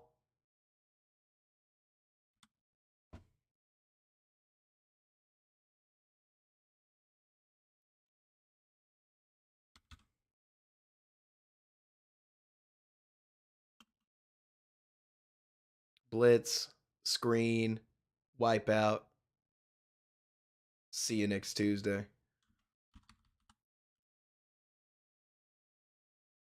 Boom.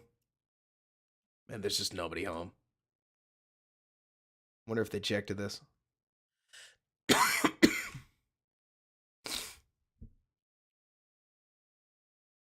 Because they definitely get a blitz look.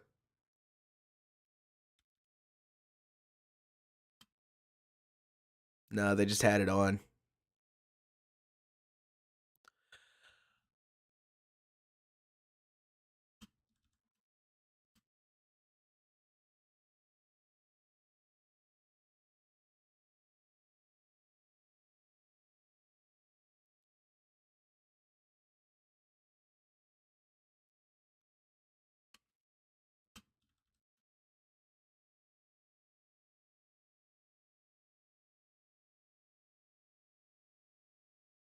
Man.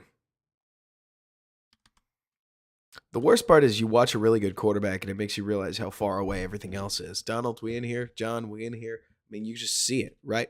Here it is again. Snap, pop, pop, rip, bang. That play takes snap, pop, pop, then we throw it, then it arrives. Like, you can almost just feel the timing play out faster across the board. It gets us 2 yards here, but it gets us broken tackles on other plays. And it's consistent, and you can build an offense around it. And what I hate is that when you watch stuff like this, you go, man, we spend a lot of time defending a lot of things that are not that good. Not that good. We'll compare players we like to Jimmy Garoppolo level players sometimes. And we'll go, see, he's better than a bad starter. Oh, and I mean, that's a whole thing, Donald.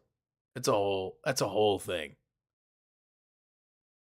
And you don't get strip sacked when you get the ball out almost before the DL is out of their stance. I mean, no way.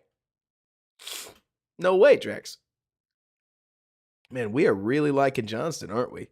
Sick rep. Sick rep from JJ. JJ's the man. I am very torn on him still being here because I think the Sweat plan made more sense. Like, to be completely honest, like, it's not that I don't love Jalen Johnson. I poured a lot of effort into a Jalen Johnson extension breakdown where I wanted to give the guy $18 million for crying out loud. And if you push me, I'll go higher. I like him. 24-year-old DB. He rules, right? The Bears just bought at the deadline. What? What? Like, it's not that it just doesn't make a lot of sense. Like, why does a team that really wants, and I don't know if it really want to, but that they really could use an extremely high draft pick. Like, I get betting on Carolina, but like, are you sure?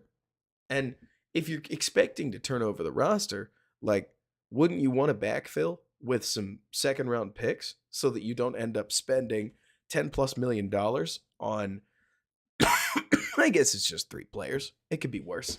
And like you're saying, Michael, they're absolutely trying to save their jobs. I completely get it, but it's weird to me just because I'm very torn.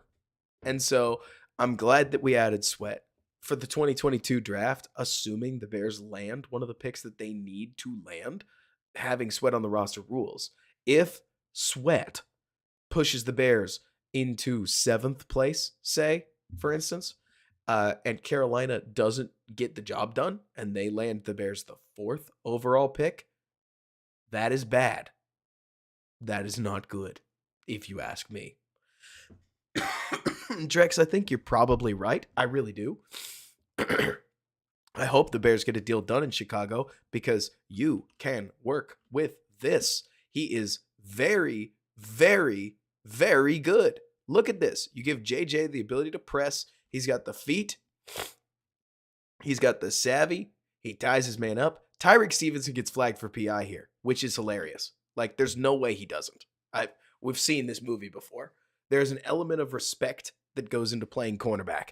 And the way that Jalen Johnson initiates contact on this play is everything. He lets Quentin start the fight, and then he finishes it. That's what good DBs do. You have to bait the guy into first contact so that you can drive him out the sidelines and win, right? I agree with you, Michael. I really agree with you. Like, I think it's a good move to anticipate free agency. A good is it has to be good. It can't be great. It's best case scenario a good move because it's so expensive. It could be an awful move, but I doubt it. I would be shocked if it's a terrible move. But that's also partially because Chase Claypool kind of redefined what a terrible move can be. I mean, like, you can't make up trading for a guy and then, if memory serves, I mean, I guess I don't have to reinvent the story, but the Bears win a game and then they lose two games, I think. They trade for Chase Claypool.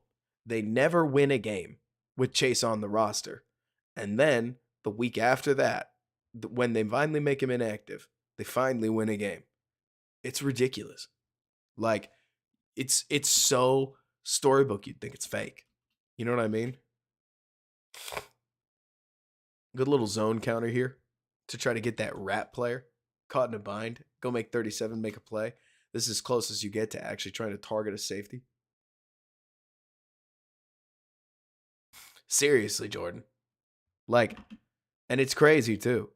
He's so physically gifted. Gosh, he's the kind of player that you want to see win. Because if he did win, you would see such fun football.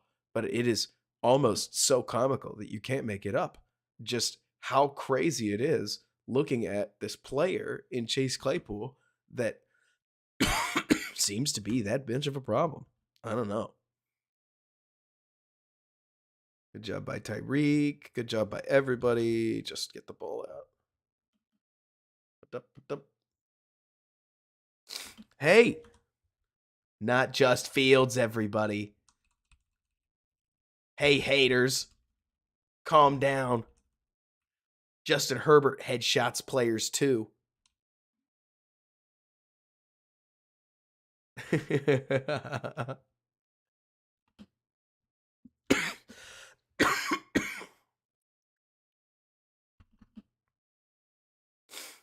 I don't understand it, Drex.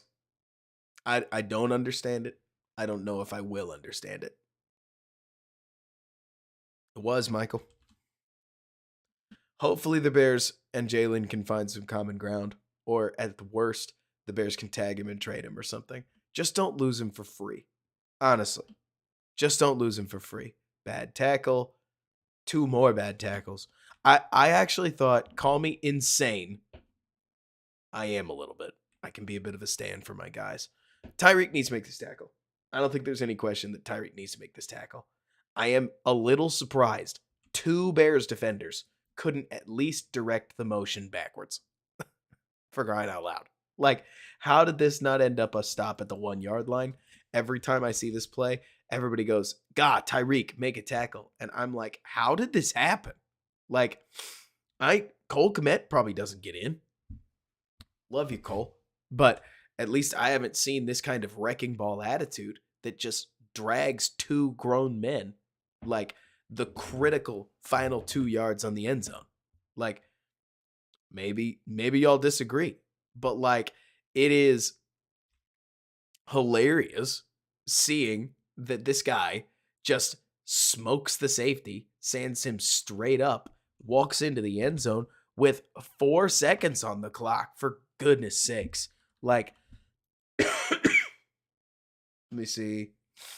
The Chargers have a timeout left. They would have called it, but like, you're stopping 4 points. The moment you do that, like, if you can just make this tackle, if the group can just make this tackle, it is a 4-point stop. Instead, the game is over. Like, we don't need to do any more defensive film because this is all that mattered. And all it was honestly Herbert playing clinical ball. The Bears never pressuring him. Not at all. Kellen Moore getting enough reads on the Bears defense to make offense really, really, really easy for Herbert. And Austin Eckler being a stud in space, he gets a hat tip. It's not like you thought any to me. Oh, it's a really bad corner effort, Donald. But that's the kind of thing that you look at and you go, he's a rookie. Like, it's why I think rookies suck. You get these kinds of mistakes all the time. All the time. And Stevenson was a bad tackler when he was at Miami. If anything, I've been surprised that his tackling has even been acceptable in the pros. But that's more me just looking at who he is. But that was bad. I'll give you the quickest look at the offense. We're going to do literally the first drive. That's it. Maybe we'll do more another time, but it's way too late. I'm way too sick. I need some rest. Blah, blah, blah. You might as well see this, though. So, first play of the game. Bears motion, DJ Moore. What does it show us? Sure, looks like it's cover 2. We've seen it a million times, but with the corners pressed up like this, they're either going to drop this corner out or they aren't, right? But so, yeah, right, Michael? So then Bagent takes the snap. He sees what sure looks like a deep 2 drop. We are pressing Cole Kmet right here. This gives us a one-on-one on the outside. We like it. With Mooney, we rip the ball. And kudos to Bagent. The throw travels really well. Big kudos to Darnell Mooney, who I think runs this. I think he runs this route fabulously. Darnell Mooney has been getting some hate lately, and he shouldn't. Darnell goes to stack the corner, and you got to remember, the corner doesn't like, there's a 50-50 shot, this corner doesn't know where the ball is. Like, the corner has to snap his head back and find the football, but there's no guarantee he knows. As much as anything, he's feeling Darnell. So Mooney moves to stack in front of him, which I really love, right? And the moment he does that, the corner has to slow down because obviously he's got a receiver right in front of him. And then Darnell hits him with a veteran push-off so that at the catch point, we have created separation. And I love that. Like, yeah, it's a bit of a circus catch, sure, but it follows similar principles to a step back in basketball, where by creating this physical space with his body, a throw that is probably an underthrow in the real world, just a little bit of an underthrow. Like, it's not a throw that Darnell is going to sprint straight under and drop into the bucket. But Mooney makes it look perfect anyways, because he cuts the underthrow off. He figures out, okay, those are going to be right here. So if it is, I need to cut him off now so that then I can fade backwards and it'll be just me and the ball. It's awesome. Like, good receiver play doesn't get talked about enough. And I'm with you, Donald. Like, we got to get up and go. Not to mention, kudos to Mooney by what I think is hilarious is that by Mooney interfering with his defensive back, Mooney draws a DPI, which is hilarious. That's the state of DPI right now. And hey, abuse it. Because if it's like, why would you not use something that's on your side? And so, good job, Mooney, making a heck of a play. Get up and keep going, for crying out loud. Sucks that the other guy blew this thing dead. I don't know if he gets in the end zone. But, hey, it's one of the best throws of the day from Tyson Bagent. It's one of the best throws of the day. I mean, without a doubt. It's not like that's surprising. It's a launch. But it's nice seeing him throw the ball. I thought it was hilarious. I laughed out loud when I saw this. I thought Bagent was about to hang 30 on a bad Chargers defense. But I've got a spoiler alert. That's not what he did.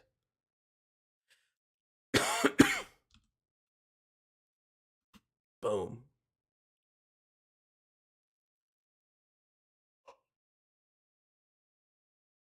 Next play, play 2.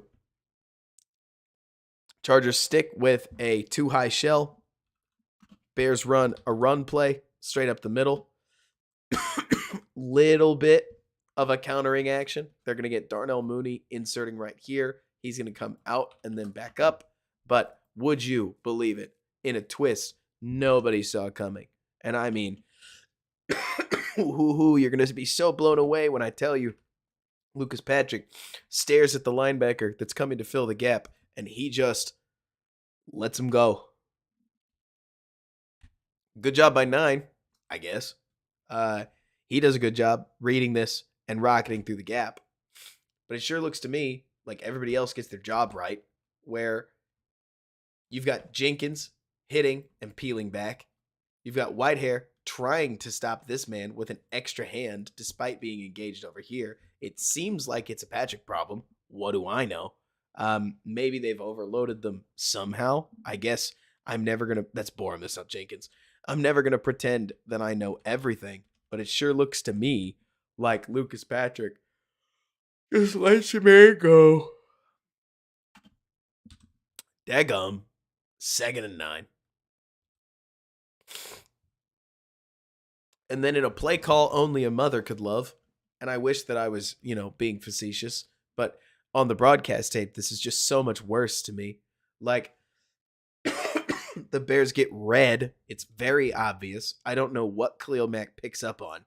But I don't know why Trent Taylor is in the game.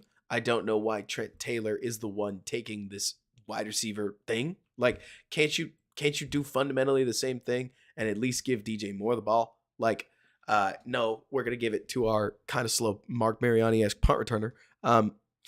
And we're gonna slow up as we get there. So Khalil Mack takes a step in, a step out, and just annihilates the play. Let me see.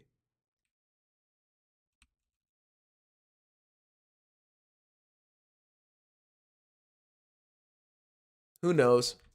Maybe they were watching and ready for this because everybody on this side of the defense massively overreacts to it.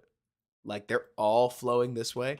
Like, I know we've all talked about this, but in the bad offense games, half the Bears play calls, not half, it's like a quarter of the Bears play calls feel as if the other team like listened in on them and heard the play call. It's so clear to the defense what's happening, or at least the core members of the defense. So boom, 52. Like, good night, Turbo Duran. Then Bajan's big passing play to get back in it. Oh, what's that? He's already sacked. It's because Bajan sucks, right? Nah. No, Whitehair's just bad. It looks to me like the Bears are running a variation of the two-man thing that they do, where they go boom, boom, but now they added DJ Moore running up the seam to try to take more defenders out of the way. It kind of works.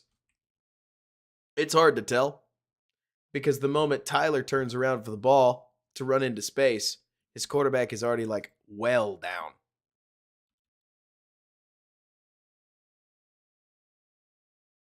That's hilarious, Drex. I hadn't thought about how it's still the same contract. No, Borum does fine. In this case, it's Whitehair. It's not Whitehair the whole game. But here it sure is. Man among boys. Here's the other look. Hand on. Off the feet. Play over.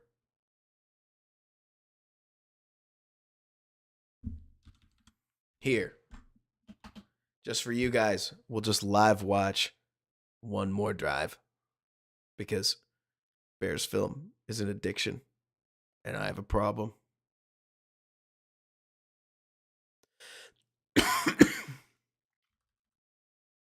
We watched Herbert the whole night. Suffice it to say, Bajan's football as a UDFA does not have the Herbert zip. But hey, Bayless comes up with a big-time completion.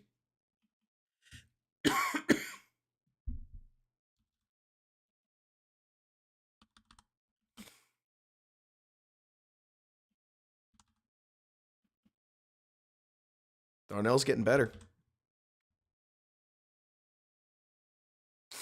Take a look at Darnell Wright's footwork. I really like this. Bang. Really good kick step. Nice latch. Exactly, Jordan. Herbert has a SAM missile launcher on his shoulder. The idea that Bajan's isn't comparable is just not weird. I loved this play. I loved this play live. I am so sad that they ended up grabbing a holding call. I thought this silly little flick right there, boom, fake reverse, is just friggin' brilliant. It took 3 backside defenders out of the play. Like, they all stop and turn around. And from there, I mean, it's so funny because it's just outside zone. Like, this is awesome. Boom. You get 2 tight ends doubling Mac at this point. Just a good outside zone run with some gimmick on it. The Bears' prep for bad veterans dates back 3 decades. It's so brutal, Donald. It's just so brutal.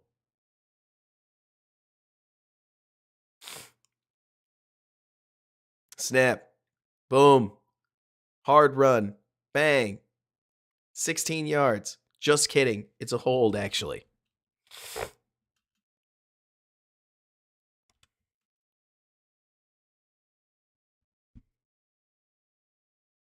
Second down. Play action. Oh, bummer. So there's levels to this, as Jordan said.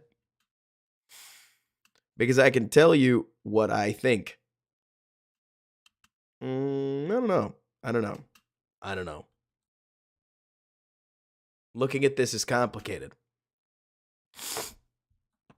Blazing Game's totally open, right? Within the framework of the play as I see it. I haven't looked at what concept they're trying to run over the middle. Looks like they're trying to high-low this linebacker, except they get the timing off. Like, the spacing on this is bad because I don't know what window this is actually supposed to, like, work. Thank you so much, Donald. Appreciate it. And that's the thing, Ben. I assume that Herbert hits Blazing Game right now, but clearly Bagent likes this combination. It seems to me like it is here and here, which, you can do that, but that the spacing doesn't work. They go cover 4. You could argue that this safety does a really good job not bailing out. I love it when a safety sets a hard top, did not draw the line well. Safety stays in the play, so he keeps doing, like, his job. Yeah, I'd say that's just good coverage. So we got to get off that. There is a world where a perfect throw to Darnell Mooney is completed. But it would have to be perfect. Because this DB is going to trigger on it. And chances are, if you're going to get it anywhere, it has to be over Mooney's shoulder. And so chances are you're just going to check this thing down to Blazing Game and take your chance. We're just a little late on it. Even if Blazing Game doesn't double clutch it, he's probably going to get murdered by the guy closing downhill on him. Because it just takes that little extra time to get there. Rookie UDFA moment. That's for sure. Not the worst play. Not at all.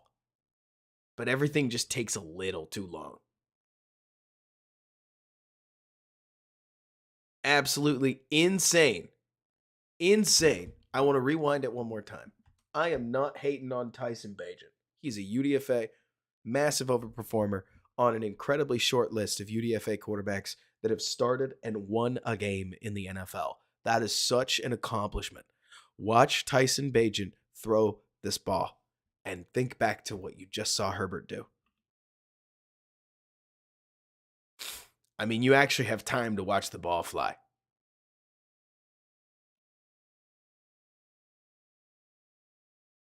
It's just different. You know it. In your heart of hearts, you know it. 21 personnel on 2nd and 16, Colin. You got to remember, the 4-yard Valus completion's still in there. So this is 3rd down. And we bail out of this immediately. It's actually a pretty sweet throw. Like, I actually don't blame. I mean, I don't really know why Bagent rolls this out. Oh, that's why. I figured it out, guys. Let me see. Lord. What is Borum doing?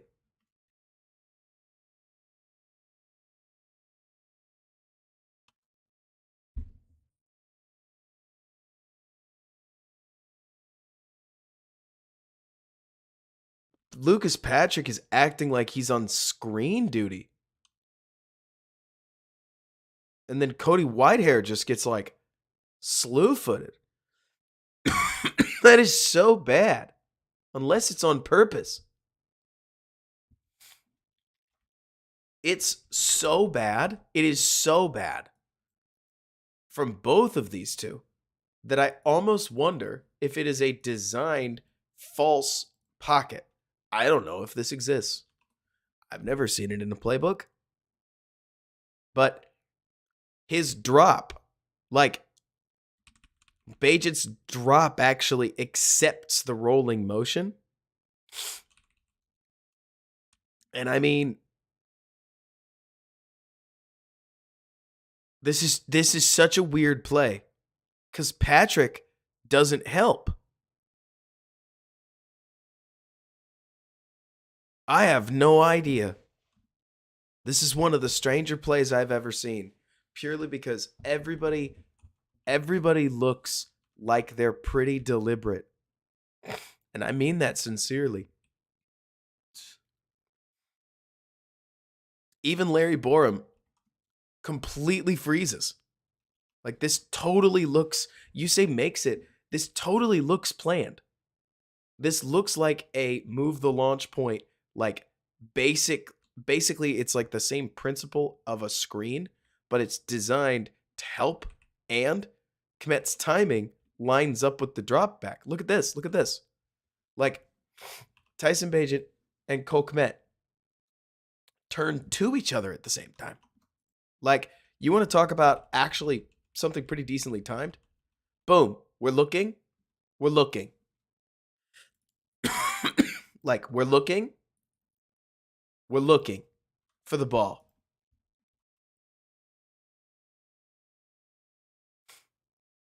And then we get the completion. Now, there's something a little funny. I'm laughing a little bit. About we hit the throw, we hit the nice toe tap, and we go straight out of bounds 2 yards behind the line. There's something about the body mechanics involved with like, catch, frick yeah, bang, that's a catch, sir. Got it. Now we're going to punt. That I think has some comedic value.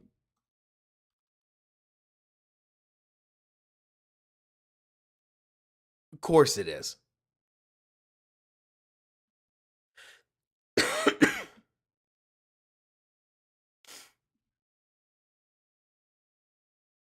Not really, Ben.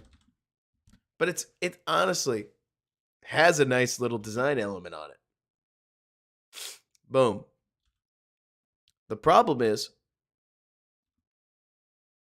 and this is kind of my final thought, I guess. Sorry to deprive everybody of more film. Sure, I'm partially doing this because it's 2 a.m, but also the game ended. That's it. 2 possessions. It was already 14-0. Backup quarterback. Run game hasn't worked. We took a horrible penalty. I would argue first drive, you have the end around call. Runs aren't going to work. But like you have the end around call that sets up 3rd and 11, and then the interior line just sucked. And then second drive, you take a holding call. This offense can't figure out how to handle like a holding call, and that's that. And suddenly, your defense is giving up 14 points. You throw an interception on this drive. Like, I guess there's 2 plays we got to look at, huh? Just 2.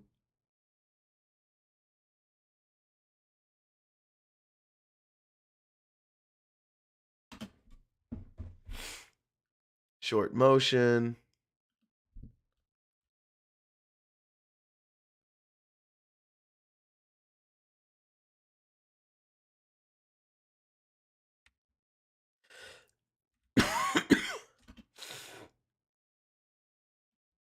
I have no idea.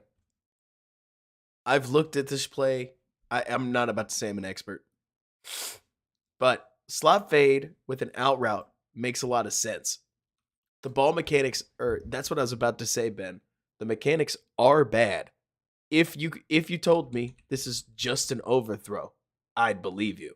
But he also throws curiously close to DJ Moore's spot right here. But he also probably isn't targeting. Like, oh man. Thank you so much, Omar. I really, really appreciate you. And yeah, I'm gonna need music. I'm gonna need both. I'm gonna need both. But so, ball sails on Mooney. Bummer. I think he just missed him. I honestly do. I honestly think that he just missed Mooney, and that's fine. He's a UDFA. It's 3rd and 10, and it would be weird to me if he was targeting more. It would be weird to me if he screwed up the spot. Michael, I appreciate you. Bear down. Bear down. Bear down. If I felt any better for this sake, I would go to 230, but I really can't, or I'm not going to be here in week 11. Donald, it's a good question on whether the route is right. Mooney definitely is running it like 2 yards too deep, but the throw comes so far out over here. It would be weird to see DJ Moore curl, especially against this coverage, which you could argue allows a hole shot, but you have to have a Herbert May cannon to hit it, or it's not there. There's a safety sitting over the top of it. Like, I would argue this is your best shot, especially since when Bagent throws it, he sees open hips. So you would imagine that the out route is exactly what he wants. It's just totally my perspective. And it's why I'll use some 140 in the morning language. It's why people like me can be such a bitch about footwork. Because when the quarterback opens up way wide like this, I mean, Ben, you sound like you're a man who plays baseball. Like when you throw from an open stance, every once in a while, that ball's just going to go way wide, because when you're not using your base, you're using your arm. And if the wrong mechanic just twinges the wrong way, oh, that thing is gone.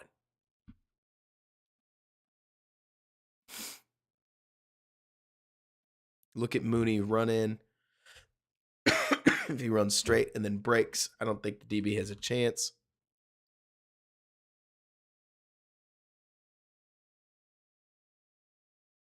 He does run straight and then break, right?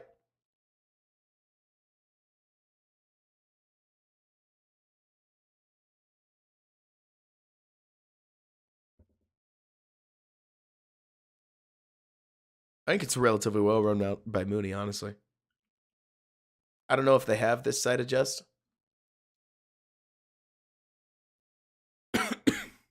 Well, he always kind of rounds his routes. Just a little. But I've seen way worse. Like, I've seen guys that will literally draw bad. They'll draw a U like that. He comes up, hard motion out. And honestly, if the quarterback staples a throw to his inside shoulder and he turns upfield, it's a free first down. Oh, well. He's a rookie. Now we gotta see it.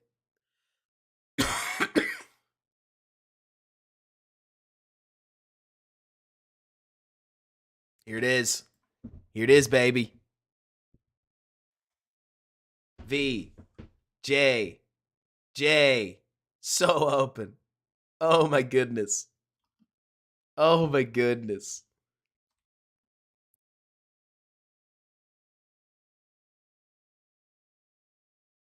Everybody's right.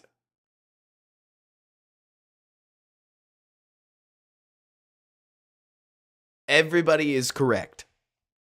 Everybody is. Because I didn't see Velus running out like this. So when Velus says it's underthrown, okay, he's totally right. Right? Like, Bagent rips this. And if you look at the body mechanics, it will always bother me. It will always bother me when a quarterback doesn't finish forward. Call me somebody who knows how to shoot in lacrosse. I'm not a quarterback body mechanics expert. But you lean like this, yeah, you're going to leave a couple balls short, right? That said, oh my gosh, read this thing out of the air for crying out loud. Like, throttle down, catch the ball. Instead, we just blow our footwork because Valus completely misreads it. Like, I mean, I'm not crazy, right? Like, Valus is sprinting inside, and only right about at this moment does he realize that if he keeps going in like this, the ball is going to leave him behind and he's going to look like a complete doofus. So he suddenly recognizes that he has to put the hard stop on because he's about to overrun the ball. That's what I was about to say, Ben. Like, what I'm really trying to paint the picture of is something that has already happened happens again. I think he just can't find the ball in the air. And so he tries to put brakes on, but he doesn't have these brakes because he needed to start putting them on sooner. But also, as usual, it's a bad adjustment, but it's actually not that easy an adjustment. And even worse, for all the jokes we would make, Valus does find a way to get his hands on the football.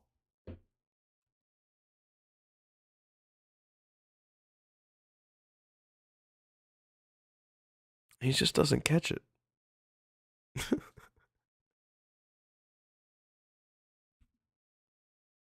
I don't know how he got to the point where the ball actually hit him in the hands. It's actually pretty amazing that Valus gets to the point where the ball hits him in the hands. But a lot of NFL receivers, I'm actually not kidding. Like, I feel like this is almost being hard on the guy, but I'm actually not kidding. Whether it's a sliding catch for a multitude of reasons, plenty of NFL receivers have caught a ball while laying on their ass. Their butt is what I intended to say. Whatever. But he doesn't catch it. Like, it probably did, Ben. It looks like the throw kind of dies. And that's not me trying to dunk on Bajent. It's more to say that the ball comes out and it looks like it's waggling enough that it just sort of dies on the guy. Like, we could talk about how DJ Moore probably just bakes a muffin back there. But it's very clear that Valus wants the ball out here. Like, just somewhere out here. Instead, the ball's pretty far inside. Now, kudos to Luke Getsy, I guess. The throw is wide open. So, at least we're getting a receiver open, right? But it ain't there. Exactly, Donald. This is kind of finding a way to mess it up. We get the call we want. We can't convert. Rip us. Bears.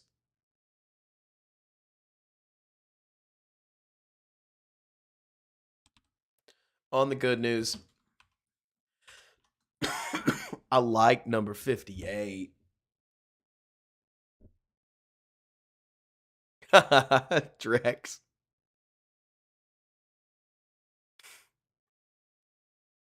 And I don't know. Then they lost. Like, they end up getting this one back. If memory serves, it's a nice little design that gets Cole Kmet a target. Cole Kmet kind of got a lot of targets. Now that's its own thing. Boom. It's really not a bad route. As much as we would joke around about Kmet, he is finding some route running ability. Kind of like we talked about in the offseason. Like, here, we improved. I mean, it's not amazing, but this is workable at the very least. The standard is low, but at least we're meeting that standard.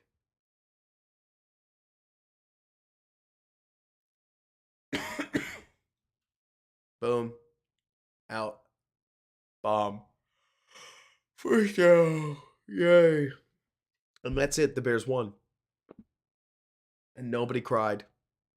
and everybody was excited. And then they decided that they'd go trade for Montez Sweat because they wanted to take the 3-5 team to the Super Bowl. There are pieces of this Bears story that don't make sense, to be honest. Like, I'll end on this. I've been making content about the Bears for 5 years. It's been a rough 5 years. Picked the wrong 5 years to start. Picked the wrong 5 years to stop sniffing paint. But I'm really excited about the Bears' future.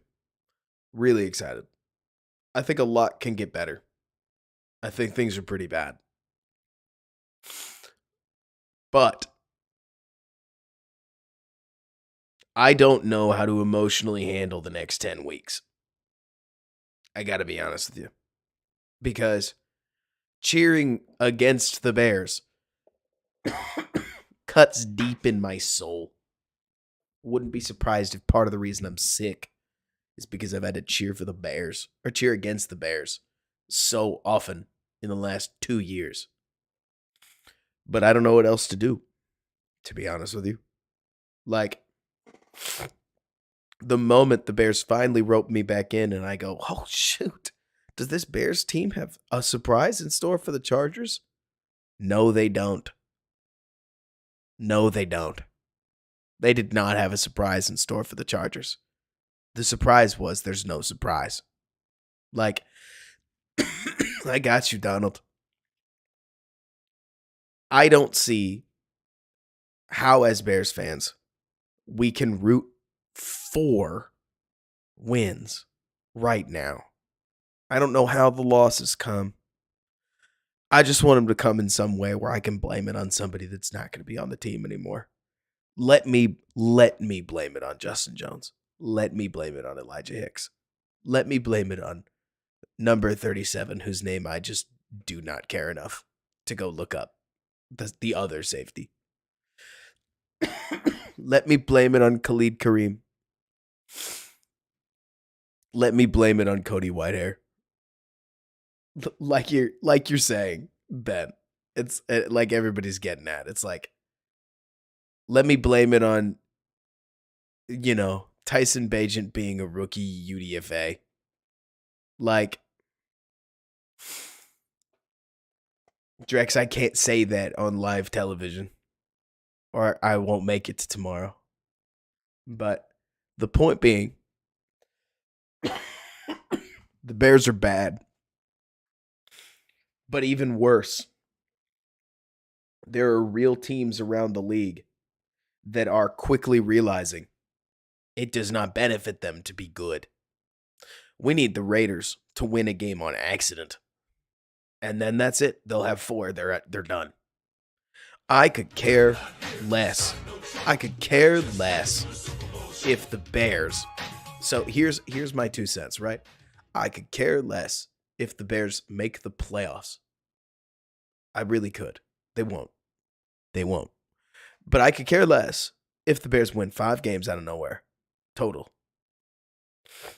So long as the Panthers really suck. And they really might. They really might. Even on their best day, even on their banner day, they scored 15 points. And their defense could not get at, or like their defense could not hold the Texans to any less than 13-12 on their worst day all season. And at least in my opinion, Drex, the only game I get to cheer for the Bears is the one after this next week. We get to cheer for the Bears against Carolina on Thursday night. But after that, I don't know how they lose to Green Bay. I don't know how they lose to, or I do know how they lose to Arizona. But it's about that time. Because at least what I am seeing is that the path forward involves getting the head coach right.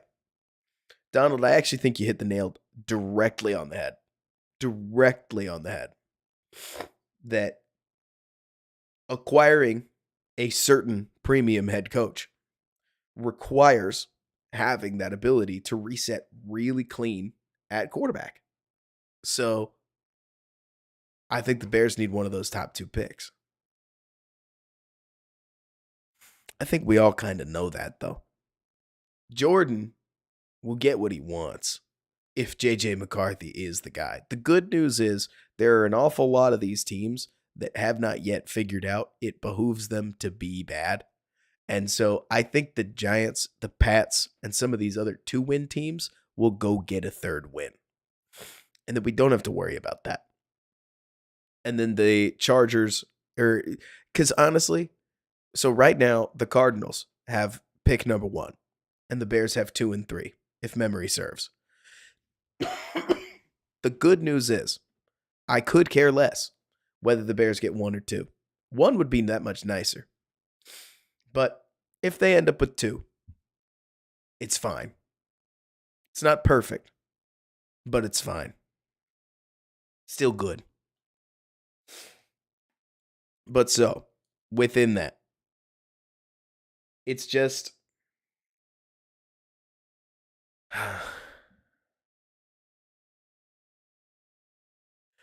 I'm trying to figure out how to say something I think we all know, right? This is my big introspective moment. This is my big Oscar-winning speech. But this season had a feel like it had been happening for 10 weeks as soon as the Bears lost to the Packers. As soon as the Bears lost to the Packers, week 1 became week 13. It was like eating 13 L's at the same time. Somehow, the Packers' loss, if you guys felt the same way I did, literally chained us to the 10-game losing streak. And I felt all 11 losses at once. Nothing was any better. And then the next week, nothing was any better. And then the next week, nothing was any better.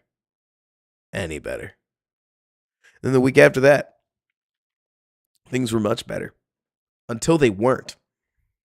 Until everything was bad again. And even worse, at a critical juncture, the quarterback fumbled the football. The defense picked it up. The defense scored it. And then the quarterback threw an interception. And the game was over. Like, it really was, Donald. It was one of those you knew moments. We all did. We could find ways to try to not say it, but you knew. And then the Packers went on to embarrass us by being really awful. But that's neither here nor there. Now it's kind of funny. But it took a minute to accept that. Because that was a blow. But so, getting back to brass tacks, the real problem here is that the season is so damn long. I don't know if everybody else feels this way, but I bet you do. Like, the season has been over for 7 weeks. We've just been waiting for that much more confirmation that it's actually over. It's one of those moments where you know your team is about to head into a long losing stretch, but it hasn't technically happened yet. It reminds me a lot of how much mess a lot of people talked, and I loved them for it. I thought it was great energy. Like, it's bad, man. Like, it reminds me of the 2021 season when so many wonderful Bears fans were so ready. So ready for the Andy Dalton-led Bears to upset the Super Bowl champion Rams. Do we remember this? Like, people really thought that was going to be it. Ben, it doesn't help anything that my Baylor Bears and my Chicago Bears are both just awful. And thankfully, the other football games are a lot of fun. Like, seriously. It's this weird feeling, Ben, where it almost feels like 15 other games get to be competitive in some form or fashion. And then you've got then you've got the Bears game, which is just a punch in the face.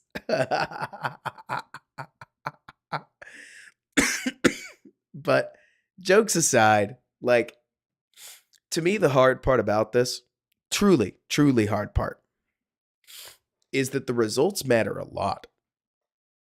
A lot of the optimism, I feel like such a loser. I mean, I'm a film analyst, and I just have to sit here and talk about losing. Like, I have to sit here and talk about wanting to lose because the players at the top of the draft are those dudes. Like, that's where the opportunity is, not just with those players, but with people potentially wanting to come up and get those players. Like, it's crazy. And while my head knows the answer, that's a lot of months to live. Like, and I'm not trying to be too weird about that. It's more to say it's one thing to say, hey, we need to bottom out. And then we need to lose a bunch of games, and then everything is gonna get better when we flip the regime over. And then it's week 8, and you can't skip to week 11. And you can't skip to week 12. You can't skip to week 15. You get to go to week 9. Then the week after that is week 10. The week after that is week 11. And we do that 7 more times. And then we get to watch the playoffs. And the Bears aren't in it anymore. The Bears don't have to lose. It's over. Maybe we get another Texans game. That was one of the best games I've ever watched in my life. You know the one. I don't even have to tell you who they were playing. Like, the Texans have been fun football. This year, watching CJ Stroud is a joy. Last year, Davis Mills, we salute you. That was so unbelievably fun. And it does, Michael. I think Ben said it perfectly, calling it a black pill moment. Because tanking this year is like tanking out of disgust and rage. Last year, it was tanking out of hope and feeling like we were gaming the system. Does that about describe it? Because that's, I think, how it feels. This is, I want them to lose because I want them to suffer. Almost. Not them, but the staff. And I'm talking way off. This is 2 a.m. sick Rob. But this is I want you to fail so that I can tell you failed and watch you swallow it. This is, you have embarrassed me, and I'm just a fan. I'm spending money on their product. I know my role in this, but I still sit there looking at Matt Eberflus throwing his stupid little challenge flag and not calling timeouts, onside kicking, only to not call timeouts. And I don't care, but you told me you cared. You told me at the end of the game that you still cared. And then you didn't care anymore because you just decided you didn't. It's so I mean, and then you have to sit here and as a content creator, it gets ugly because I think the film speaks for itself. I really do on Justin Fields. And I love Justin Fields as a person. I've been through Mitch Trubisky. I unfortunately like to think. So I have this theory. This is really I don't even know if this is black pilled. Ben, this might be worse. This might be ultimate clarity, but not in a good way. I have noticed a trend that if you look around the NFL, a lot of the NFL's best analysts, generally speaking, are Bears fans that then went national. And I started to wonder why. I started to wonder why there aren't any Packers fans that went national. Why there aren't any I don't know, Steelers fans that went national. Why is it always the Bears, right? And I think it's because the Bears are so bad so consistently that you have to get good just to survive when you're creating content or writing at looking the situation in the realistic eyes and calling it like it is, whatever that looks like, right? I mean, Egglitch, you talk about the super fans. That's very possible, but it is just hilarious, in my opinion, talking about Kyle Brandt and Robert Mays and Kay Adams and like all these other people that you can see out there. Brad Spielberger. Why is Brad a Bears fan? I don't know, but he is. Like so many people that start as Bears fans and then the losing gets you. And I'm watching JT go through it. I'm watching JT O'Sullivan go through it with Fields. We're in week 2. He even breaks out the phrase, "You do this one more time. This is the stuff that gets you benched." Here we are. Like, I mean, he said it, but then a week later, it's the offense's fault again. And all I can hear is everything I wanted to think about Mitch. And then it was everything I wanted to think about Nagy. And then I just kept learning. And it's cool, I get it. Quarterbacks are quarterbacks. Like, if the scheme is bad, the scheme is bad. Who are they to assume that? Who is JT to assume that Justin Fields can't run what JT could run? I wouldn't think it either. I would assume the kid could run it because I didn't think it was that hard and I didn't think I was that good getting back. You know what I'm saying? Like, I think a part of it is absolutely that, Colin. Absolutely. But so, like, you end up in this spot, Ben, I think, which is just crazy, where you have all these national analysts that all say the same thing. And the moment one analyst says it, it reinforces that somebody else who doesn't really know what they think, they're just going to side with what the guys that they trust say. For instance, I'll use an example. The Bears argument about Montez Sweat. Hot take. I tend to think that you're listening to not the right. Okay, so I'm not trying to call anybody out. If you think it's bad value, you think it's bad value. That's totally fine.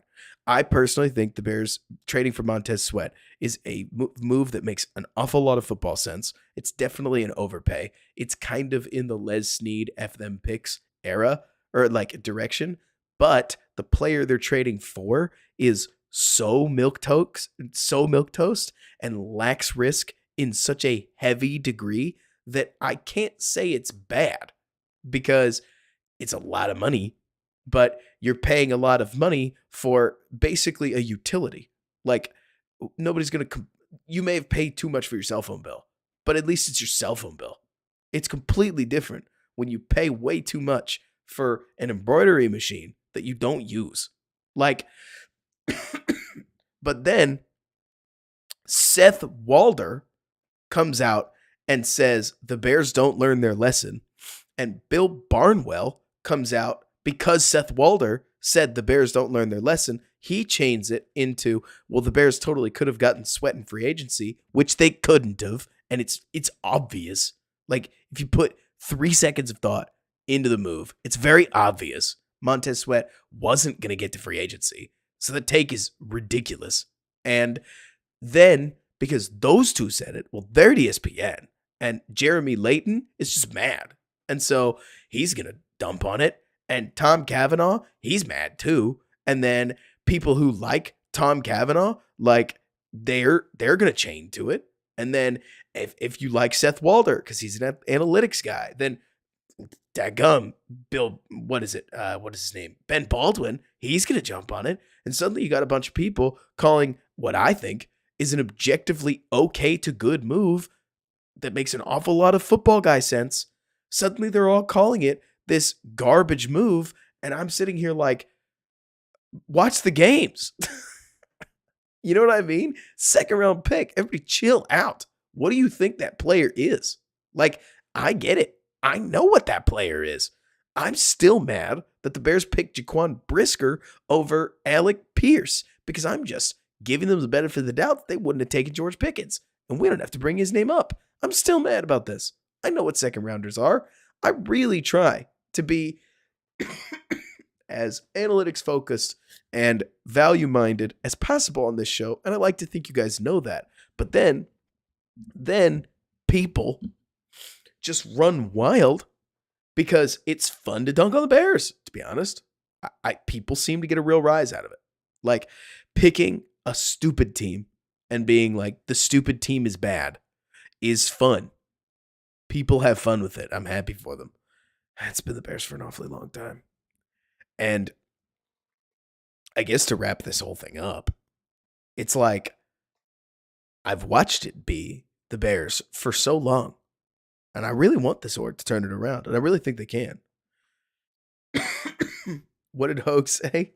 The Family Guy meme, you can have Montez Sweat for the second round pick. Well, that sweat could be, or second round pick could be anything. It could even be a Montez Sweat. Yeah, I mean, pretty much. Now, granted, those people would say, or like the other people would say, well, you should just draft Montez Sweat and then you'd have him on a rookie controllable contract. And those same people would then clown on the Bears literally any way they spend their $100 million cap space. You just know they would, because there's no efficient way to spend $100 million in cap space in one free agency without botching a bunch of deals. And some of these people would have then clowned on the Bears for trading away Jalen Johnson, even though they're now clowning on the Bears for keeping Jalen Johnson. I am confused. I think confused is the only way to be, but apparently that was toxic too, and I had to mute that tweet.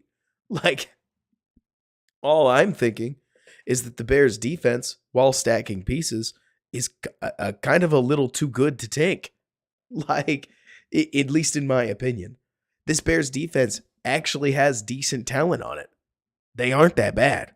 And so if their offense, which scores in random spurts because it has too much talent on it not to score the occasional DJ Moore touchdown, like, they may win a game or two or three. But God forbid they win 4, because that may save Flus's job, and I really just don't want to live that life. And that's this paradoxical state we're in. Everybody's super pissed. Like, out of the 71 crazies that are listening to me rant, I would worry that probably about 20 of you think that if the Bears draft Caleb Williams, he's going to suck. And if they draft Drake May, he's going to suck. And that there's like some weird scenario that the same person who thinks that both these rookies are going to be terrible, like, has cooked up in their head. And I'm not making fun of you. I promise. I'm just saying I've been there, where it's like, oh, if we get this person and we get that person, and we stick with Fields, like, we're going to freaking rule. And if the Bears actually did it, it would break your heart. And that's why they're not going to, which is kind of good news. But the problem is that I have seen this before. People were so mad when the Bears drafted Darnell Wright. Not you, D. But I know a lot were. I know some still are. Passing on somebody that the entire league passed on became a red flag.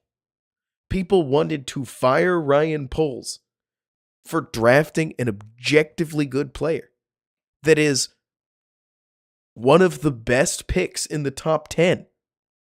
And that's saying something. Like,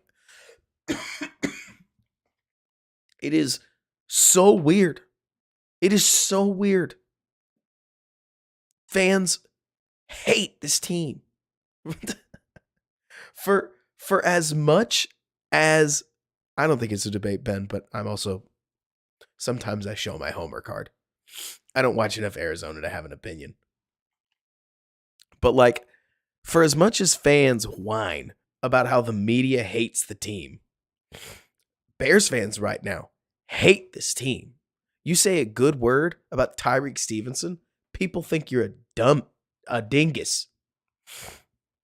You say, hey, Kyler Gordon really hasn't looked that bad, screw you. You say anybody except for Justin Fields is playing well, and now you have fought my brother. Like, and it's like, it's exhausting, honestly, because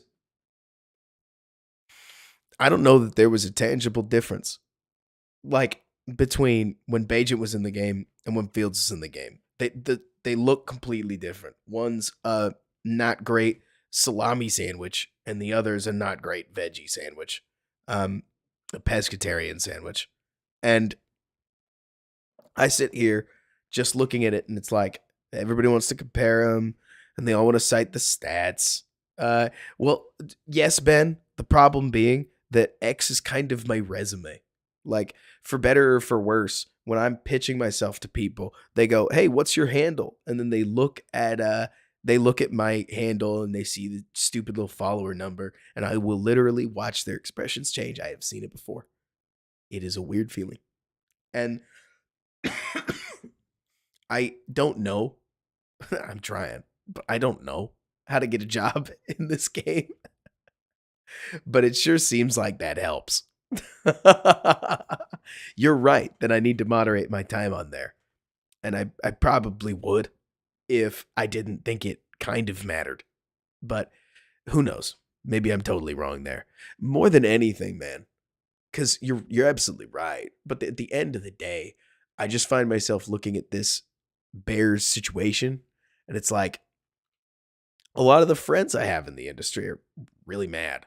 And then like you'll have people that are still like waiting on they're still blaming this all on the Bears situation, and none of it falls on Fields. And I'm not saying it all should fall on Fields. I'm saying, don't you think it's ridiculous to pick random players and say Josh Dobbs is just bad, but Justin Fields, oh, and Zach Wilson, Zach Wilson, Trey Lance, I never really believed in him anyways, but Justin Fields, he was going to be really good until the Bears ruined him. It's got validity. I don't even think it's totally wrong, but it is weird to me how, and I guess I say this as somebody who's just trying to find the right answer. You know what I'm saying? Like, I just want to be right, I guess. Like, that's the core of it. But I want to see the game clearly. I think the magic of football is seeing the game clearly. The magic of football is saying, Andrew Billings rules. Look at that. He still rules because he's good. It's replicability. It's the fun of knowing the game. And it does feel like every once in a while we'll see a darling kind of get picked out, and then they become untouchable for a little while. It's like the way some fans treated David Montgomery. Some fans still do. But it's fine. Like, it really is. It's just weird. Oh man. That's awesome, English. I really love that. I really love that Halloween costume. But the real hard part isn't the Fields conversation. It'll resolve itself. That's the secret, right? Like, there's so much stuff I have to do on Twitter that is just posturing. You'll see it if you really look for it.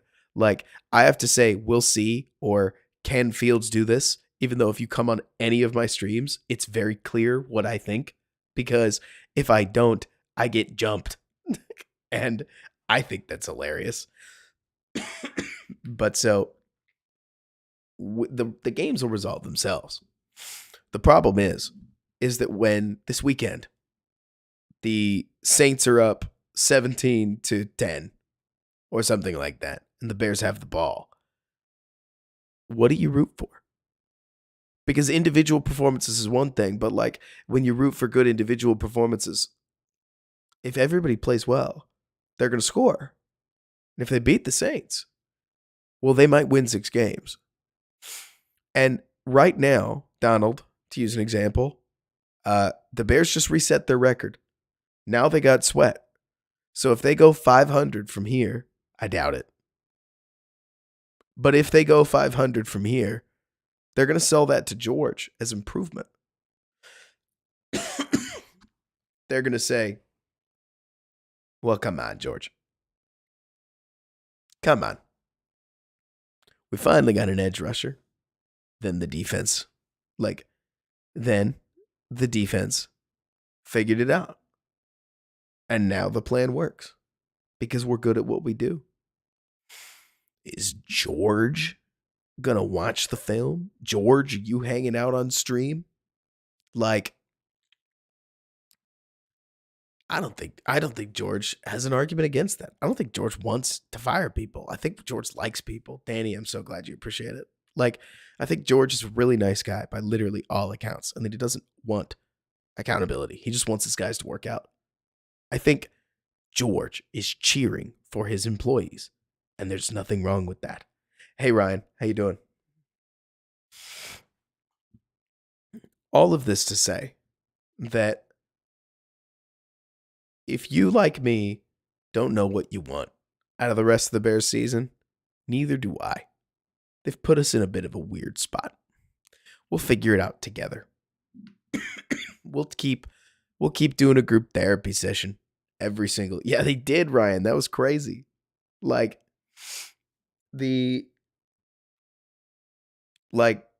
see. I'd be worried about it if I didn't have faith that Eberflus and his team would find every way to lose. I agree with you, Michael. To me, the craziest part is that all of my homer juices and a lot of analytical juices tell me that this team has some talent that could actually win some ball games. But this team finds a great way to not win them. And I trust that they will continue to do that. A couple more, whether it's Bajent or whether it's Fields, a couple more turnovers that lead to defensive touchdowns will probably ice the season, whatever that looks like. God knows they may need 2 to beat the Packers. And they basically are, Ben. That's probably the magic number. But, friends, happy Halloween. Trick or treat. Sleep so well. Go Bears. It should be a fun free agency once we get there. It should be, honestly, a raucous offseason. Draft, free agency. I'm going to be all over OTAs. Like I just figured out what an M&M is. I am going to stuff every piece of offseason content down my throat and in my belly ad nauseum. I am so excited for some other football and, frankly, some Bear football. May I offer you a bear down in these trying times, Michael? Because that's what I can offer. Have a good one, everybody. Stick around. We got a great season coming up. I can't wait. It will be so fun in whatever weird way it is. You just know it is. But let's get some sleep, and I'll talk to you soon. Thanks for bearing with me. New podcast episode